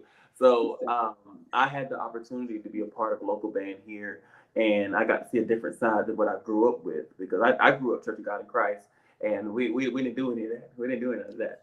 But when the opportunity came for me to do our R&B and be part of the local cover band, I did see a lot more acceptance from people, not only the people who played the music, but people who heard it as well. A lot of people are more receptive. They say, hey, we just want to come have a good time with you. You know, some of them don't care if you can sing or not, but that your energy, everything like that, it did at one point make me want to switch from being a mainly gospel artist to being an R&B artist because, hey, this is easy. The money is great. And these people, they just want to have fun. And for a time, I was like, yeah.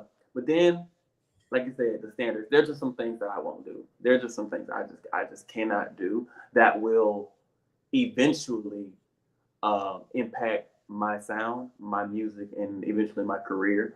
And I just could not see myself pursuing that in R&B music. But I found personally a greater reward for myself in gospel music than I did in R&B. One thing that is very hard to obtain, but is the most priceless thing in the world is peace, and I find my peace in gospel music. So. Because my next question I was going to ask you is, oh, go ahead. Oh, yeah. So can you share like what things were you seeing being asked of you that you felt would compromise who you were? Well, okay. So here was one of the things that I encountered and we was definitely in the very end. Well, we was at the end of being part of the band and everything. I think that's really what made me want to leave. And we got to a point to where we were singing at a bar in Mississippi, and the weirdest requirement. There are weird things that happen in this country. I will admit that. Very, very weird things. But you had to have a 2-drink minimum from anybody. It didn't matter if you walked in or not, in order to be on the premises. And the bar owner, regardless of if you were singing there, you were playing there, anything, you had to have a 2-drink minimum. And I explained that to our band leader at the time. I was like, hey, I don't drink. That's just, and it wasn't a religious thing for me. It's just I didn't drink, I didn't consume. But it was like, man, they paying us a lot of money, and in order to come in and sing, you gotta drink and everything like that. I said, but that's not what I do. That kind of started the stretch of the standards of saying of what we originally committed ourselves to doing. Also, I was engaged. I was engaged at the time. I'm married now, but some bandmates saw how good I could sing, and they saw that as a way of influence, and so they would try to sell me to different, I guess to say club owners and stuff like that, to not only use my voice but my appearance and everything like that to try to, I guess, get away into somebody's club and everything like that. And that's not what I came for. I came to sing and have a good time and go home. But when those kind of things took place and the stretch started to happen, I seen that it really was no longer for me. But on the spiritual aspect, when God started revealing those things to me, I started to see that, hey, I'm not getting peace like I did. I don't feel as assured about these things as I used to. And I think it's best for me just to not exactly go back to where I work best with, but to put more investment of my time, energy, and talent into something that I can see me being at peace with that doesn't compromise my standards. So I think that's. Uh-oh. Do y'all hear echo? I think it's on. Interest. I think it's on your. Okay. So, Miss Jones, I know you just got here, but one of the questions that I asked, and I already know, I think I know the answer to the question for you, but I had asked these two gentlemen because I know that they sing gospel music. I wanted to know, how is it, pretty much you've been raised in a church, you do gospel music, and kind of what it feels like to go outside of that. Whether that be country, whether that be hip hop, whether that be rap, whatever it may be, how do you handle that? And so Andreas gave us a great answer, Kai gave us a great answer, but I kind of think I know what your answer is going to be, but I'm gonna let you answer. It's actually a really good question. I had a conversation about this this past week with a friend, and the conversation kind of. He was asking me, how do I operate when I'm on the darker gigs, so to speak, and darker meaning because a lot of artists these days, they don't have a religion, they don't really practice any type of religion, so it can get a little darker than what you're used to in the gospel world, and spiritually is what I'm saying, because they don't really have any limits of where they can go, as far as, lyrics and props, things of that nature. Like I've been on stage with artist Playboy Cardi, and when I tell you the whole stage was lit up, I'm talking about entourage, just 100 some people, and you got all types of stuff going on stage, and you're at work. I've been involved in all different types of genres, from country, R&B, rap, you name it. So I've been a part of a lot of different environments, and I feel like it just goes to where your personal relationship is with God. You have to stay honed in on that and not really become so sensitive to the environment to where it's like, oh, if what you want to do is be professional, because you're going to be a part of things that you don't necessarily believe in sometimes, unless you're just strictly, keeping yourself in the gospel industry, which is nothing. I don't think there's nothing wrong with that. I feel like if you want to only sing gospel, and honestly, if I could be honest, I've traveled with some of the world's top gospel artists, and it's been just as dark. It just depends on, like I said, not necessarily you succumbing to the environment, but just remembering who you are, what you represent, and adding that light to the room. There's been times when we're getting ready to go on and do a very secular set, and we all come together like, we still here to pour into somebody out in the audience. Somebody's gonna look at one of us and be like, yeah, she's carrying the light, he's carrying the light, so let me hone in on them. So it's just really, it's no real right or wrong answer when it comes to what you choose to subject yourself to. You just really got to have a real relationship with God and know where you are, so that you won't be so easily tempted. You won't be so easily easy to just go with the flow too much that you're flowing right into the devil's playground.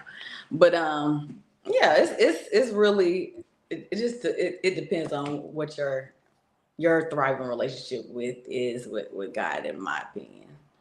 That's how I handle myself in those situations. I don't really I don't find myself tempted in those situations, because I know who I am, and what I'm there for. That's good. That's good. And Trez, I want to ask you a question. I know you said you're an independent artist. How does that look like as far as business for you? Like, and what I mean by that is, how are you able to structure yourself? Because of course, when you have other people behind you, it's what they want you to do. But when you're independent and you're doing your own thing, how have you learned how to kind of structure that for yourself? Well, there are definitely pros and cons to being an independent artist. And that's something I had to learn the hard way, because as much as you are very, wanting everybody to be behind you, and you want everything to flow like how you see everybody else's journey of being, getting to stardom, I guess you could say, it's not always necessarily the independent artist's story. There are a lot of times that you have to put a lot of your own money up front to fund your dream and everything like that. And what people, I think, what a lot of independent artists fail is realizing is you still need to have a full-time job in order to support your dream.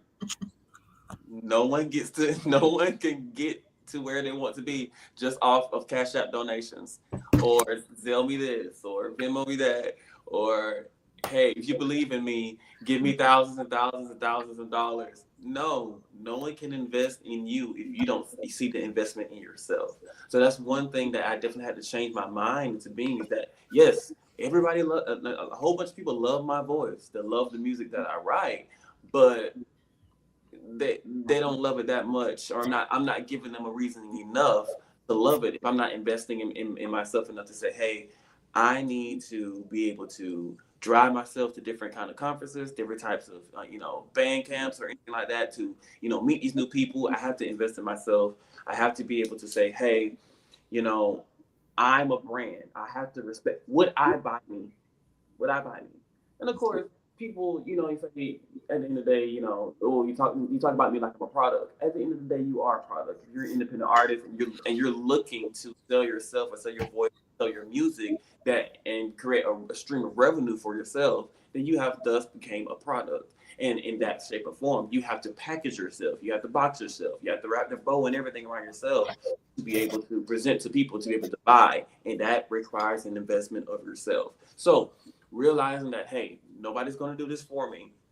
I have to be my own manager. I have to be my publicist. I have to be the songwriter. I have to be the one to communicate, hey, I need this artist here. I need this musician here to work with me. I need to do my own social media. And the hardest part for some people sometimes is getting on social media and putting yourself out there, making different connections and everything like that. So turning my head from just saying, hey, I'm a great singer, into, hey, I need to structure myself as an independent artist. It takes a lot of discipline, but it takes a lot of investment into yourself and what you see, or what you want to create and mold yourself into being. What do you want people to see you as? When they look up your name, you want them to say, hey, this is that person, or you want them to share with somebody else, hey, this is who I've been talking about, and everything like that. I think the craziest statement I ever hear from anybody is, oh, I want to be famous so I can be like such and such. No, I want to be me. And that's one thing I had to learn. Yes, I have influences that influence my sound and everything like that. But at the end of the day, what is making me different? I think I heard in the last panel, what is making me different than the 15,000 other people who are, doing what I do? Because there are a lot of great singers in this world. Whole bunch of great singers, but what makes me different than them? So finding a way to structure myself, be creative, and to see what makes interest. It takes some time. It takes discipline. Like you said, it takes structure and changing your mind. And especially as a gospel artist, it takes hearing from the Lord, saying, God, what do you want me to be? What's the words you want me to speak? And I'm your puppet. You tell me what to say. That's what I'm gonna do. So. Go And ahead, Ms. honestly, Jones. people will invest in you if you have the right numbers. I think a lot of, even no matter what industry you're in, people are just looking at, like, well, in top investors, because they want to be able to know if they invest in you that they're going to get their profit back. And numbers, your engagement, your analytics. I think a lot of people take social media for granted. Study your analytics. Study what your audience, the hours, because the hours that you post matters. Being consistent across the board with, like, if you have a single, get people to sing a line of your single, a verse. Make people interested in what you have, and not just put so much pressure on yourself. I have a heart for indie artists. I wish back in the day I used to want to be an A&R. I still might accomplish that dream one day, but I've always had a knack for checking out people early on and saying that person is going to make it. I remember I'm a radio baby. My dad has been in gospel radio since I was a toddler. So he would always bring the music home and let me put my little childlike ears on it. And I remember Mary Mary. He brought Mary Mary home, and this is before they became who they are. And I was like, Dad, those girls are gonna make it. At first, he was not sold. He was like, I don't know. I was like, no, they are gonna make it. And the next thing you know, they were Mary Mary. I just feel like we live in a day and time where, yes, you have to put your all into your artistry. You have to put money. It costs a lot of money to be an independent artist. But don't sleep on what numbers can do for you, and building those numbers up, getting people interested not only in your music, but you as a person. Cardi B just literally skyrocketed, and she hasn't put out an album in 7 years, but people was interested in her story, and she put all of that into her album. The last 7 years, she's put all of her. I don't suggest gospel artists put all their business out there. You got to know where you are, what your lane is. I'm just using her as an example. But throughout those 7 years, people were totally invested in who she was and what she was going through, and then she poured all of that into her music. Kind of use that same system and give the people who you are. Get in front of the camera, talk to them. Somebody might be having a situation that you can testify and pour into their life, and now they want to listen to what you're singing about, all because of a story that you sat in front of the camera and told about yourself. And they're like, oh my God, that happened to me too. Write a song about it. I'm here for that. I'm here for that. I'm here for that. Listen, let me go get me an album together and come on out with a little something. No, I'm just playing. The people would not want to hear it. Okay, so okay. So I'm kind of tying both segments up because I don't want to tie up y'all's full day. So I'm putting both together. So I kind of want to move to the Boss Moves Black owned business piece of even music. You can't you're a business too, right? That's how people support you. Um, Miss Jones, when you created, and I'm probably gonna get tied up when I say this, it's BGV. Yeah. Okay. When you created BGV, what was your mindset like then? What was your mindset? My real mindset was getting out of my small town. That was really where I was at when I created Team BGV. First of all, I created Princess the BGV. That was how I started off my brand. I remember getting a call one day. This is whenever I was living. I think I was in Durham. I was living in Durham, North Carolina. Had just moved from my hometown of Aberdeen, North Carolina, which is a place nobody has ever heard of. Um, and I got a call because one of the background singers out of Fayetteville, she's my cousin actually. She called me. She was like venting to me about she did a gig.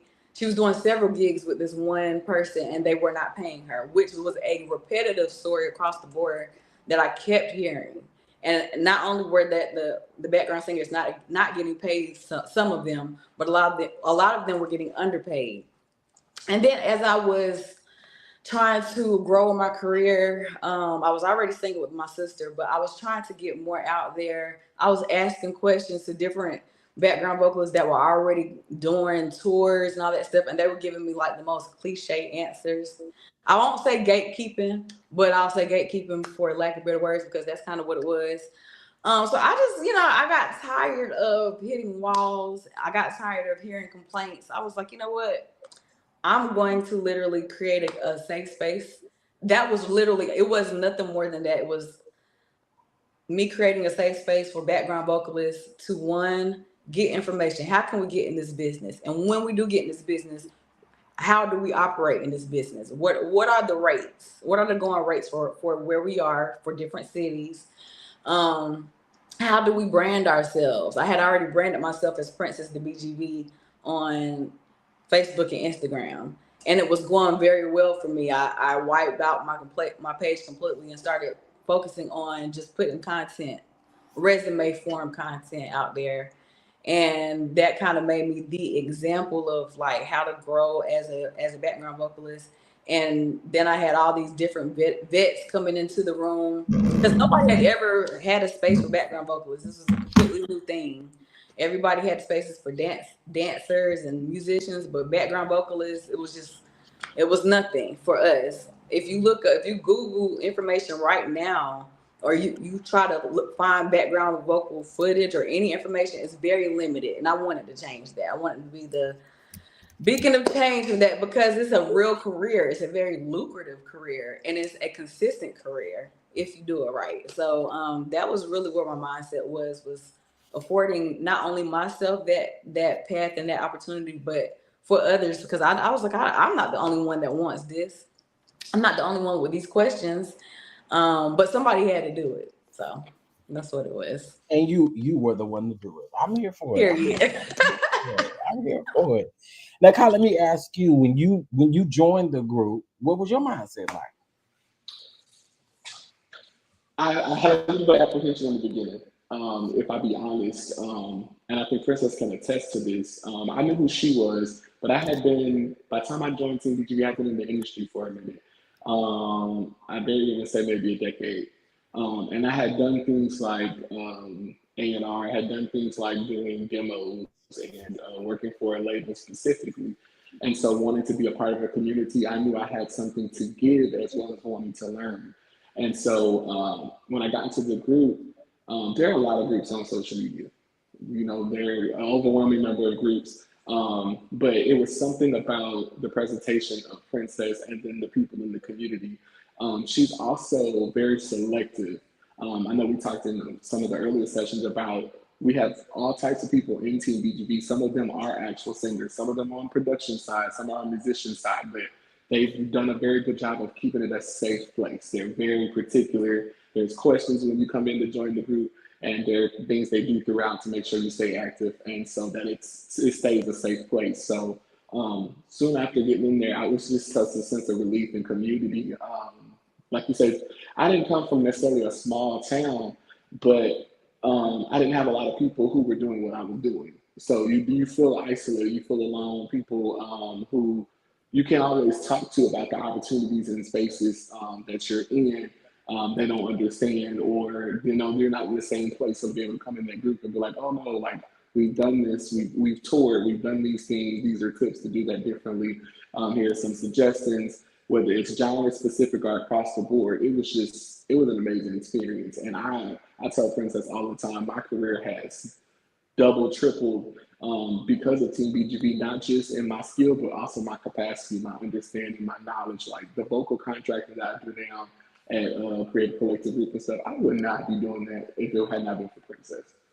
Same. My career from that experience over the years, it started in 2016, so we'll be turning 10 years old next year. Within the past 10 years, my career has accelerated. It's honestly, it's literally the reason why I'm in Los Angeles right now and working with, doing some of the biggest work I've ever done in my life, and it's going to continue to grow. And people loved watching. I get this story all the time. People loved watching my journey because when I started Team BGB, I had hardly no experience as a background singer. It was literally me yearning for information, yearning for connection, yearning for, I want to do this so bad. Just put me in the room with people that's already doing it. And I got it from there. I just need to grow and learn. And so people watching my journey from the community, it just inspires them. I've watched their journey, like Kai's. I've watched a lot of people grow from just wanting to do this to now doing it. And it's just been a blessing. I like that. And by the way, Kai does talk about the community all the time. That's my baby. I'm here for it. That's one thing that he is going to do. He's going to talk about the community. And I do appreciate it. That's why I asked earlier, do you have to be a background singer? Because no, you don't. We invite you. You know, I can't really do nothing right now, but you know, I can cook. We need a chef. I can cook for y'all. We need a chef. I can cook for y'all. So Andres, is what Princess what she has a community of, and I'm pretty sure you would, because you were backstage during the other panel as well. Is that something that you lack in your area or where you're from? Is that something that you think could possibly be a help? Oh, absolutely. I think I've been a part of Team BGB for probably a year now. I'm definitely in the back. I'm definitely a backseat member, but definitely in South Georgia, North Florida, it's dry. It's dry. I'll put it like that. in the pack of, you know, really wanting to find those background singers, and that's for any genre, especially for those independent artists who are looking for other people to work with. Who's saying that, hey, I know you're looking for work, and I'm trying to put out work. Maybe we can partner together and everything like that. Because I mean, people have tried over the years, I can say, to try to build network, but nothing has been consistent and stable enough. But what I've seen Team BGB do time and time again is that they have created such a solid foundation for people to come together and network, and definitely something like that would be enormous to our South Georgia region, because I tell you, with Valdosta, my city, we have so much potential here, especially if we all came together and worked together. But that's everybody's small town niche thing, problem thing. If everybody just came together, it would be such a great force. But I mean, be that as it may, what Team BGB does should be done in every single city that is around the country, because there are so many hidden talents that are going to be way better than us anyways. There are so many hidden talents that is better than the greatest voice you've ever heard. But if they don't know that they have an outlet or an avenue to, you know, express their voice or get their talent through, or just network with somebody like yourself, you know, because not everybody in BGB is a singer, you know, but they're able to help in different ways. that is something that should be implemented not only in my city, not only in LA or New York, but every single city in the country that has musically inclined people. Absolutely agree. Now, Miss Jones, what is one story about? I keep wanting to say this. I get tongue tied. I got a fat tongue. BGB. I'm going to make this a skit. Okay. Let me ask you, what is a story from your community that kind of it has probably been the one of the best stories coming out of the community, like any testimony to it? Oh, this is easy. I remember during the pandemic when a lot of us lost work out of the blue. We had so many, and this is something that we pride ourselves in this community. Like I said, background singers a lot of times are underpaid, and we still get so many requests. So now we're working on officially making a nonprofit. But during the pandemic, we were able to raise, I think it was like around, I can't remember the exact number, but we did a live-a-thon where we had different members of our community come and virtually perform, and people online that just enjoy what we do for our singers and for the world in general. They were pouring it in monetary gifts, and it was a live-a-thon that we created just to financially support the ones that lost gigs. So we were able to supply people with bill money, just money to get by for those months. I think we raised to the tune of almost $4,000. It might have been around that area, but we've done so much for our community, like outside of just information. We've literally poured, like one mother, she got evicted from her home. We were able to pay for her hotel for a few weeks just to make sure she was okay and give her extra money. So it's stuff like that really gets me going, because I know the stories, especially here in LA. One of my dreams is to have a house where people that come in and they have to travel in for work, or they're here for work. I want to create a house, a BGV house where, we're renting out those rooms, but funded. I want funding for these type of people, because this is a industry, honey, where a lot of things aren't the way that they need to be, and the world is not stopping just because that is the case. So we get a lot of requests from different people if they're on a gig and the gig just stops out of nowhere, because that does happen. I want to be able to be that one of the go-to companies where we're able to supply some needs, and because I know for firsthand how that is whenever you got bills and the gigs aren't coming how they need to. So, which goes back to his point. I also encourage them to get a job. Let's get some work. Get a job. I Get have a a job. Get a job. Get a job. Get a job. Get a job. But I also want to be one of the people, because there's organizations like Music Cares. I really want to become one of those companies that when things happen, we are funded to the point where we can disperse some money to our community, especially the ones that we know do this for real. So yeah, that was one of our proudest moments. I like that. Okay, so now let's dive back into business. Okay, so here are a few talking points for the business, and I think music ties into this because you've created a business to this. However, I do want to ask Miss Antoinette. There were a few talking points for the boss moves that I think that you might can help us with here, and then of course, Miss Erin, I have some questions about. Well, Erin, let me go to you first. So I know in our last panel, we discussed the difference between marketing and PR. Can you give us a little bit more on that, the difference between the two? Because I do think that people do get them confused. And I should have asked you then, but I do want to ask you now because I do still think it ties in with the boss moves. Okay. Yeah. So when people are talking about they want marketing, and I was late. Actually, I was on a call with the label because we were discussing this whole thing too with another artist when it comes to marketing and PR. But marketing, first of all, there's marketing then there's promo, then there's PR. So marketing is your assets, is your how you are marketing yourself, your website, your graphics, your all of that. That's really what marketing, that how, and then, you know, you're putting your strategy plan on how now you're going to promo what you've already created, right? So you have to have those assets together, and you got to have those in a way to where now you're able to put the strategy together and then do the promo, which is the actual getting it out there, right? And then when we're talking about public relations, now here I am in, and I'm taking what you have, and then I'm creating a story, and I'm telling the story to media.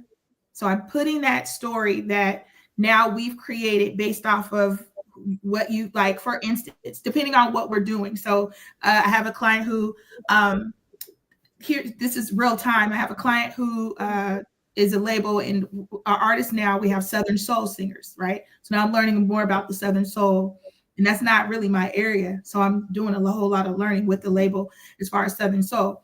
But Southern soul is a whole genre in itself. So now we're taking the song that is already created, right? We already have the whole marketing piece. We have the strategy is on the radio. So now me as a publicist, now I'm coming in and I'm taking that song and I'm creating, and you know, we have that story behind the song and all of that kind of stuff. And now I'm out there with podcasts and blogs and everything in the Southern Soul community, because that's where the story lies. So that's where I come in at. So that's kind of the difference between us, you saying, you know, well, you were supposed to market my thing. Well, no, that's, you're supposed to have somebody, you're supposed to hire somebody to get all your marketing together and then promo it. And then here I come in. Now I'm helping you create that story, whatever it is. And then from there, I'm helping you get on these big platforms. Now, you know, I can't guarantee you're going to be on J Hud or Sherry Shepherd or anything like that. But there's so many podcasts and radios across the board that I can help get you on, and I have relationships with that. Then now you're getting that additional exposure, whether you're getting in blogs and all that kind of stuff. Then that exposure then in return is going to help. It's going to help with the you know, the marketing and stuff that you've done, but you need to have that all together. And then I come in and I help it get out to the mainstream community. I like that. Because again, I think the people do need to know the difference, because some people don't know. Some people don't know the difference. Right. And I run into that a lot. And a lot of times, you know, people, and again, and when we were talking before, you know, I can't do my job if you don't do your job.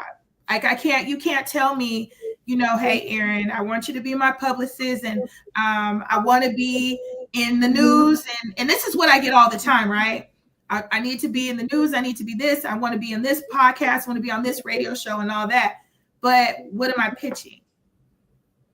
Do you have a story, or do you have an event that you're doing, or do you have a new song that you're releasing, or do you have a new book? Do you have something, or is there something that we can create, we can come up with now that is going to be newsworthy? Think about what you're doing, and is it newsworthy? Is the news, or is the media, or is the public gonna want to hear what you're trying to convey? And if not, we can create something. I mean, every month there's something, right? October is Domestic Violence Month. Always, it's Breast Cancer Month. Publicists are thinking every month how to curate something in those realms. So, for instance, one of my clients is going to Atlanta with Yandy and Carly Red and all them. Now, it's not necessarily her area, right? It's not her genre. But it's helping her brand, because she's going to be with the Love and Hip Hop people, all that kind of stuff, something she wants to do. So, and it's domestic violence, and she has a story, you know, about somebody got killed. So, you know, there's something that we could do if it relates to you, but we got to create that story. So I think that's huge. And honestly, you see that with a lot of influencers or celebrities. You know, the majority of the time that they're on podcast or on the news is because they're promoting something or you know, marketing something that they have coming up. Correct. Okay. Well, thank you for that. Because somebody in the back needed to know. I love it. Now, Miss Antoinette, we did discuss this morning, and I know some people aren't early birds, you know what I mean? But can you help us out with the legal protection structure and succession planning? Again, I know we kind of talked about it a little bit earlier, but if we could kind of just elaborate a little bit more on that, if we could. Yeah. So first, I want to be an influencer, an estate planning influencer. So like the top 5 business owner issues are lack of a succession plan, failure to separate business and personal assets, family conflict and poor communication, really lack of incapacity planning and power of attorney gaps, and then unclear valuation and buy-sell agreements. So going back to the first point, lack of succession planning. You have a business and hopefully you've incorporated that business. And if you want that business to live beyond you, you are going to have a succession plan. Now, in terms of what artists do, that can be a little challenging because when you are the brand, when you are the business, you know, unless you have some IP assets to transfer to another generation, you know, your business is probably going to end with you. And so for artists, you absolutely need to be looking at what's my IP game look like? Have I protected my intellectual property? Because for artists, that is what's valuable.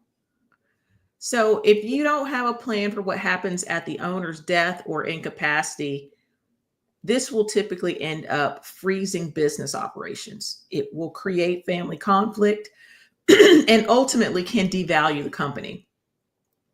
All of these things undermine your estate planning goals. If your goal is to create and transfer wealth from generation to generation.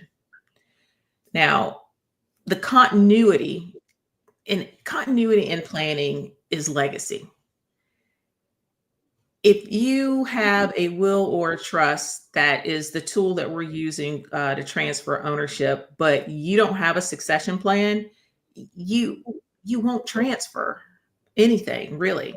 You certainly won't transfer leadership because that's what succession planning is about. It's transferring leadership from yourself to someone else. That could be a family member, that could be a third party. And when you don't have that in place, you leave chaos for your family. Without an exit or a succession plan, heirs can face estate taxes without the liquidity to pay them.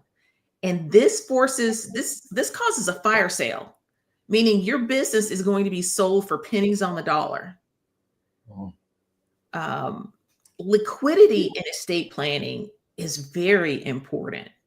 I mean, even if you don't have, a huge estate, if you live in a state that has state estate taxes or state inheritance or death taxes, you still want to make sure that you have funds available to pay those taxes. You may not have a federal estate tax, but you may have a state estate tax. In Texas, we don't have that. We don't have an inheritance tax. And then we have potential fiduciary conflict. So when a successor trustee or an executor inherits a business interest without guidance, they may not actually have the authority or skill to run that business. And this leads to mismanagement, it leads to disputes, and ultimately it can lead to the ending of the business. So succession planning is incredibly important if your business is meant to be the vehicle for your family's wealth. And for most business owners, their business is their family's wealth. And if you don't plan for it, then what you are planning for is the ending of the wealth generation tool for your family. Point number 2, failure to separate business and personal assets. too often people treat their business like their personal piggy bank. It is not that. You need to have your structure, and you need to, again, operate your business like a business. So you can't just be, taking money out for your personal expenses. Pay yourself. Be a W-2 employee. Put yourself on the books. Pay your company taxes. I mean, we're all looking for ways to plan for tax strategies, and work with qualified professionals. H&R Block is not the right advisor for a serious business owner. You need to work with a CPA. Does that mean that the CPA has to do your books? No, you can get a bookkeeper who is going to bill out at a lower rate to do your books. So the CPA is focusing on making sure that your tax payments are made quarterly as well as your yearly taxes. So there are tax strategies out there if your business is producing enough income where that becomes necessary. So in terms of failure to separate business and personal assets, if personal and business funds are mixed, creditors can reach into your estate after death. This undermines the limited liability protection, which is what you were seeking when you incorporate in the first place. And ultimately, if creditors can reach that money, then that shrinks what you can leave to your family. In estate planning, and as I mentioned this earlier this morning, for a business owner, you're more than likely looking at needing to do trust-based estate planning. And so when we're doing trust-based estate planning, especially in a state like Texas, where we are a community property state, so we have community property and we have separate property, and they get separate treatment. So we need to clearly identify what belongs to each person in a marriage versus, what belongs to the business. Without that clarity, valuations of the business and distributions become issues for dispute. And what I see a lot of when it comes to business owners is they think their business is extremely valuable. They use a certain calculation for that without ever having had a business valuation done. And you may be unpleasantly surprised that someone else looking to buy your business does not value your business at as much as you think it is worth. And the value is not just in the income that your business produces. It is in the systems and the processes that your business has in place. It is in the human capital that your business has, the experience of those people. Ultimately, if your business is going to survive beyond you, you have to make it scalable. And that means you really can't have it tied to you. You can't be the only person that's the rainmaker. You can't be the only person getting the work done. You have to have other people doing a lot of other jobs.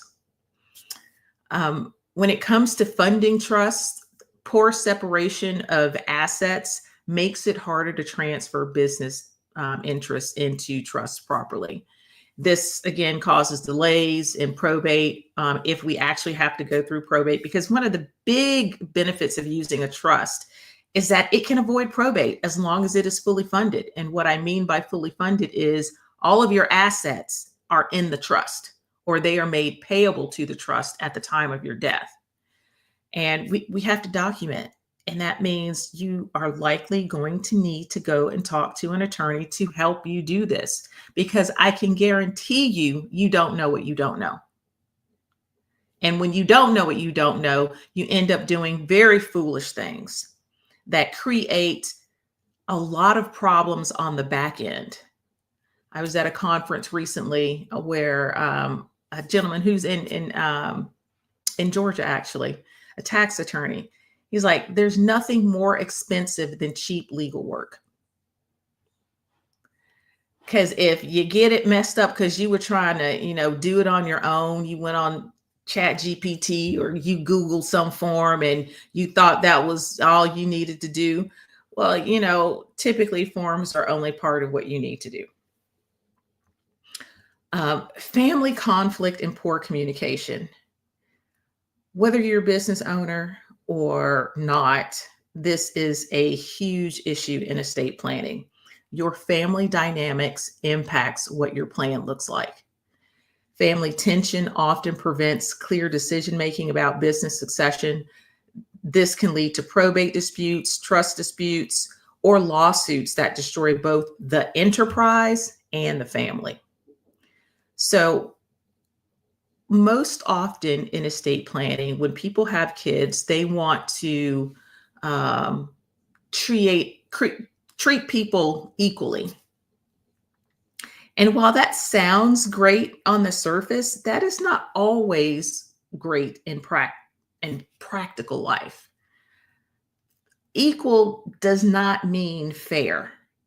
And so let's say you have a child that's involved in the business, and then you have a child that is not involved in the business. So what, you're going to leave them equal interest in the business? Well, I'm telling you, that's going to lead to somebody being mad.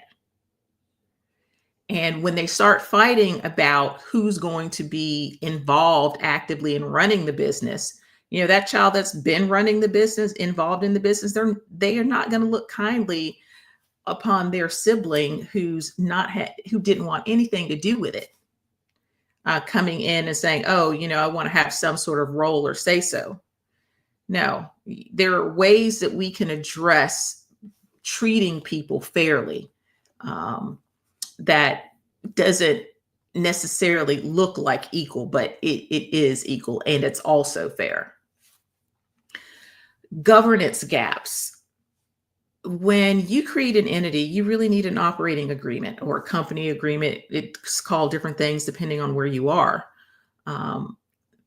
because that is the document that says how your business is to be operated. It talks about manager rights and duties, voting, who can be a member of the entity. And it just makes having to do things involving that entity upon your incapacity or death a lot easier. And when your business is a family business, it becomes that much more important to have an operating agreement. But also on the family side, you need to have some family governance documents in place. So do you have a family mission statement? Do you have family meetings on a regular basis where you not only talk about the business, but you also talk about other issues in the family? There's so much dysfunction in our families these days that I know these types of discussions can be challenging to have, but they must be had if you are serious about building wealth, and certainly if you are serious about transferring that wealth to multiple generations into the future. Estate planning doesn't fail necessarily because there's something defective about the documents. They fail because families never learn how to have hard conversations about money, authority, and trust. Point number 4, incapacity planning and power of attorney gaps. Business continuity is, again, important if you want the business to continue if something happens to you, again, whether that be death or incapacity. And so not only do you need to have this operating agreement, but again, in terms of your own estate planning, that needs to be coordinated with your business plan.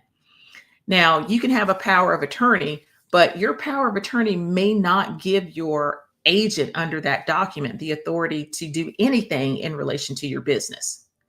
And your operating agreement Even if you have an agent under a power of attorney, it may not allow that agent to do anything in relation to your business.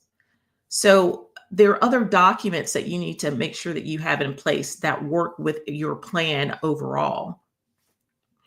You know, a well-drafted power of attorney must coordinate with the company's operating agreement or bylaws. Otherwise, banks and partners will reject the agent's authority. And estate planning isn't just about who inherits the business, but who can run it temporarily or upon the death of the owner. And then finally, unclear valuation and buy-sell agreements. So a lot of people may not have ever heard of a buy-sell agreement. And again, I mentioned valuations. So without agreed upon valuation terms, buyouts and inheritance decisions become costly disputes that drain assets. So when you are, particularly when you have a partner in a business, there need to be terms set up about what's going to happen to your interest in that business if something happens to you. We want to have a buy-sell agreement in place so that the other owner can buy you out. The other owner may have absolutely no interest in being a partner with your spouse or with your significant other or with your kids. They're going to want the business if something happens to you. And you want to have that in place for your family. Because if you have nothing, then more than likely, your family is going to end up with either nothing or a lot less than you would have wanted them to have. Because when something happens to you, it doesn't mean that your spouse can automatically step into your place and start doing things. That absolutely does not typically happen. The other owner of the business can effectively, typically freeze them out of any management of the business.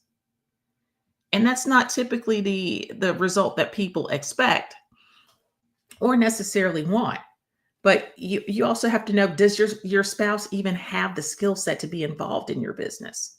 They may not, and they may not have any interest in it, but they will want to be compensated for your interest in that entity. So buy-sell agreements are incredibly important. Again, if you are serious about, building wealth and passing on that to your kids and grandkids, these are the kinds of things that you need to have in place.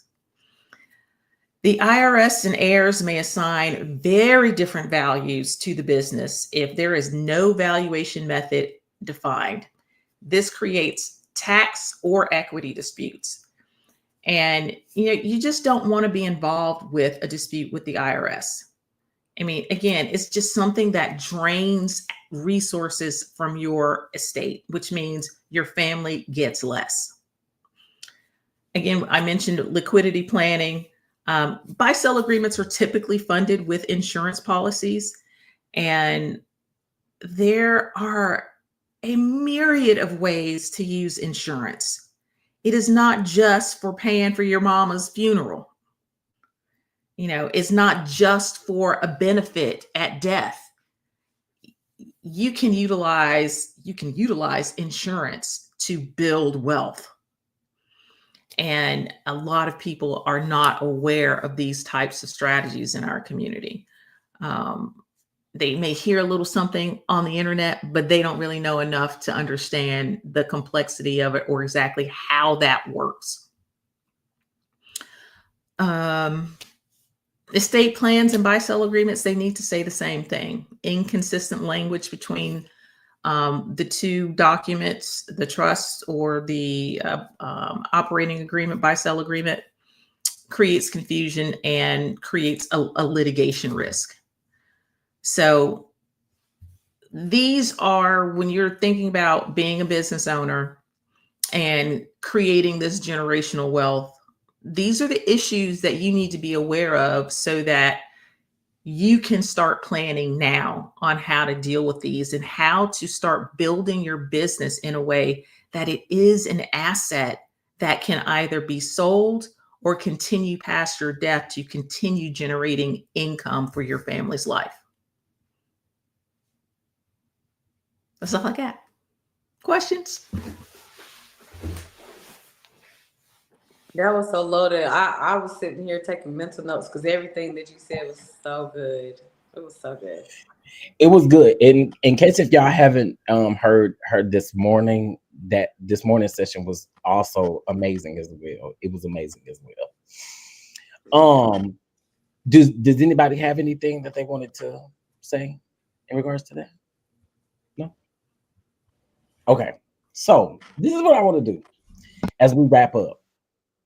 I would like for each of you to give the audience or someone in the audience something that they can use, news that they can use, whether it be something that you learned today from someone else, or whether it's some advice that you might want to give someone in your field or your respective industry. I just want to go around and just one thing that you feel would help somebody, and that's how we'll wrap this thing up.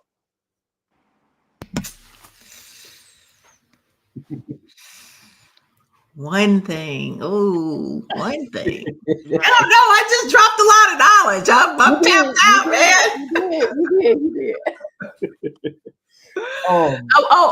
Okay. So one thing for people that may not have been here this morning is institute family meetings in your family to start normalizing conversations about these types of topics. I agree. Kai. Oh, so much good stuff today. I guess personally for me, I would say remember your intention and your why. A lot of things that we've talked about today, whether it's genre specific, industry specific, across the board, I've listened to every presenter today. I think remembering why and the intention behind what we're doing, even it spoke really well to me what Miss Antoinette was just saying about secession, and they say if you fail to plan, you plan to fail. Even in that, know your why. If my intention is generational wealth, then I'm going to take the steps necessary. I'm going to have hard conversations. If it's being a business owner and hitting those glass ceilings and getting resistance, whatever that may be for you, remember why you're doing it and your intention, and let that carry you through the process. I love that. Mr. Miller, what's one thing that you can let the people know? If there was one thing I had to leave with anybody, especially in this culture, the community, is stretch. Everything is not going to be something that you can control. A lot of things are going to be looking new as you progress and you go to higher heights, deeper depths.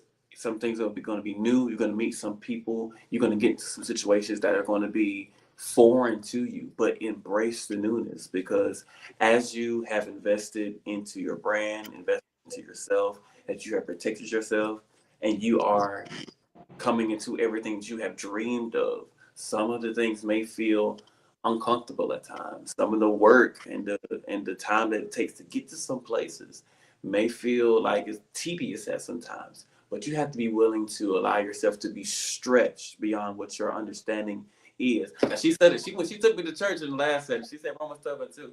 Don't get me talking about church. We'll be here all night. Don't do that. But it'll be disservice to us to pray for things, and when we see it happening before our very eyes, to think that they're imaginary friends. No, what is happening is real. You have to be able to go with what you have prayed for, use the tools that you have prayed for, and be willing to be flexible, to be nice. I think that's one thing people have forgotten about how to be. Stretch yourself to be nice. Yes, of course. You've been on tour for 50 days, and I know your face is tired of smiling. Smile through it. Be nice. It pays nothing to be nice to anyone. Let's just be nice and embrace every piece of newness that you may get. So, I like that. Miss Erin? Oh wow, I don't know. There's so many things we've talked about across the board, and everybody has shared some so much wisdom and knowledge. I guess for me, I think one of the things I would want to leave with anybody with even in the PR world or whatever, um, don't be afraid to ask for help. I think that a lot of times we get we're getting embarrassed maybe, or we get stuck or whatever the case may be, and then we feel like, we don't know where to turn or whatnot. But don't be afraid to ask for help, and don't be afraid to get a mentor. Don't be afraid to get somebody in that area that you're working in that can help you get to where you need to be. So when you're ready for a publicist, you already know the direction that you're going in. When you're ready for the attorney, or when you're ready to do this, so that's what one thing that I would share. Don't be afraid to ask for help, and don't be afraid to get a mentor. I love that. That's speaking to me. Well, not the mentor part, but the help part. You talking to me? You talking to me, Miss Jones? Miss Jones. Um, I- Again, today was amazing. Thank you for the invite. Really enjoyed myself and all the speakers. I would say move fearlessly and not let fear hold you back from the things that you know that you're supposed to be doing. Don't let it hold you back from your purpose and the vision that God gave you. And just go for it, because everything won't always be easy. Everything won't always be laid out for you. There will be a lot of times where you're going to want to give up, but just keep going and, you know, be fearless. I love it. I love it. Well, first of all, I have to say that you guys have been absolutely amazing. Um, One of the things I did appreciate, I appreciate all y'all was on time. All y'all was on time, and I love it. I love it.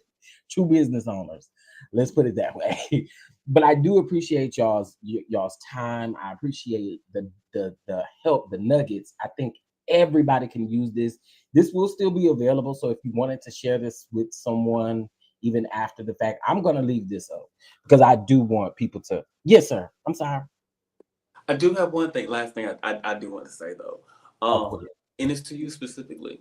A lot of times it takes a lot of work to do things like this, to put together an entire conference, and even though it's one day, to get all these different people together and to get the different topics, get different things, and try to have everything in place. And of course, not everything goes the way that that you want to do it. Nothing does. If it did, it wouldn't be real. I promise you, it would not.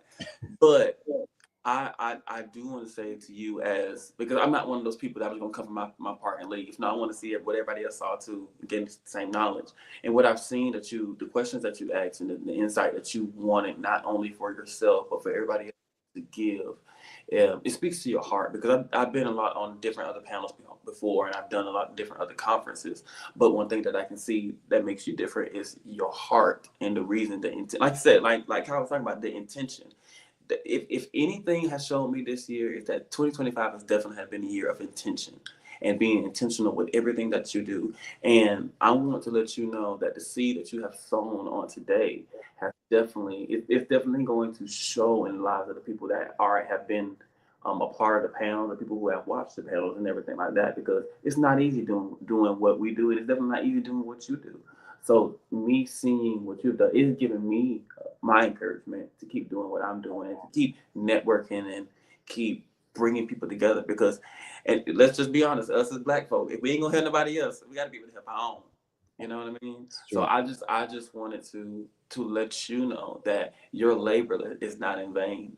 And I'm telling you, the trees, the vineyards that you're going to see growing from this, it's going to blow your mind. Just as today has blown my mind and introduced me to something new. I know it's going to blow your mind, and I'm excited to see what God is going to do for you in this next chapter of your life, as you continue to grow, not only in what you want to, but as you begin to be stretched as well. So that's all I have. I appreciate that. Thank you. Thank you so much. I receive all of that. I received that. I received that. I think you guys have been amazing. Thank you so much. I know that it's Saturday. Y'all can be doing anything. You know what I'm saying? So I do appreciate you all. There is still the Black resource book or resource guide for everybody. Every panel guest, I have put your Instagram link.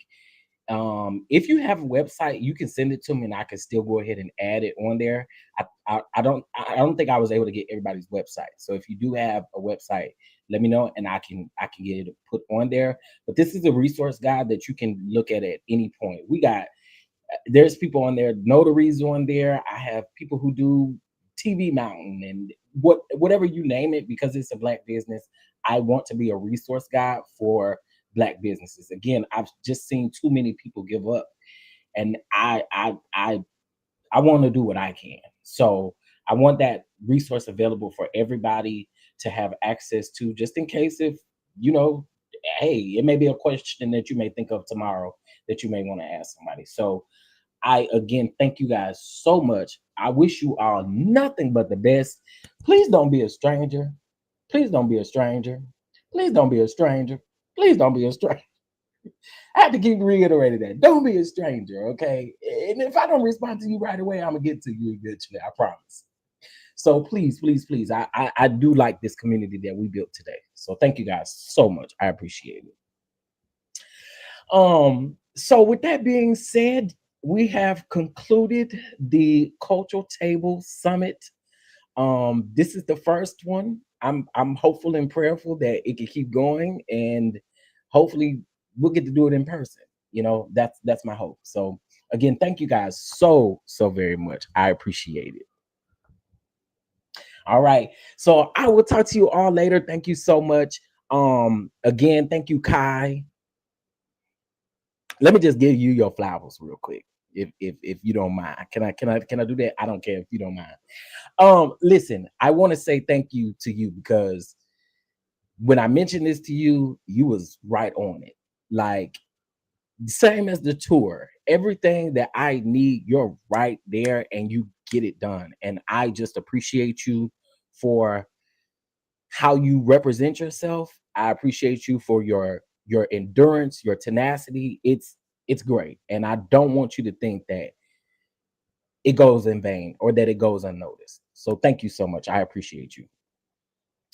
All right, y'all. Well, with that being said, I'm gonna go eat my little shrimp and grits I made a while ago, child, because I'm hungry. But I appreciate you guys again. Send us a plate. I know y'all want. I got y'all. All right, y'all have a good day, and thank y'all so much. All right, Dons. First of all, I just want to say thank you guys for the support. You guys have been absolutely amazing. Make sure that you're subscribed to all of the YouTube channels. Make sure that you follow all of these people on Instagram. Instagram is really the place. So please follow them on Instagram. Join these groups that you've heard about. Get a community. We really need this. And again, I appreciate you guys for seeing this through with me. Dons, y'all so dope. Terry, Bama, y'all so dope, because y'all gonna always support, and I do appreciate y'all so much. And to the people who couldn't necessarily be here today because something may have happened, thank you so much for even considering. To Sheridan, thank you so much, baby. We'll see you on the road. Y'all make sure y'all get her book. I'm gonna put a link to Scotty's book as well in the booklet. And again, if you scan this code or you tap the link at the top of the screen, you'll be able to see this. And again, I'm gonna continue to keep adding stuff. Okay. I was in the restroom trying to. You've been great today, and you've been working. So again, I appreciate that. Terry been working over here. So I do appreciate that. Guys, again, thank you so much. Thank you so much. My heart is literally like overjoyed right now. So again, thank you. I am going to leave this up. You have access to watch this on all 3 channels. I have a channel for TCDD Productionz. It is also on Don Unfiltered. Y'all know we talk about a lot of politics over there. Haven't been live over there in a moment, but it's over there, and it is still here on the main channel, and I'm going to leave it up. Okay. All right, y'all. Y'all have a good day. We have been live officially for 6 hours. 6 hours. So shout out to y'all again. All right. I'll talk to y'all later.